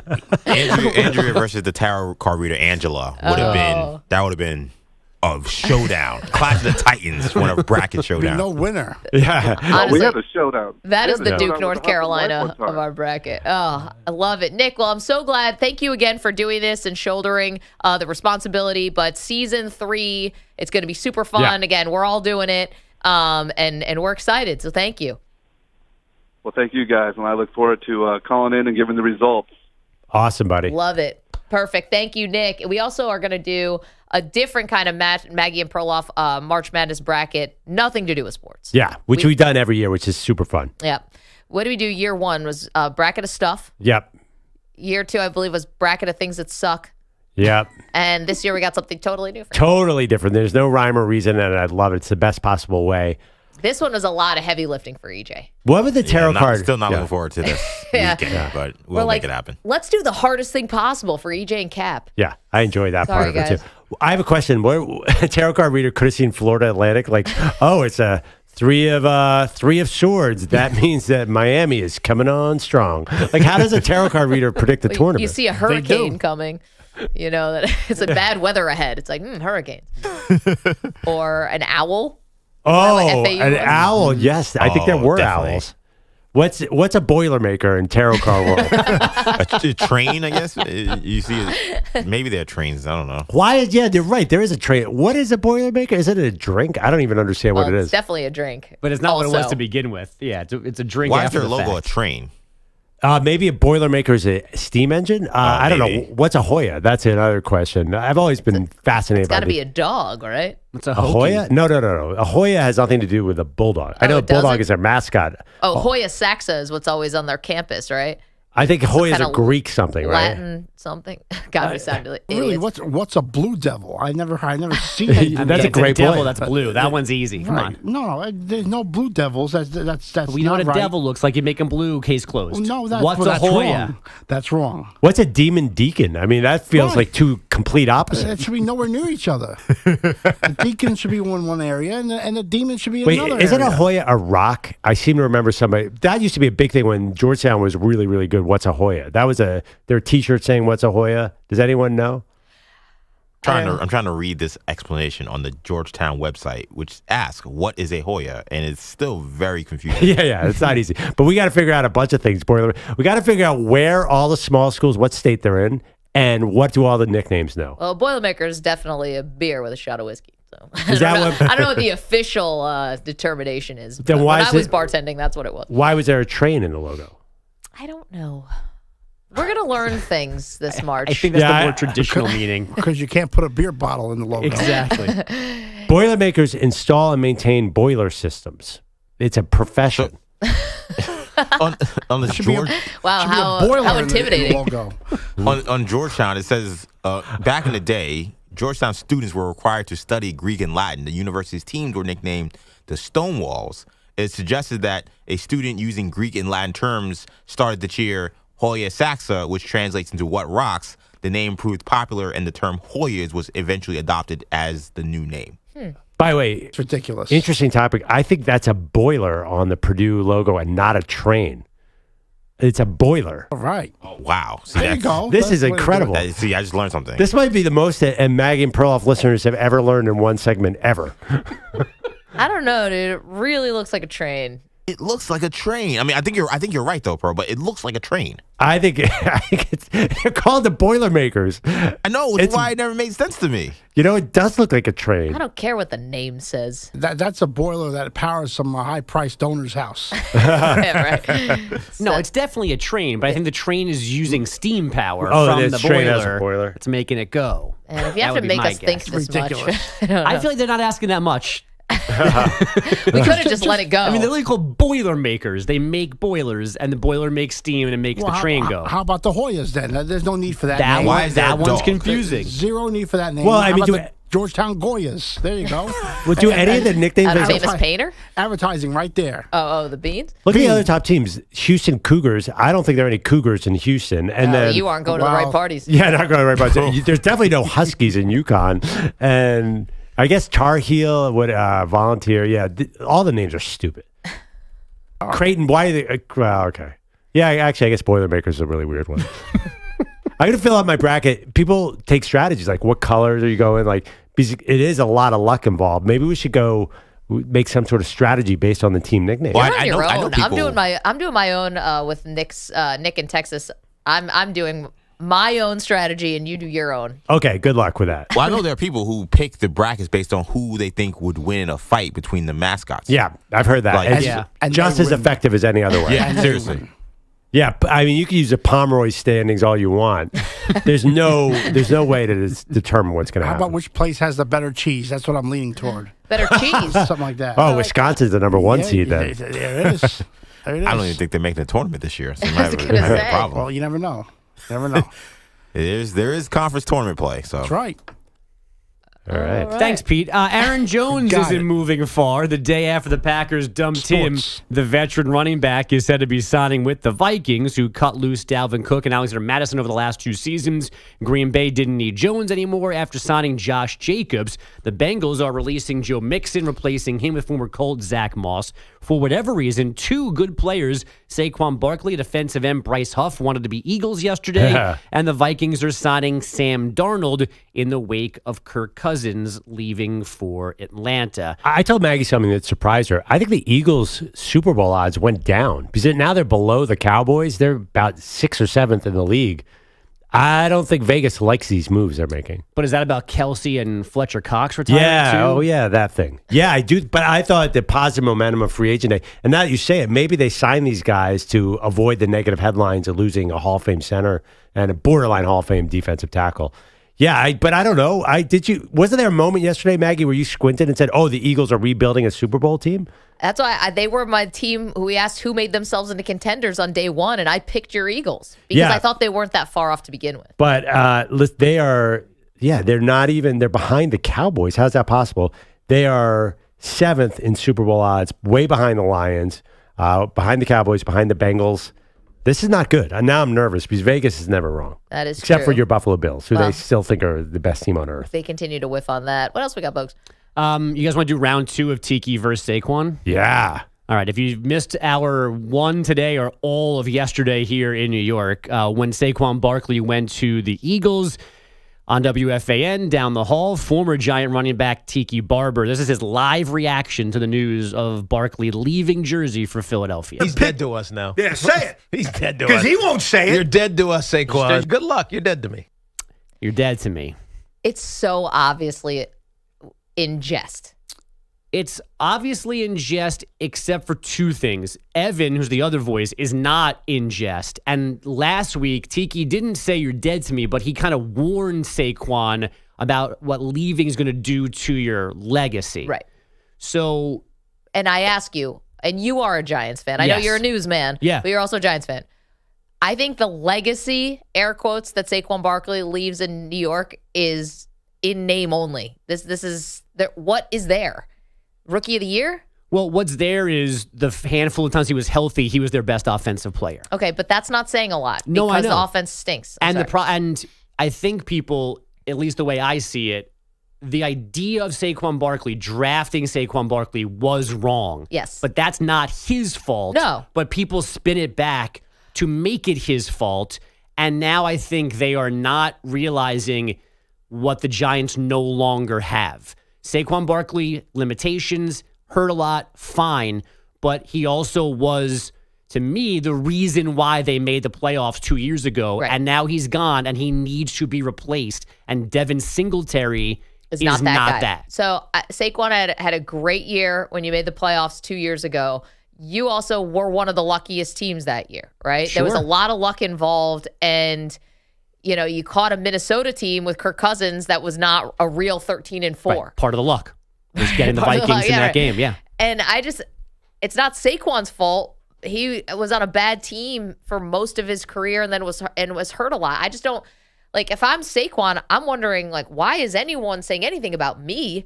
The Giants never even offered him a contract. And that's why I think Tiki was definitely in jest. This was all a joke because the Giants never even offered him anything. There was no option to stay. He averaged 3.9 yards a carry last year. That's terrible. I know the Giants, PFF-wise, graded as one of the worst run-blocking teams, but that's bad. He's 27 with 3.9 yards per carry. That's awful in today's NFL. There's also two different conversations. The Giants should not have paid for Saquon Barkley. They need to fix other things. Yeah, it was a smart move. The other thing, the issue is not letting him go.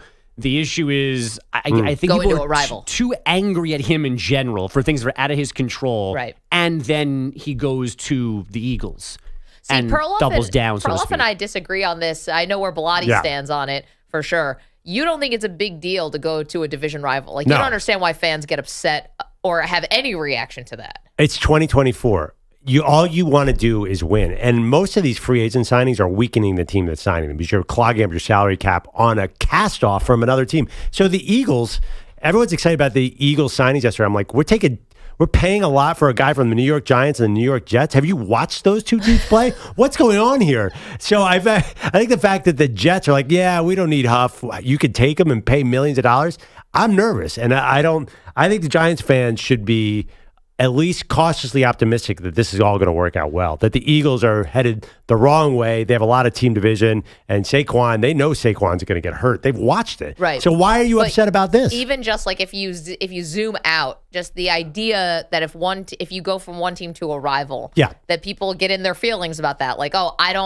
I hate that team more than I love the player. But they didn't care as much with James Bradbury, I don't believe, because a skill position player, face of the franchise, Saquon Barkley. And Bradbury wasn't a homegrown giant. Exactly. Yeah. I think it's much more because I think Saquon Barkley means so much to New York. They're getting overly emotional about this because he's the face of the franchise. I think it's more of the first round pick they spent on him. And they... See, I think there's a little bit of insecurity with Barkley, too. He did not get the contract he wanted. He got tagged last year, and I think he had a little chip on his shoulder. Hey, look, you want me to prove myself? I'm going to go to the rival. But then when someone speaks out against him, he shouldn't say anything. Well, I mean, that's ridiculous. It was clearly in jest. I don't know the backlash to Tiki you're talking about. Yeah, it was clearly in jest. I think there's a lot of insecurity. I think he was always probably always compared to Tiki being here. I mean, we've heard the talk. Tiki's the best running back the Giants have had. So. Maybe there's some insecurity. I mean, the general manager said he's touched by the hand of God. Right. Maybe he should have said that. And he didn't. And to be honest, has not lived up to that expectation. We know this. And that touch sprained his ankle, and he was out for 3 games. It was a high ankle sprain. Pete just nailed it. God works in mysterious ways. I actually said the same thing yesterday. I'm like, why is Saquon diving into this social media pool? What does he get out of it? I think that's a great way to put it. He's upset that he let down the Giants, I think. I also think that he and Tiki have a history of not being best friends. So what is that history, though? Because I saw, Evan Roberts, who's his co-host with Tiki, posted that Tiki said, hey, Saquon's a great guy. Vote for him for Walter Payton Man of the Year. Is there something else I don't know about this beef? All these images of them arm in arm smiling at photo shoots, too, are out there. Yeah, I think it's about when Saquon, I'm trying to remember now if it lines up, when Tiki wasn't always welcome around the Giants. Okay. And then before Dayball, probably. But I don't think that Tiki was around maybe when Saquon was a rookie. And Tiki said things on the radio about Saquon that were what we're saying right now about being injured and whatever. So maybe he thinks, and the insecurity is, he thinks that, and it's wrong, that Tiki should only be saying nice things about him because he's a fellow Giant running back. Well, and that's not the way that it should go. Well, Tiki was there last year, so it's had to come before the new I mean, he's been here for 6 years, Saquon. So 5 years, it's a long time. It might have been lingering from when all the way back. And there's at a certain point, though, too, like, you also got to see, I mean, Tiki Barber has an authority on what Giant legacies mean. Like, he's not some guy who was an okay player who's retired, who's just jumping in to say, hey, this is what I feel about, Saquon Barkley. I mean, if anybody's going to have a say on Giant legacies, I think Tiki would have one. So I feel like for Saquon, you kind of got to just take this and just, hey, make a Philadelphia Eagles legacy. Yeah, show him on the field. So exactly. There is like a more specific kind of drill down thing, because I remember our old producer, Mike Samter, talked about this when he was producing Tiki and Tierney, which was right here on CBS Sports Radio, that Tiki had criticized Saquon's pass protection. And that was worthy of criticism at the time, and then had to clarify those comments. And so when Saquon yesterday said, like, oh, you've always been a hater, I think that was from 2020, and I think that's what he's talking about. So it is a football. It was a football criticism. Right. It was a fair one. But can athletes stop with this? Anytime we say anything about your game, you're a hater. Yeah. It is the weakest excuse for any kind of argument or any kind of clapback, so to speak, that you can hear. Are there people who sit around their basements and just tweet at you and who hate you? Yes. But people That's not Tiki Barber. That's not Tiki Barber. It's not a guy who he could be doing anything he wants in his life. He wants to be doing radio and he wants to talk sports, so he's doing sports. He has no vendetta to hate against Saquon Barkley. But these athletes do this all the time. It's you say anything bad about their game, you must be a hater. It's like, come on. Well, there's that can't be a sycophant either, Right. There's that insecurity right there. He had that Tiki spotlight hanging over his head, and it probably got to him. That's it. I noticed a new trend, too. Players are making fun of insiders who have reports about what's going to happen in free agency. Like Kyle Pitts was making fun of the Kirk Cousins to Atlanta report. And then it's all coming true. And there is just a lot of players having their phone in their hand, I think is sometimes a bad idea. And I actually thought that for Saquon. I'm like, someone should take the phone away from Saquon. What's he doing here? What does he need why does he need to add any more fire? The Giants fans are already going to try and kill him when he comes to town. Well, if I was the Eagles, I would be upset by all that. I was going to say maybe he ingratiates himself to the Eagles. You guys love a little edge. They already like Saquon because it is a Penn State town. You totally disagree with me on that, but Penn State football tweeted about, are we forming a little Penn State thing, which makes me think Tiki from the Giants, Micah Parsons from the Cowboys, Penn State. But you mean Saquon? Saquon for the Giants. Saquon for the Giants. I maybe brings Micah, who's unhappy in Dallas, down to Philly. If you're going to trade with individual rivals, give me some better players than Saquon Barkley. But back to Pete, you hate this. You think I'm a jerk for not standing by my bandwagon. Are you upset by a divisional trade? You're as old school as they come fan wise. If you're a Jets fan and they trade someone to the Patriots, you get mad? Well, I mean, the Jets have redefined this with some players too. They brought in players that are past their prime and in the division. So look, as long as it gets the job done, it doesn't matter to me. What about you with the Bills? Do not like it. I'm trades or free agents moving. Well, free agents, you earn free agency, and you should be able to go and get your best deal. Yeah. I don't love when general managers trade within the division. I do not like that. Like the Bears should not trade Justin Fields to the Vikings. I would never do that if I were the GM of the Bears. Look, one of the best Jets in history is Curtis Martin. He came from the Patriots. Right. No, it can work out sometimes. I wouldn't. It couldn't be me if that was if I was the general manager. One of the worst signings yesterday was the Jags signing Gabe Davis, 3 years, $39 million. That is not going to work out. I'll tell you that right now. If the Jets had done that, you're telling me you could have lost Gabe Davis off your roster, made the Jets weaker salary cap wise. That would not have been a good move. Because I'm telling you right now, that Gabe Davis move. I'm like, oh, that's not going to work out. Yeah, I saw that in my kitchen yesterday, and I was like, whoo. Yeah, so what am I having for lunch? Yeah. Sorry, Gabe Davis is responsible for some big moments, but I think you get rid of your overpriced players, give them to your division rivals. That's a good thing. Yeah, how many times do you think I've been on the right end of that? Never. Wait, let me think. Lawyer Malloy, Drew Bledsoe. Oh, yeah, because you traded with the Patriots, you dummy. I know. What was I thinking? Before I go, let me introduce Pearl to his new hero. Trace Jackson Davis. He put the entire country of France in the basket. Take that 8-foot wingspan with you. That's Bob Fitzgerald on Warriors TV. Trace Jackson Davis posterizing Wemby last night in San Antonio. And the Spurs lose 112-102. Wemby did have 27 points and 14 boards, but they're missing a game with an ankle injury. Including a dunk where his head was about a foot over the rim level. Man, Bob Fitzgerald, what a call. That is a great one. The whole country of France in the basket. Take that 8-foot wingspan. Oh, man, Perloff's going to be driving to San Antonio even despite that. Yeah, I thought he was hurt. What happened there? Oh, I told you guys. It's like, oh, ankle. He's going to miss a month. I thought so. He'll be fine. It was a wishful prognosis by me. 855, thank you, Bogusch. 855-212 for CBS. What are you guys both wearing tomorrow? You want to coordinate this now to see if you can match 2 days in a row? Don't be jealous, Maggie, just because we didn't dress the same for once. That's all right. Me and EJ are dressed the same, so we're going to go huddle in the back. Is EJ's shirt tied in the knot in the front, too? Yeah, this is the female version. Okay. The next bet EJ loses. This is he's gonna have to wear. 855 top for EJ. 212 for CBS. Okay, lots to do. See you guys on the phones. Get to that. The team to beat now in the NFC.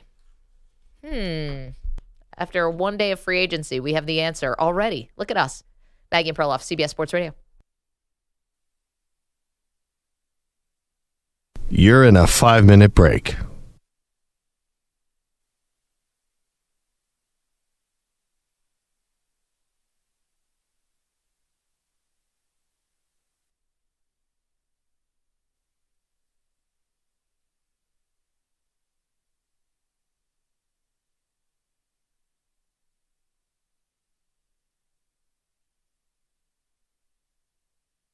Four minutes, 30 seconds remaining.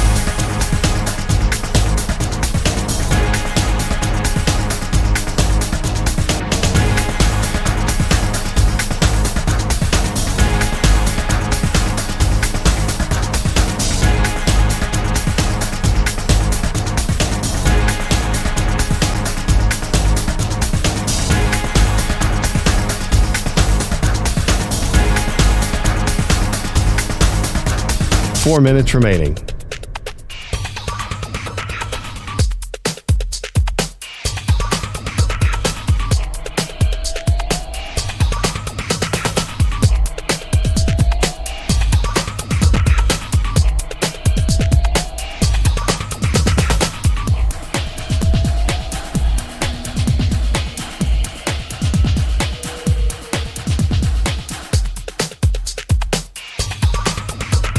Three minutes, 30 seconds remaining.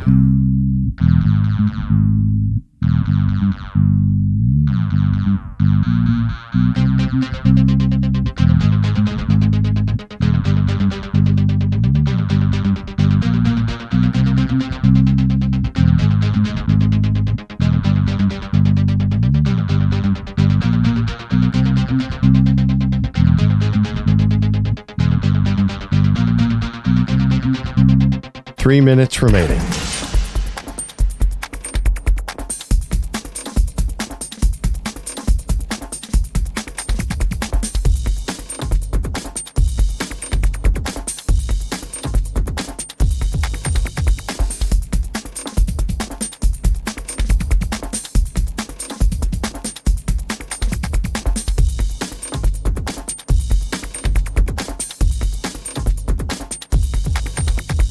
Two minutes, 30 seconds remaining.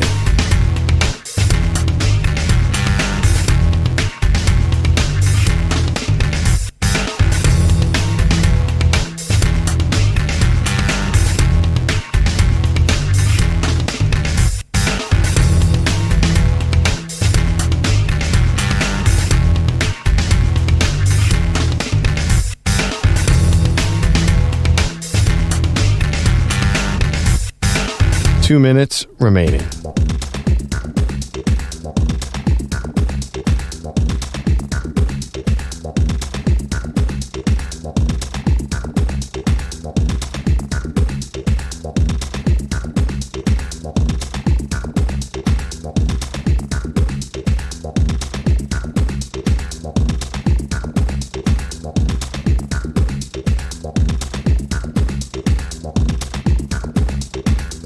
One minute, 30 seconds remaining.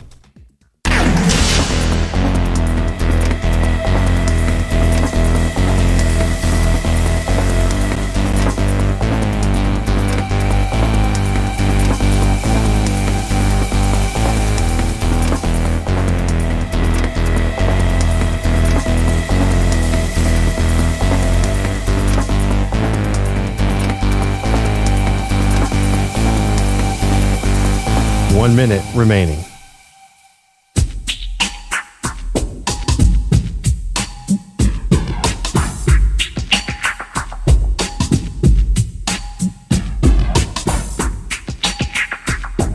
$45 seconds remaining.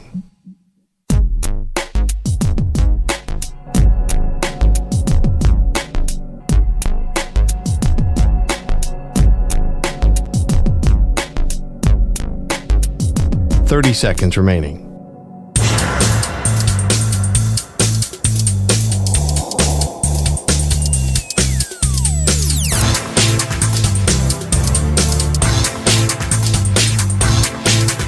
$15 seconds.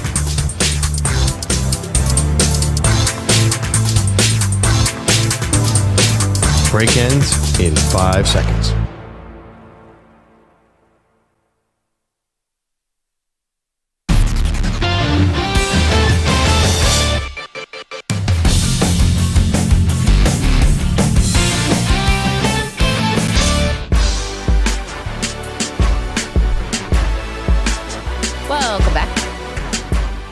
Maggie and Perloff.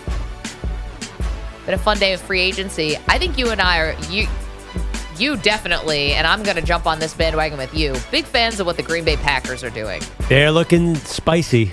Looks like Jordan Love could be the next Aaron Rodgers. They're going to be the team that everyone's going to pick to make this major leap. And if they don't, then it's going to be like this huge disappointment, even though they're still one of the youngest teams in the NFL. But I do think that they are poised for a jump. I don't even know how big a leap it is. They really should have beaten the Niners and been in the championship game, and who knows. So, yeah, I think they'll be a popular Super Bowl pick. I agree. Let's go to Kingfish is in Arkansas. Good morning, Kingfish. Yeah, hey, good morning, guys. You guys are absolutely hilarious today. Just to preface what I'm going to say is that back in the day they had Wild World of Sports where Jim McKay and they talk about the thrill of victory and the agony of defeat, and they show this skier jumping off a cliff, off of the long jump, and he crashes and bumps down the hill. Earlier today you guys were talking about a female coach that was in a press conference and that they asked her a question about what she was going to do the next year, and she says, well, I had just been fired before this, so this is my last question. And then you followed up with another story about a lady that a player that was interviewed that said she was really glad that they were going to consider rehiring her coach. She was crying hysterically. And somebody said, well, that was such a sweet story. And then Perloff says, well, I like the first story better. Yes. I know. Like Heart of gold, Andrew Perloff. Yeah, I got a question for Perloff real quick. Has your present attitude been affected by A, where you currently live and work? B, were you abused as a child? C, have you not been laid recently? Or D, all of the above? Wow.